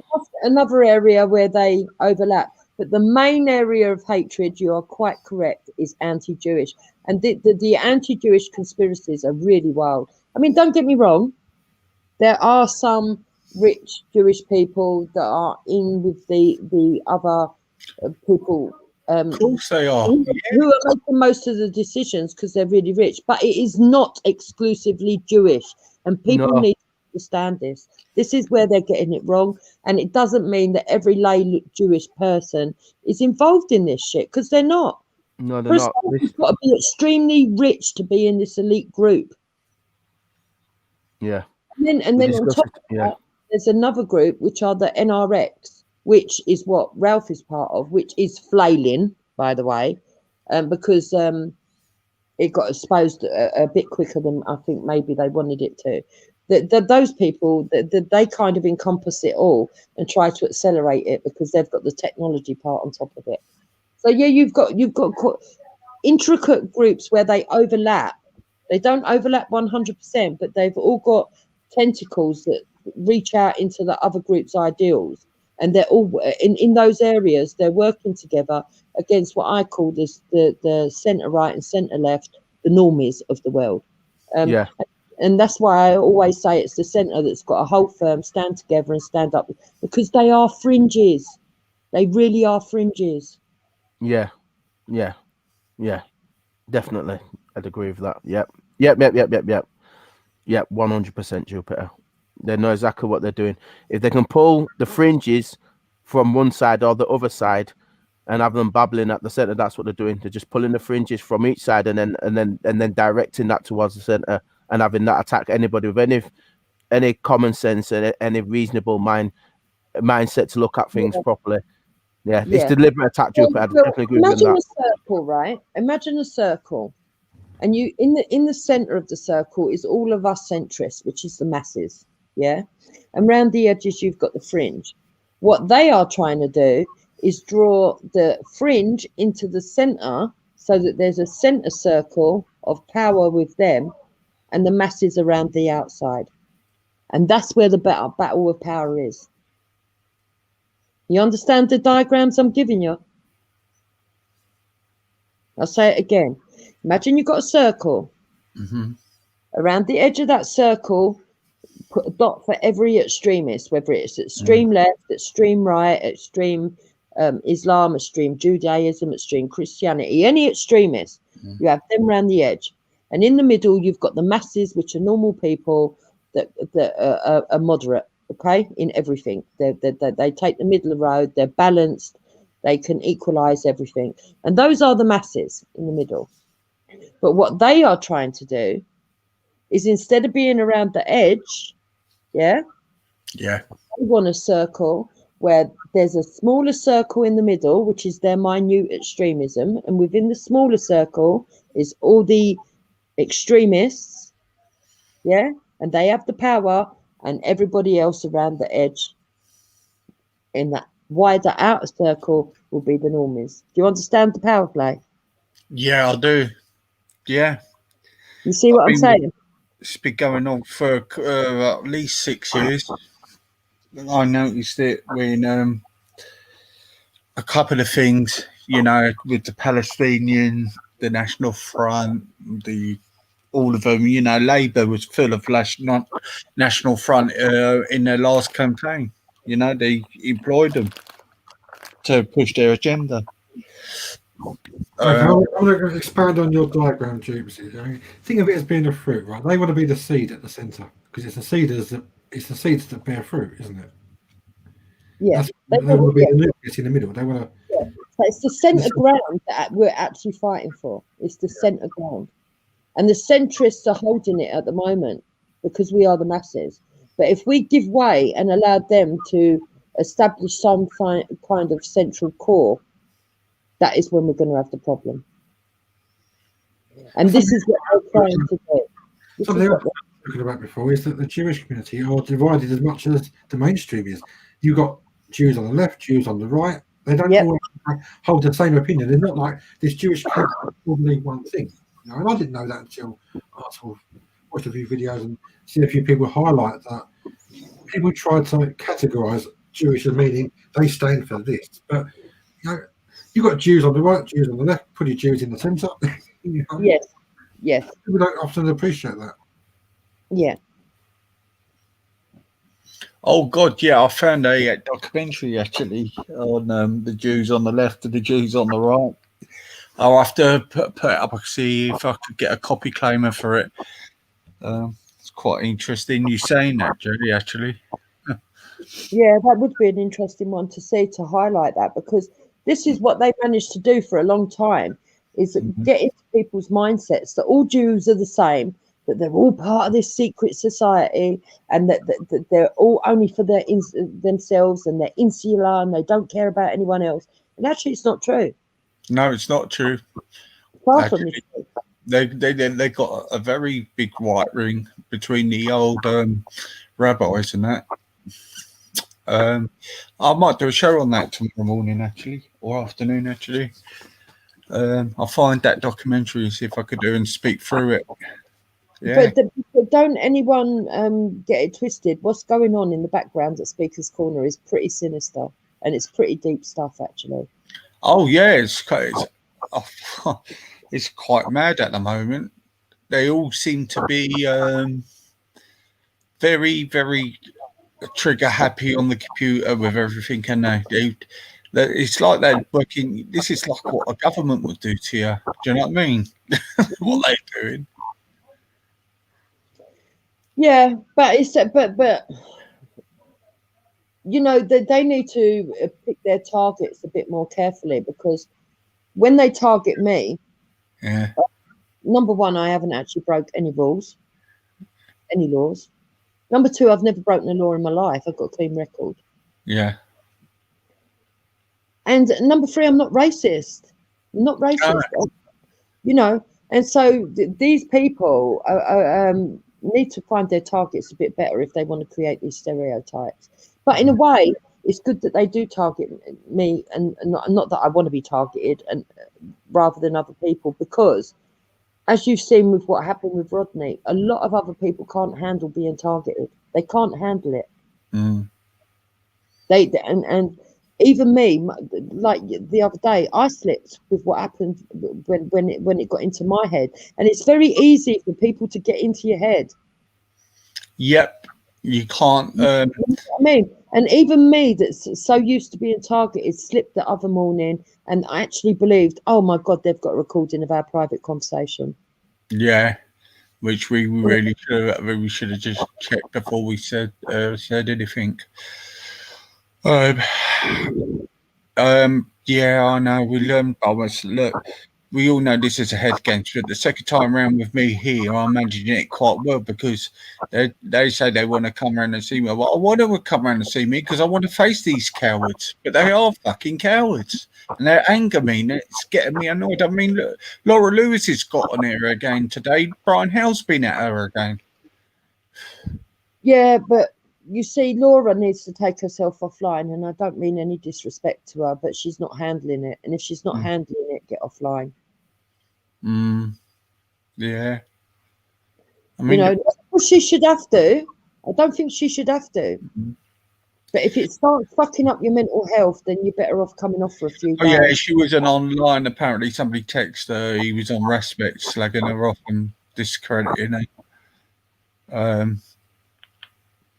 We had a good chat with her earlier, though, didn't we? And just, we just passed on some positives to her and just said, take it easy, do what you need to do. I gave you something to give to her so she can look at that and it gives you an idea of what she can protect herself with. And she just needs to kind of take it easy, get herself back together, and But yeah, you've got to have a really thick skin to do this online stuff. And Jupiter's right. If it's going to affect your mental health, and you can't just put two fingers balls to you then it's not the place to be. And the internet, as a content creator or a person joining panels, it's not for everyone. And some people will find that they run into issue after issue and it affects their mental health, And Jupiter's right, they shouldn't have to not be online because of someone else's actions, but those people aren't going to go away anytime soon, So you've got to just be resilient to it, or not put yourself in the firing line of that if you can't, deflect when it comes at you. You see, the thing is, people. How can I put it? Let me put it this way: when you're talking about sexual offences, right? It's a very dark area. Number one, anyway, but number two, there are people in very high positions that want to cover what they've done. And this is what people are not realizing. You can go so far down that road. Are you going to be prepared for the state to come down on you? These people are not understanding that a lot of these people are interconnected. Yep. They're not understanding this. And for me, look, me personally, right, I speak out about I speak out by saying that I do support free speech and I do support the fight against grooming gangs. I'm also against paedophilia, but I don't join groups where I look into it, chase up people, hound people, get the evidence. I don't do all that because I don't want to get into seeing photographs of stuff or evidence of stuff that I don't want to see. It would make me ill, right? Now, as a victim herself, Laura's been a victim. Okay, which means she's a vulnerable person to start off with, because it's only vulnerable people that become victims. Okay, bringing that online was a big step, but someone should have advised her that there's always negatives to pluses. So it's a good thing that she's spoken out for all the people that are running the calls, that want to highlight it, etc., etc., etc. But those same people, they don't have a network to protect these kind of people that speak out. And once your story's out there, they move on to the next one that's going to bring a story out to prove it and highlight it. And then you're left all on your own, exposed to the wolves. And when you've got someone like her, okay, in my opinion, from what I've seen of him, is not only crazy, but I think he actually gets off on nasty, disgusting stuff. And we know that these people exist in the world that actually like tormenting sex or sadomasochism and all the weird stuff. Is he really drawn to it because he wants to fight the right cause? No, we've seen that he don't stick on one subject, that he's a bit of a Walter Mitty, that he talks loads of nonsense, that the stories he comes out with are quite fabricated. I wouldn't even engage with him. If I was her, I'd block him. Just block the cunt. And this is something that a lot of people don't understand. If you don't like people, even I do it.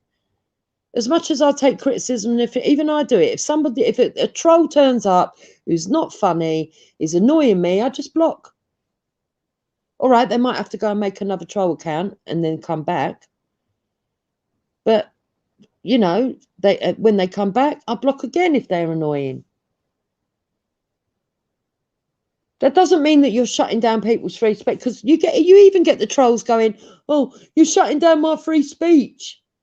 I thought you was for free speech. Yes, but that doesn't mean that I have to be trolled. I can shut you down as much as I want. Exactly. If you don't want to hear it from them, you don't have to. No, you don't exactly. have to. They want to speak it out. Let them speak it out. That's fine. But why should you have to hear the nonsense? You know, even in speakers, you don't have to hear their nonsense. They can say what they want, but you don't have to hear it. You can walk away. Even in speakers' corner, you can walk away. You don't have to be there. No, that's what I'm saying. You know, even in speakers' corner, you can walk away. You don't have to stand there. You're on a panel, but you see, they play mind games, right? And it takes a very strong personality to go, actually, I don't care. You know, and don't get it wrong. I've learned this through experience or for falling into their little traps. For example, one of their favourite mind games is that if somebody insults you and you're insulting back and you get into a verbal cussing match, right? But what they will do is, if you leave, if you decide to just drop off the panel, they'll say, oh, look, see, the other one won. They got rid of her. They got rid of her. They got rid of her. And you fall into the trap of, no, I'm not going to leave because then it's going to look like I'm a coward. But then you have to say to yourself, you know what? I don't give a fuck what they think. I'm going to leave because I'm not staying here to be abused. And if I go, do you know what I mean? If I go, they ain't got no argument. They ain't got no viewership. They ain't got nothing going on. No one's got, the views are going to drop off. I'm actually punishing all of you as much as by leaving as I am staying. Just leave. And once you get past the thing where it doesn't bother you, if you think that people won the debate or not, you've took that sword off of them again. You know, they used to troll me for ages. Oh, you're fat, you're ugly, you're this, you're that. Oh, I've heard everything thrown at you, Jupiter. Yeah, you've had race, fat. You've thrown every kind of derogatory term that could be used. You've had them all. You've had racial terms. You've had weight terms. You've had hair. You name it. You've had the kitchen sink 10 times over thrown at you. Yeah, you know what I mean? You think you're better than everyone else, which I certainly don't. You think you're better than everyone else. You think you're perfect. You think you all get it right. They're all projecting what they think of me. I would often wearing a bikini. Yeah. Well, that's why I did that little video. I was like, okay, so you think I love myself. You think I think I'm sexy. I'm going to go do a fucking video about loving myself and being sexy and wind you up. Yeah, and they all went nuts. Take the piss. And it worked. They all got triggered. Yeah, they all went mental. They all went nuts. They went crazy, didn't they? They just lost the plot entirely. Hey, you can't do that. They lost the plot entirely. That certainly worked. A treat. Yeah. I just found it funny. I found it hilarious. I just saw your funny side come out, and I just saw the funny side of you. That's what I thought. That is absolutely you to a T. Sorry, go on, Jupiter. Well, it was absolutely brilliant because also it exposed the connections again, because it wasn't just the far left and people in Islam that were critiquing me. The extreme right, I got threats off the extreme right. We're going to make you go viral. We're going to humiliate you. We've got this in Norway. We've got this in Denmark. And I was like, feel free, free publicity. Fucking hell, yeah, go and put it out there. I was like, it's brilliant, you know. So because the more publicity I get, the more people hear my voice. They have not understood the art of warfare yet. They haven't. And you don't have to punch people to win. As I proved at Speaker's Corner, they all sit there going, oh, Isabella, your husband with the shoe and you didn't do nothing and he never hit her back. No, but we won. We won because, number one, we went to court. She got found guilty on 2 counts. She's now got a criminal record. 2, you didn't get me out the park. I didn't leave like I told you I would not be chased out the park. And we were not chased out the park.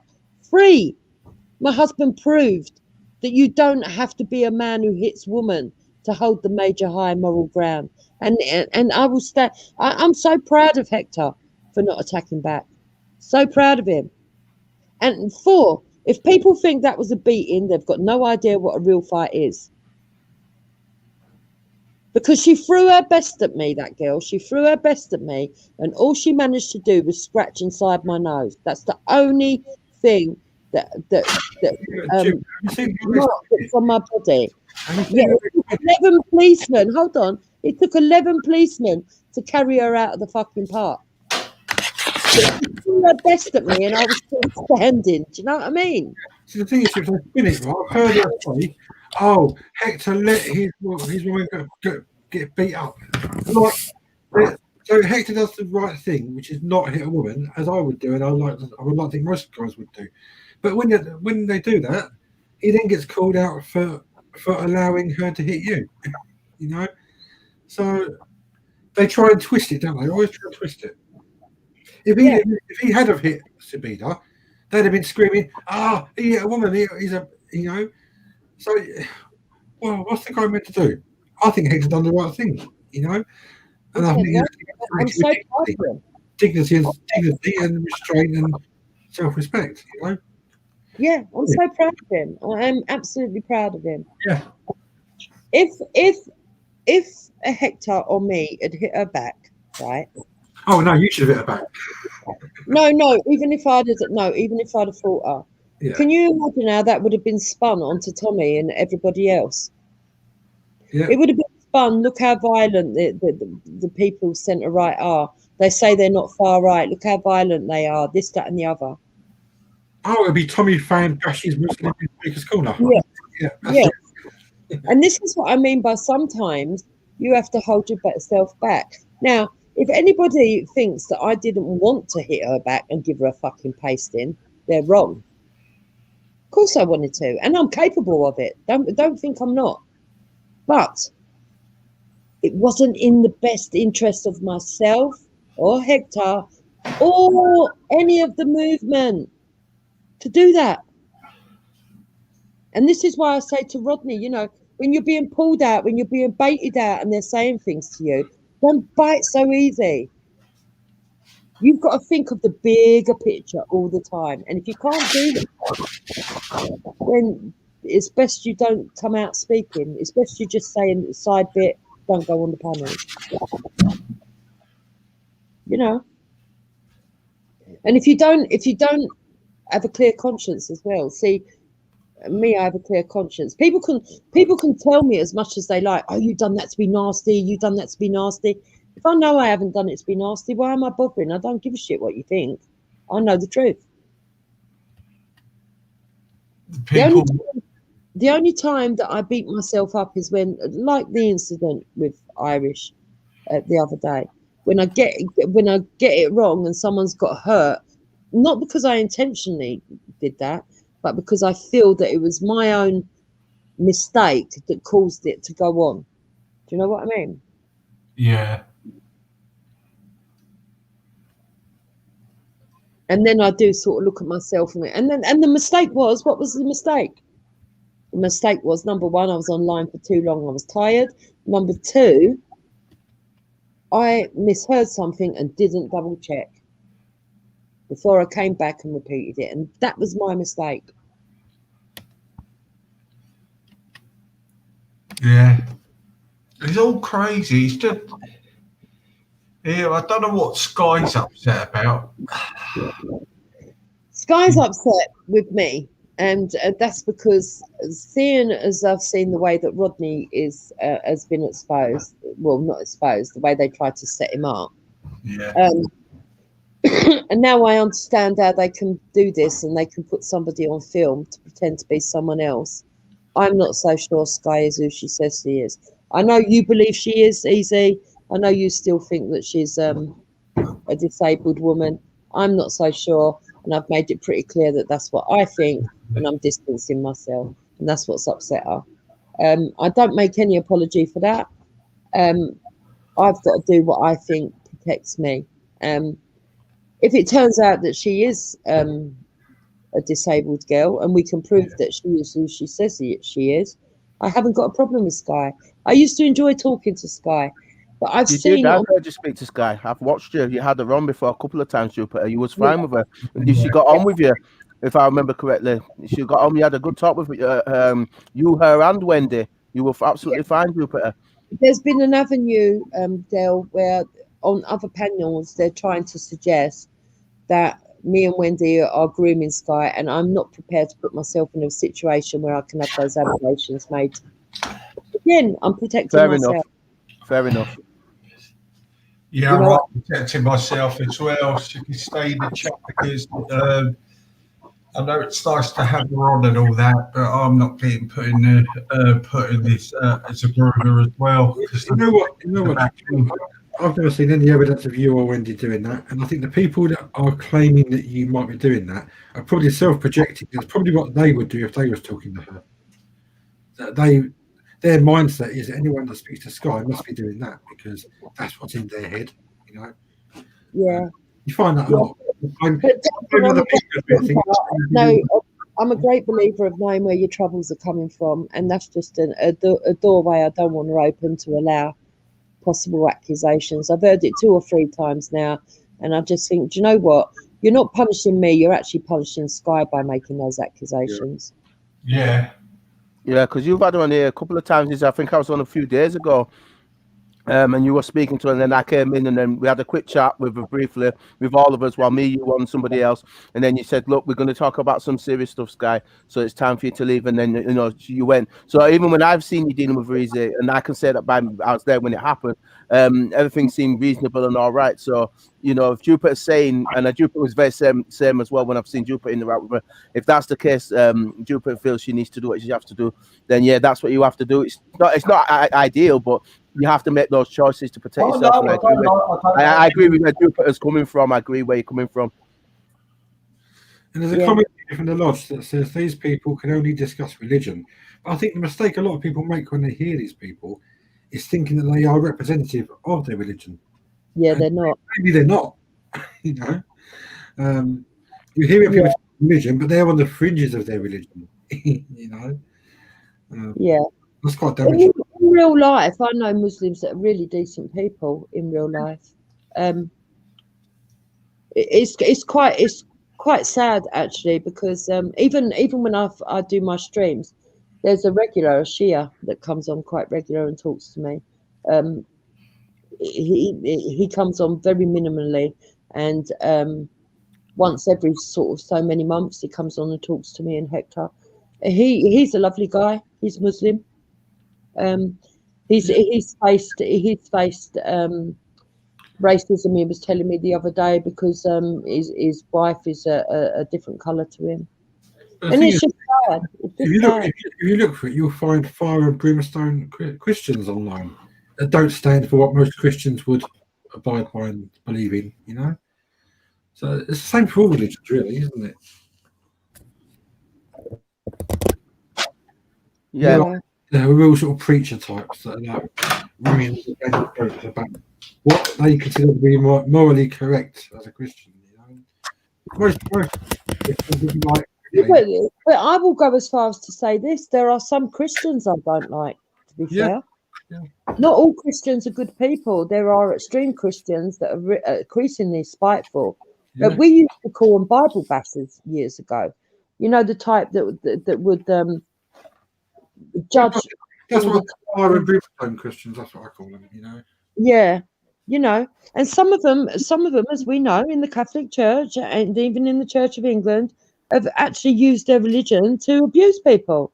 Yeah, you know? I've exposed that. You know me, Jupe. I talk about it all the time, but it is what it is. On all, I think it's like you say, you've got everybody, and all. There's a bit of bad on all sides, Jupe. That's how I can look at it. There's always somebody who's wanting to abuse something and use something to get at somebody else. So there's always somebody that's willing to do that. So I always think that on all sides, you've always got some, as you refer to them, extremists on all sides. Somewhere over, there's an extremist on all sides.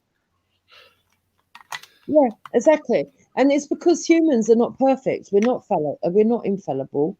We can make mistakes, and At the end of the day, some people are just evil-minded. For me, it's a fight between good and evil. And if you've got a clear conscience, you know, you can carry yourself forward. That's how I conduct myself. People might not see that. It might not come across. That's not my problem. That's their problem. I know how I carry myself, and that's just the end of it. I'm not perfect. I've never, ever told anyone I'm perfect. I've never, ever told anyone that I get everything right. I've always said I'm human like everybody else. It's them that project the problems onto me. That's not my issue. That's their issues. That was well put, Jupiter. That was very well put. I just think that we've got some very strange days, because I don't know about you guys, but since the beginning of the year, the channels have been kind of strange. At first, it was very dead. Nothing was going on.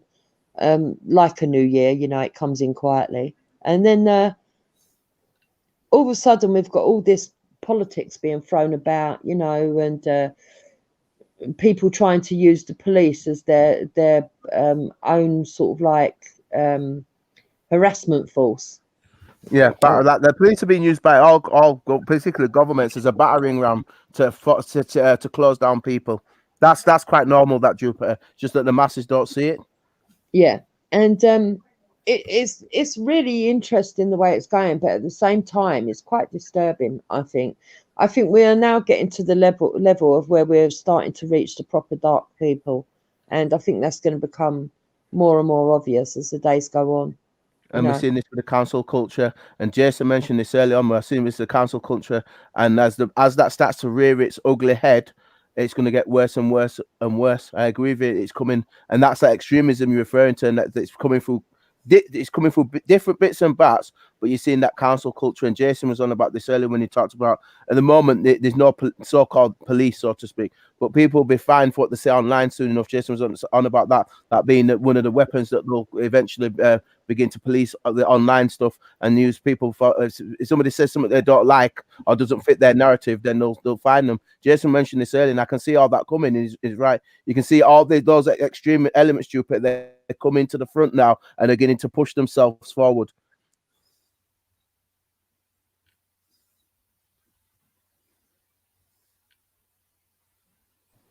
Yeah, sorry, Dale. I was talking to Hector. Yeah, just agreeing with what you were saying. I was just saying, I'm totally agreeing with where you're coming from. Totally agree with what you're saying. It's there. It's becoming more obvious, and it's becoming more. It's loudering itself. So before it was like you said, it was quiet, and now it's louder. You know, that's what it's doing. It's growing. Yeah, like you said, it's growing. Getting isn't more it? intense as well. It's getting more intense as well. Yes. Yeah. Agreed. I mean, to stoop to the level of porn bombing Wendy yesterday, I mean, that was just a joke. You know, we done a show yesterday. They porn bombed her, but apparently they bombed Velly as well at the same time. Somebody mentioned that earlier as well. Sorry, Jason, not to cut you. Somebody mentioned that earlier in the chat that apparently when you was taken out, apparently Velli's was in this, and maybe one or two other channels. Somebody in the chat mentioned that earlier on that you all went down at a similar amount of time. That they mentioned that in chat. Sorry, Jason, go ahead. Sorry, but I just mentioned that. Sorry, Jason. I saw Brian Hurl on the Lions Den channel writing a comment that said something along the lines of, I saw Wendy got porn bombed, great work, or something. So yeah, this is what I'm saying to you. This is not, on the face of it, right? People watching think that it's probably just, it might be Zubida, and it might not even be her, to be fair. It might be Zubida, or it might be, oh look, Raspek's done this, or Ninculus, or whatever. Actually, there's a coordinated group. That's what's going on. There's a coordinated group. It's being run from Discord. I know names of quite a few of them, but it's being run from Discord, and they're people from all the different camps that are mingling into this one group that are causing disruption all over the place, and they're all against free speech. That's what it's down to. They're against it. Yeah. And like I said, these people are the Red, Brown and Green Alliance. So that's what you've got going on. And unless you can, unless you're going to be able to go in there. And the thing is, most people don't. They do record Discord, but they're not supposed to. You know, so most people are afraid of coming out and saying, this is what I've heard, that's what I've heard, or whatever. But that's what's going on. But at some point, they have to come out in the light and expose themselves on a channel where it is being recorded, because I don't intend going into any dark crevices. I intend staying exactly where I am. My enemies have to come to me. And if I stay in the light, it gets exposed. See, it's a good tactic to have. Make them come to you. Don't go to them, make them come to you. Crazy. It is crazy. It's really crazy. So a lot of them are officially crazy. If you go to them, Jupes, you're punching down, as you say. You know? Yep. Yep. A lot of them are crazy, Easy, and don't ever get it twisted. They are out of their head, a lot of them. We are dealing with a lot of mental illness online, and it's only increased because of COVID. Even sane people are now going slightly mental. Yeah. And they're cowards, though, as well. You know, that's what annoys me. They're fucking cowards. Yeah.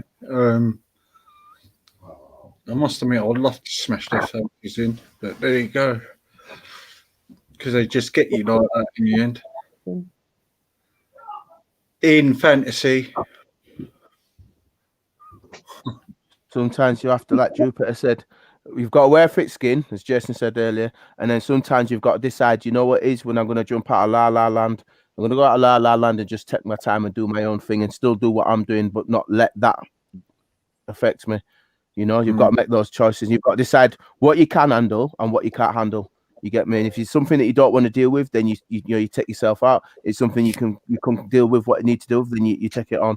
So you've got to balance, take that balance on, and deal with what needs to, what's coming to you. You know what I mean? Because regardless, like I said, Jupiter mentioned this just probably about 3 minutes ago. This dark side that's coming up, this extreme side that's coming up, you might mention it comes through Discord, wherever it's coming from, it's coming and it's going louder and it's not going anywhere anytime soon. Yeah. The other thing is, I mean, there's someone in the side chat saying, why allow yourself to connect with them? Well, I'm quite happy having my channels and talking. I don't really connect with. Look, people choose to interact with me. It's not me choosing to interact with them. If I go on a channel and interact with certain people, it's all out in the light. I don't go on Discord groups and say silly things. You haven't said that though, Jibs. There is a flip side to the coin, is that when you talk about these people, even if you're addressing things they've said, you're kind of giving them a little bit of airtime. I mean, I didn't know about Subida or Respect or some of these channels until I heard you speaking about them, and curiosity made me go and find these channels to see what they say. You know, so, and now you've become. They've gained a subscriber because I've heard you saying, "Oh, Wendy, did you hear what Subida said? Did you hear what Respect said?" And I'm like, "Who's this Subida? Who's this Respect?" You know, so who's this Jedi guy? You know, so I go and find these channels and follow them, and then subscribe, and then when they go live, I'm finding myself watching them, thinking, I shouldn't be watching these. I should be watching Jupiter, but now because of what she said, I'm watching them, not her. You know, so. There's a flip side to it as well. You know, maybe we shouldn't just talk about these people. Just totally blank them and don't mention their name. You know, let them go into the dark corners of the internet and stay there. You know? Well, that's effectively what's happening. It is what's happening. But if you're going to discuss them, you will discuss them. Look. I'm not worried. I'm not worried about people going over and subscribing to them. I mean, the people are not going to last very long anyway, the way they carry on. I'm just trying to say, do you think maybe when we talk about these people, we reach inadvertently we do, but they need to be brought to the light. So, do they? Do they need to be brought to the light? So. I'm arguing we should maybe leave them in the dark. You know, why do you believe we should leave them in the dark, cancelling people? Why do Why do I want to bring to the light and introduce people to negative, dark people that live in the dark corners of the web? Okay, I see what you mean on that score. No, I don't mean like that. I mean, they should be brought to the light what they're doing to people. But if they're cancelling people, if they're going to the level of calling people paedophiles who don't agree with them politically, it's pathetic. Look, 30 years ago, people didn't even tell each other who they voted for. Oh, you heard the latest, Stu? I got called a paedophile a few days back. Well, and guess who it was? Who? Only John Lawrence. Now, he's got absolutely no foundation or any reason what in the world to say that to about me. But he went through a list of names. I think maybe you and Wendy was on it. And he was saying, and as for Jason from Wake Up UK, well, he doesn't even show his face. So I'm just going to call him a paedophile. He said it in a flippant way. So it was quite obvious he didn't actually mean that he thought I was one. But just saying it is bad enough. You don't do that. You don't. That's not something you throw around about somebody, because you're actually insulting the victims that have been through that. So when you use that slur so maliciously without any foundation. But yeah, but am I going to go around the whole internet screaming that I've been called a paedophile by John? Well, I mean, obviously I'm now because it's in conversation, but I'm not going to go and make a big thing about it, because leave them in their little dark place on the internet, on their dark channels where all the people talk about things like that. You know, the minute I start screaming to the world that John Lawrence called me a paedophile, next thing you know is people are going, "Here, did you remember John Lawrence the other day? Apparently Jason's a paedophile." You know, and before you know it, you know, you've actually helped them spread the shit about you. You know? Oh yeah, of course. But at the same time, you can still speak about it like you are now. Yeah. And they could quite easily just take this and go run with it. Yeah. You see, if you make a big fuss of it, I mean, I hope you're not saying that I make a big fuss of things, because actually I don't. If I did, there'd be a lot of people that would already have malicious communications actions against them. And I'm not saying make a fuss about I've it. got at least 5 channels that I don't even know who's running them, that are just troll channels, basically just make video after video of me. So, I mean, I could easily go and get them shut down, but I don't. So I don't really think I make the fuss. I just show people that there are these nasty, vindictive cunts out there that will go to any lengths to destroy ordinary people's lives, ordinaries. And when once the ordinary person wakes up and realizes that, then they can understand why, even though I might not agree with everything Tommy Robinson says, I do agree with his fight for justice against the state and what the state have done to him. Because what they have done is take him to court and imprison him for something he should never been imprisoned for, and it was all to silence him. Yeah. You know, so at the end of the day, to me, it makes logical sense to allow it to be seen. Because if people don't see it, they won't believe it. You know, even the people that sit on channels with you for very long amounts of time, you can never take them at face value. You can never take, because I've given up being surprised now at the lack of integrity that some people have. You know, where they come and they show you a nice face, and then the next minute you see a video will go out where they're bitching and moaning about you, and it's been caught by someone else and it's been recorded. It's a joke. Yeah. You know, whereas me, at least I will say to people that I don't like to their face, I don't pretend. I don't like you, I don't agree with your views, but I'll be civil to you for the sake of conversation. And the ones that are nasty to me, I will be damn right nasty back straight away. You know what I mean? It's duplicitous.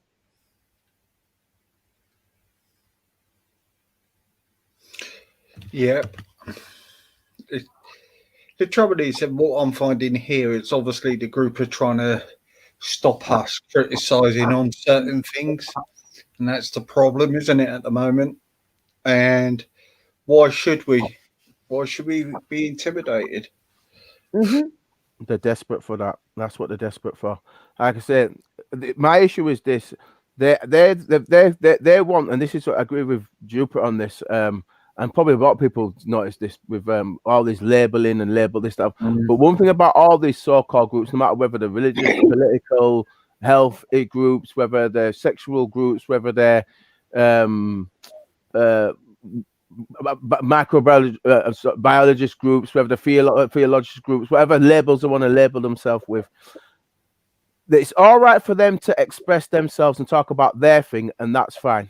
But the moment you put in a counterweight against that, their theology, and you just say, "Look, I'm putting this out there," the moment that they feel that they take that as an attack, even though you're just putting facts out there for people to go and look at, the moment they're presuming you're attacking their God or their theology, the moment you do that, then as far as they're concerned, you put to death. We need to shut you down. That's the problem I have. It's that extreme view that whereby they've got the right to speak about their issue, their theology. They can speak about that. That's fine. But the moment you put a question or something that opposes that, then all of a sudden they have to, you've got to be shut down, and they will use any, and I'm using that word, any means necessary to shut you down. They will play under the belt, over the belt, beneath the belt, above the belt. They'll go to whatever length it is to shut you down, because you're putting into the ether, so to speak, enough evidence that will allow somebody to have a look at that and say, you've got a reasonable point there. That's actually that's actually a good point you've made there. And they can have their theologies questioned. It's their theology is absolute, and that's it. And outside of that, they don't want you questioning their narrative. So that's where the problem is. People are not like being open to scrutiny. They don't like being open to being questioned. And the moment you push against that, that's when you're seeing these below the belt, above the belt, back in your back, in front of you, all these attacks coming from across the board. And certain aspects of these theologies are that extreme that they will go to whatever lengths, slapping, beating people, whatever it is, whatever accusation they want to sling at you, in order just to get you to shut up. That's what they do when you're doing this, and that's what they're after. Go ahead, Jupiter. Go on. Yeah, no, definitely. That is definitely what it is, and they are so immoral. They will go to any lengths. And what's interesting, I want people to note this as well, that the dirty tactics that they use is the exact same dirty tactics that they use on politicians, right? Because everything that goes on in the real world, how can I explain this? 30 years ago, when I was a young woman and I had faith in the establishment and the community that I lived in, back in the days when we thought, oh, the government wouldn't do that because they always follow procedure. Back in the days when you're young and you're naive and you think people in responsible positions have earned it because they're seen as responsible people and they've been shown to be responsible. And then one day you wake up and you realize, actually, they are only human. And if you can lie at a lower level, you can lie at a higher level. And that's what people need to get into their minds. These systems are all run by people, and those people are us. And those people are also people from the fringes. And now is more of a time of unveiling, whereas in the past people didn't say who they voted for or what their beliefs were. They just went to work, went back home. Nobody knew anything. People are more vocal now, and because they're more vocal and because of the identity politics, that's why all this is out there now. But the one thing that people must realize, no matter how old or young you are, is that these people running these institutions are the same as everybody else, and they do have extremists amongst them. And they will try to get their ideals into play. They will. And these people that are being portrayed by the press as being nice people, peaceful people, they don't. Yeah, in the main they are, because in the main all of us are. But that doesn't mean in amongst them there isn't one or two rotten apples, because there certainly is. And most of them have congregated at this speaker's corner. The condensation of it all is all here at Speaker's Corner. And that's why it's so interesting for me.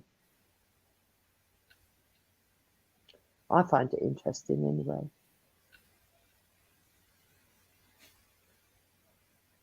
Who's Albert Henry? Is that Hopsky? Is he? I'm not sure, but he's saying some strange things. Yeah, I think it's Hopsky. Now, I'm going to drag him out of the comments because some of the things he's saying is actually totally ridiculous. And when people like that troll, and I will say you're a troll, Hopsky, and come up online and say, oh, why bother talking? All you're doing is aiding the people trying to shut down free speech. That's all you're doing.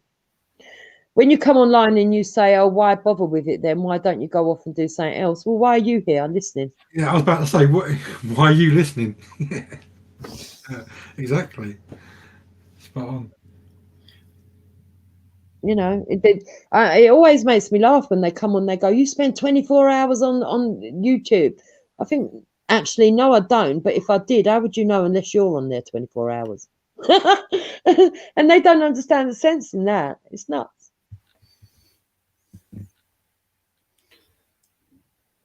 You know. No, we all go over something stupid like that when they say that, and then they're so stupid. And you think, well, how comes do you know you're on here? It's just ridiculous. But they just don't get bored with the same thing, innit? The same thing. They put out 3 hectare, all that bollocks. Don't they ever get bored with it? Well, that makes us laugh. That makes us laugh because sometimes I go, when Hector pisses me off, I go, Hector. Goes, what? I go, you're free. Go on, quick, go. No, Jim, you've got a slogan on the Wake Up website that reads, "Don't like what you're hearing, be the one being heard." You know, that's the answer. If you don't like what people are saying, grab a mic, get on YouTube, say something different, and see if people like what you've got to say. You know, simple as that. You know, you can be a spectator or you can be someone speaking out. So some of the people that keep moaning and whinging, do something about it. You know, get on YouTube yourself. You know? Yeah. Albert Henry said you called Braden a cunt for 12 hours. You went to sleep, and I woke up. You're still calling him a cunt.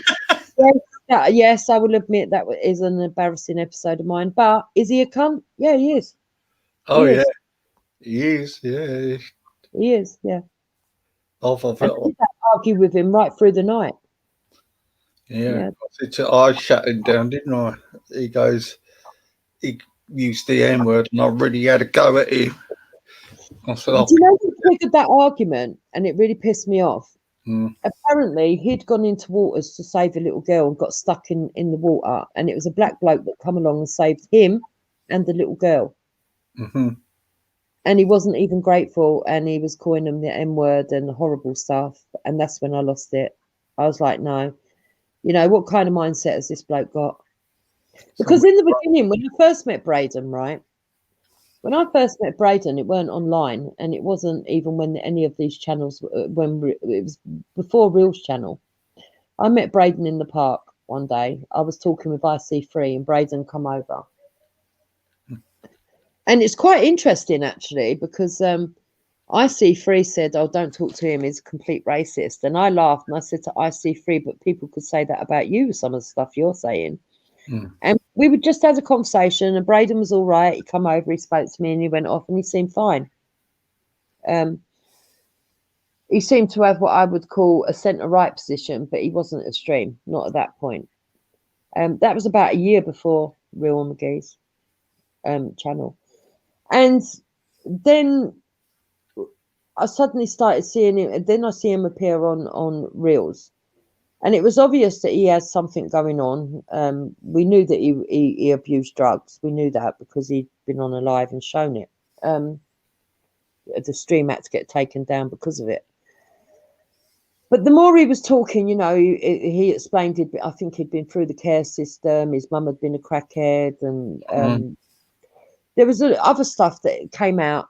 and I felt a bit of empathy towards him. I was like, this is sad, you know, this is what our society's produced. This is what they've done to somebody of that age.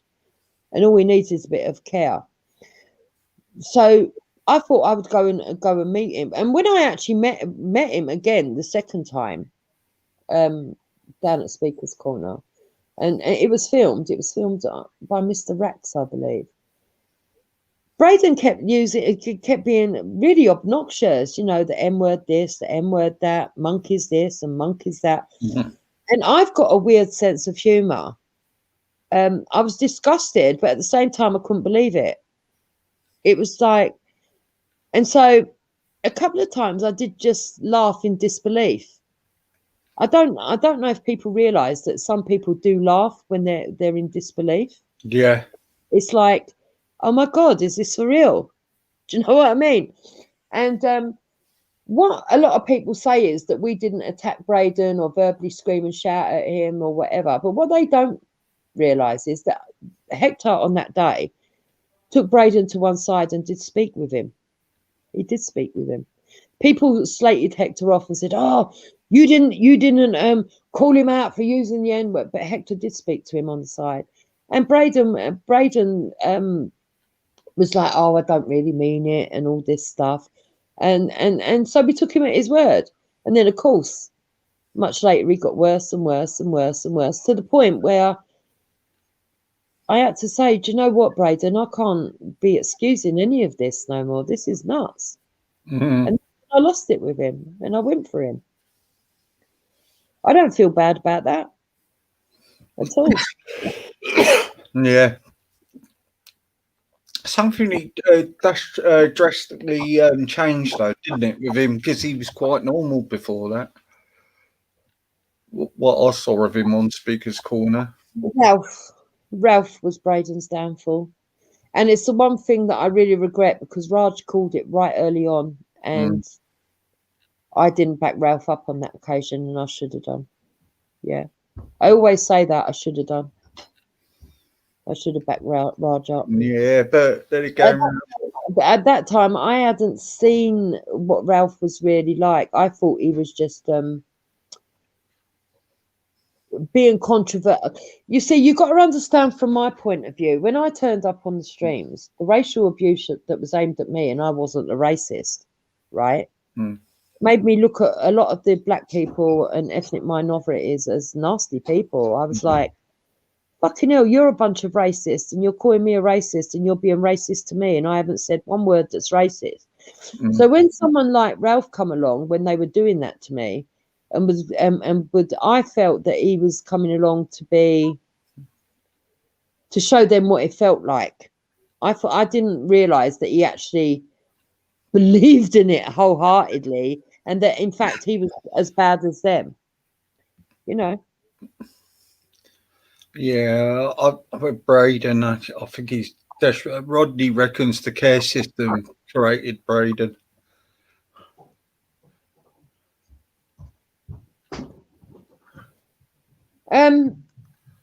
Hopsky, you're saying you call someone a cunt and then you leave it at that. You don't drag it out for 12 fucking hours. Well, you sat there and watched it for 12 hours, number one.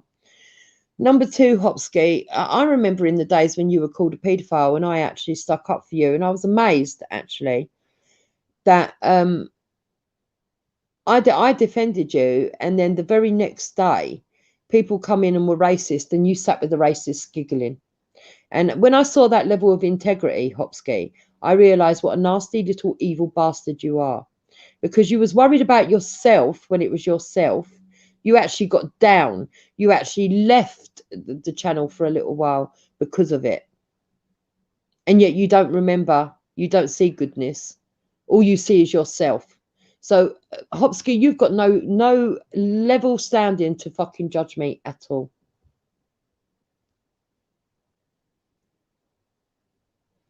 So, if I want to call someone a cunt for 12 hours, I will.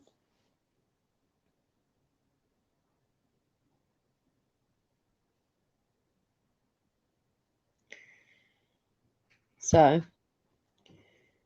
You know, but to be fair, Hopsky was another one that was called a paedophile. They said because he went on holiday to Thailand, he must be a paedophile, which was quite ridiculous. That was shocking. That was. Yeah. Another one. Might not be the real Hopsky, that. Oh, I think it is. But yeah, there was I've seen. Oh, I'll tell you who else got called a nonce and a paedophile as well. Somebody that I actually respect a lot, Base Welshman. They did. Oh, I remember that. Yeah. What Dan done to Base Welshman, I'm not going to go into details of it, was really underhand. Really underhand. Not just what we saw online. There was other stuff behind the scenes. That was really underhand. Mm. That was spiteful and nasty. Yeah. So we've had them. So we had Respect call, Respect and Dan call Base Welshman, Real, Hopsky, Rodney. Who else have I seen? Oh, Raj. Who else have I seen them call it? Manny Cinder.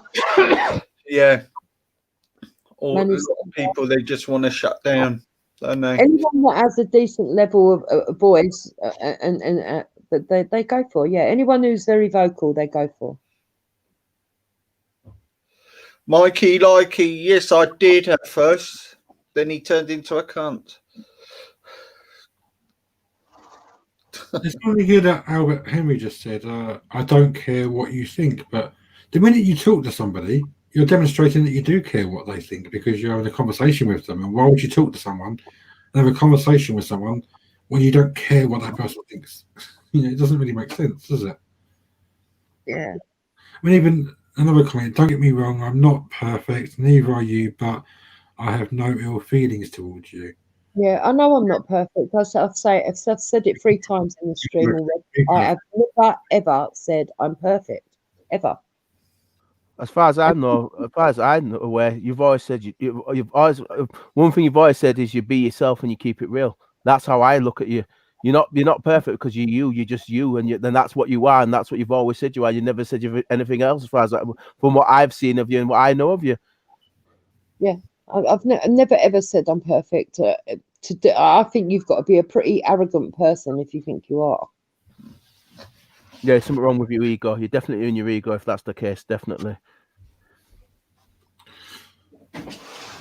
Yeah. Also, Real, yeah, even Real to an extent. I stuck by Real when they called him a paedophile. I was like, no, this is wrong. He's not a paedophile. His comments were inappropriate. Don't get me wrong. But as I said to Respect the other day, Respect said, "Oh, but you stuck up for Real with what he said." I said because I understood the context of what he was saying it in, even though I didn't agree with it, and it's not something I would do. I understood that it was in the context of a joke. He wasn't actually trying to do anything with those children. And it certainly was inappropriate. I wouldn't want someone saying that to my kids. I'd be offended. I'm not going to lie. But at the end of the day, it wasn't the big thing that they were trying to make it out. Real wasn't a paedophile, as far as I knew. It was just comments that he said. And even back then, as far back as that, I just thought, no, you're trying to politicize something, and it's like Jason said earlier, it's an insult to real victims of child abuse and stuff. As I pointed out to Respect when I went on there, I didn't defend Real's comments. That's not what I was defending. I was defending Real from the allegation of paedophilia. That's what I was arguing against, not the comments that he actually said. You asked me if you're talking about the actual comments, then yeah, Real was wrong, definitely wrong for saying what he said to those kids. But him being wrong on that account doesn't make him a paedophile. That was the issue that I was trying to say. And I think most people do understand that. It's only weirdos that don't, to be honest.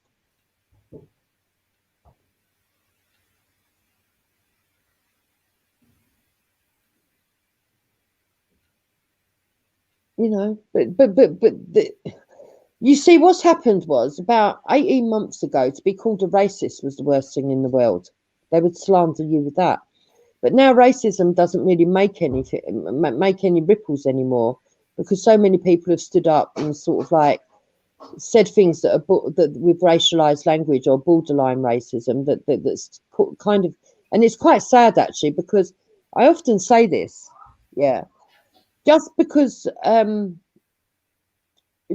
we know that too many people are using the racist card to label people doesn't mean there isn't actually racism going on, because there really is.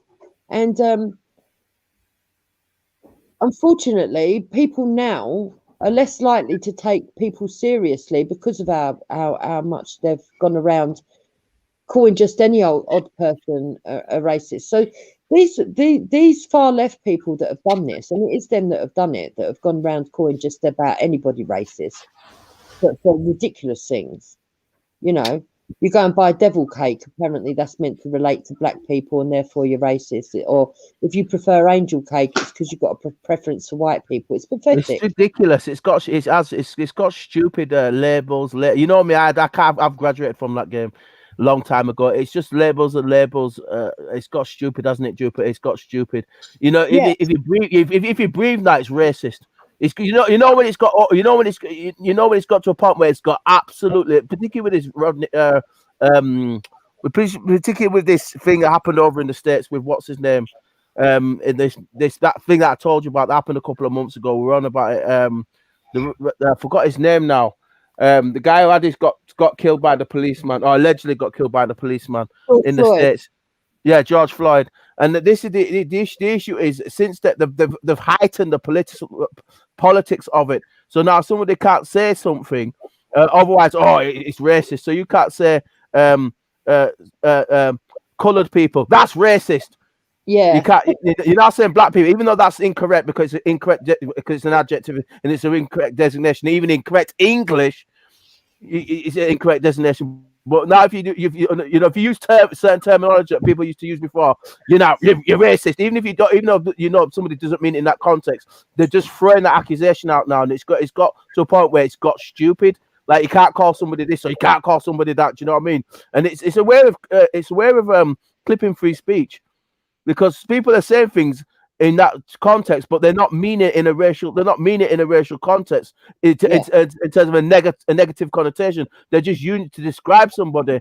But again, people who take it out of context all the time are just throwing that accusation around, so they can't use that term no more. So now they're inventing all these new terms for stuff, and that's what's happening now. They're inventing new terms for stuff, and next, in 5 years' time, whatever terms were invented now, they're now racist. They're now racist. So they just make it up as they go along, but it's just got stupid. It has got really stupid, but the point I was getting to is that, because of what they've done with the word racist, right? And it is come from the left. This is not the right. They blame the right. They blame people like Ralph, who came in and said, "Oh, I want to make it fashionable to be racist." They say it's his fault that it's happened. No, it was happening before then. The hard left used it as ammunition to call people racist, even when they weren't racist, because they knew that it would demean or humiliate someone just to be tarred with that brush. And they've done it so much that now the word racist doesn't mean fuck all. And my problem is this is what I'm concerned about. There are still victims of racism, and there are still victims of child abuse. Okay? Now, you start bandying around the term paedophilia, and you make it so loosely used, which is what Raspec's doing, that people, when you say, "Oh, that bloke over there is a paedophile," no one's going to believe you, even if he is. And this is the problem now. And if the left don't stop doing what they're doing, we are going to end up with victims all over the place that are never taken seriously. Yeah, and I can see the chaos. I agree with her. Yeah, you're right. I agree with her. And that is why I'm so ready to stand. I mean, to be honest, Dale, there are people that really I shouldn't even be saying I don't believe he's a paedophile, because for all I know, offline he could be. He could be. But I can only go by what I judge online. And if I've not seen anything that's weird online, I'm going to say, look, I don't think so. I've not seen him say anything or do anything. Do you know what I mean? That makes me think that. Yeah. Or all the conversations I've engaged in. Now, having said that, we've got someone like Nin Cullis who has actually gone onto a platform, spent over a week trying to convince people that 9-year-olds are adults. Okay.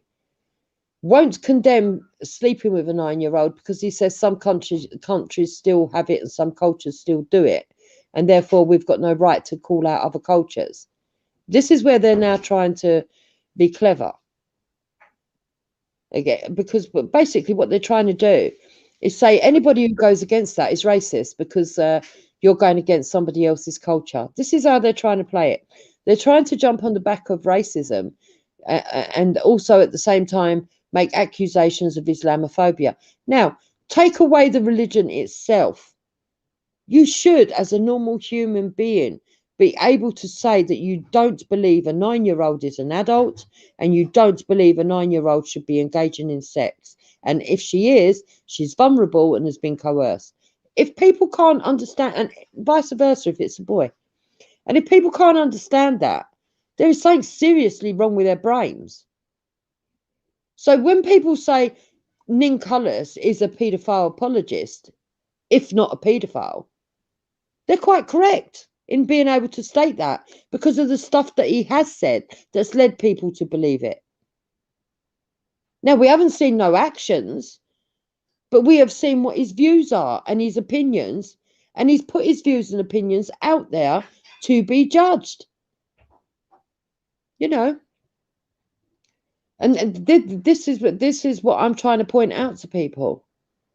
A lot of other people agree anyway, can understand it. Most people have got common sense and understand the actual nuance and complexity of the situation. That's what I said to him the other night. I said to him, you've caused the problem by making them statements. I said, it's you who's caused it, no one else. I think Rodney came on a little bit after that, probably when we was on, and this issue came up. Juvis just spoke on, and I said, "Well, you've got an adult's brain and you've got a 9-year-old's brain. You've got the issues of spiritual, emotional, physical, and mental development are completely different to somebody that's 20, 19, 20, 21, 22 to somebody that's 8 and 9. So how can you consider in terms of the front cortex of the brain and how the brain works and how the centers develop and stuff like that? It's all been proven and stuff. So how can you say that somebody of 9 years old has got the same capacity as somebody that say that's 20, 21, 22? They just don't have that. So Jupiter is absolutely spot on. That it's clear that there's issues that are age appropriate, and that's because of the development of us as a species. So they shouldn't be. Jupiter's point shouldn't have to be taken.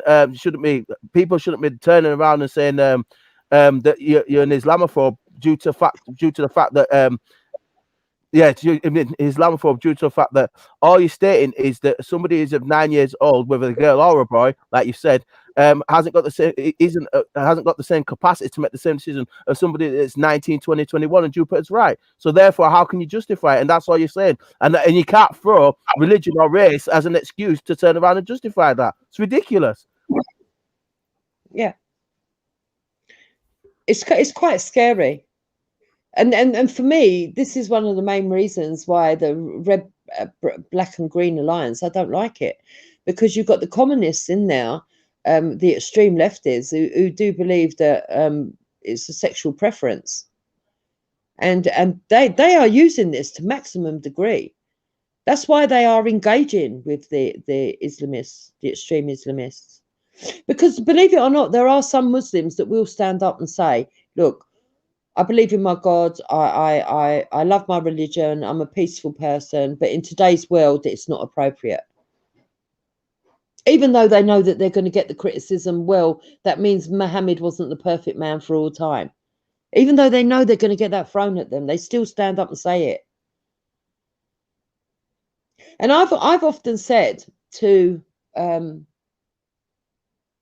Muslims, sensible Muslims in the real world, whenever I get into this kind of conversation, you see, the sad thing is, how did they know that trap wasn't, if they really do believe in their God, how do they know that trap wasn't set there by God to see if they passed the judgment? And that if they aren't willing to stand up and say that, that actually they're not morally right and they won't get into the kingdom of heaven. And most Muslims agree with me when I say that. They say, yeah, it's true. We don't know.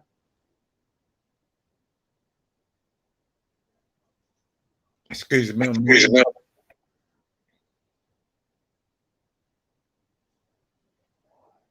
That's better.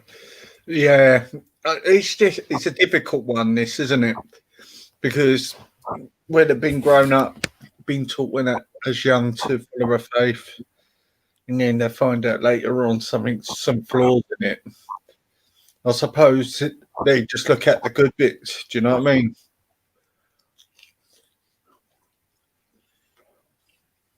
You know, it's sad. All we can deal with is the real world. This is what I keep telling people, and the real damage is being done to these young children. That's the truth of it all. It's damaging. Mm. Very. Mind you, look, that's why I say religion should be allowed. I have got no problem with anyone practicing their own religion as long as they don't try and put their look, for example, and this is another area I get myself in trouble for, and they don't like me saying there is no Sharia law in this country. So Muslims that are living self-imposing Sharia law on themselves, that's up to them, but they don't have to live like that because there's no Sharia law here. Okay, and they don't have to impose those morals onto me either. And that's what I get annoyed with. For example, I can't show my shoulders because I'm a whore.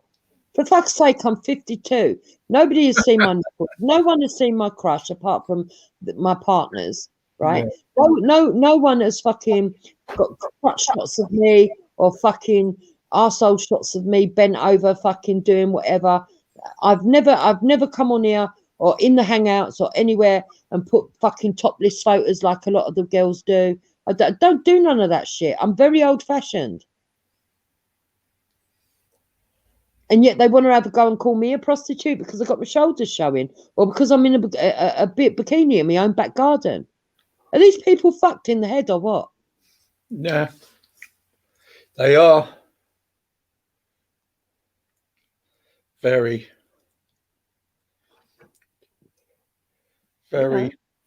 fucked in the head. I mean, they actually called my video a strip tease. I had to, me and Hector did laugh at that one. I said, oh, they don't want to see me do a strip tease. That would fucking just give them a heart attack.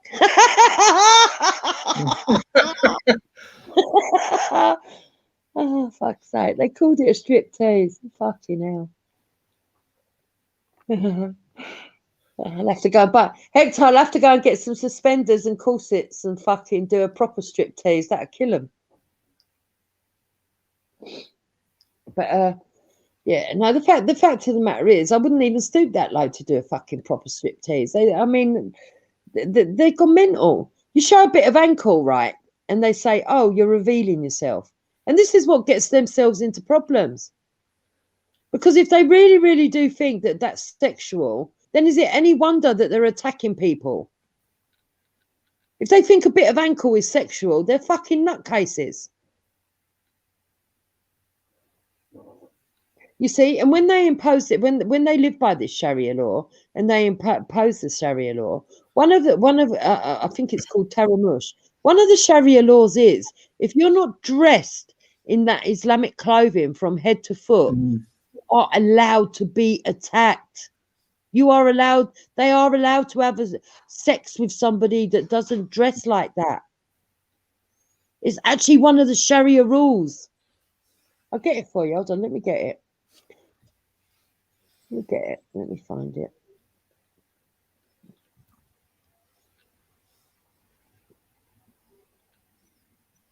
Yeah. Muslim men have sexual rights to any woman or girl not wearing the hijab. See Tara Rush.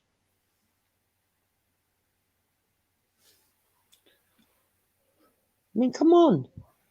Yeah, I know.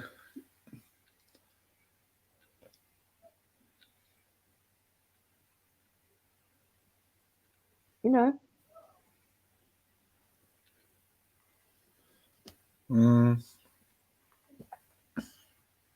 So so that's why on certain things, I mean, Samaya, right? Samaya's got different ideology to me. She is an Islamic woman, but I get on with her. She's respectful. I get into conversations with her. We might not always agree, but she's respectful. I don't have a problem with her. I have the problem with the ones that when you're asking sensible questions and it gets too difficult, they go, shut up, you slag, you whore, you hoe, you this, you that. I mean, look at what they did to Wendy 2 days ago. Yeah, disgusting. We went on to Raspex, and there's a bloke, a Muslim, that was actually in a car with another terrorist, both of them singing along to terrorist songs, shouting out how they were going to take over the country outside Buckingham Palace and barracks, right? And yet he's on there trying to be moral and making up lies about Wendy's husband, saying, oh, yeah, well, I used to live next door to you and I see you and your husband doing things with animals. That is where their mind goes to. That tells you their mindset. And they are not representative of the wider Muslim community. I'm sorry, they're not.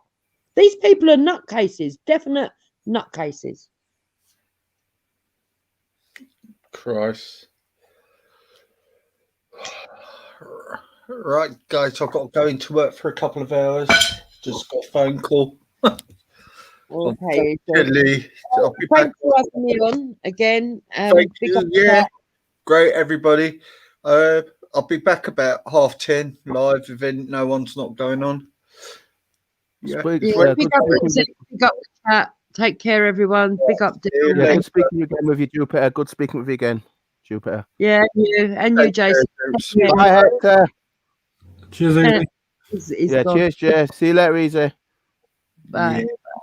See you later, guys. Thank you for your support.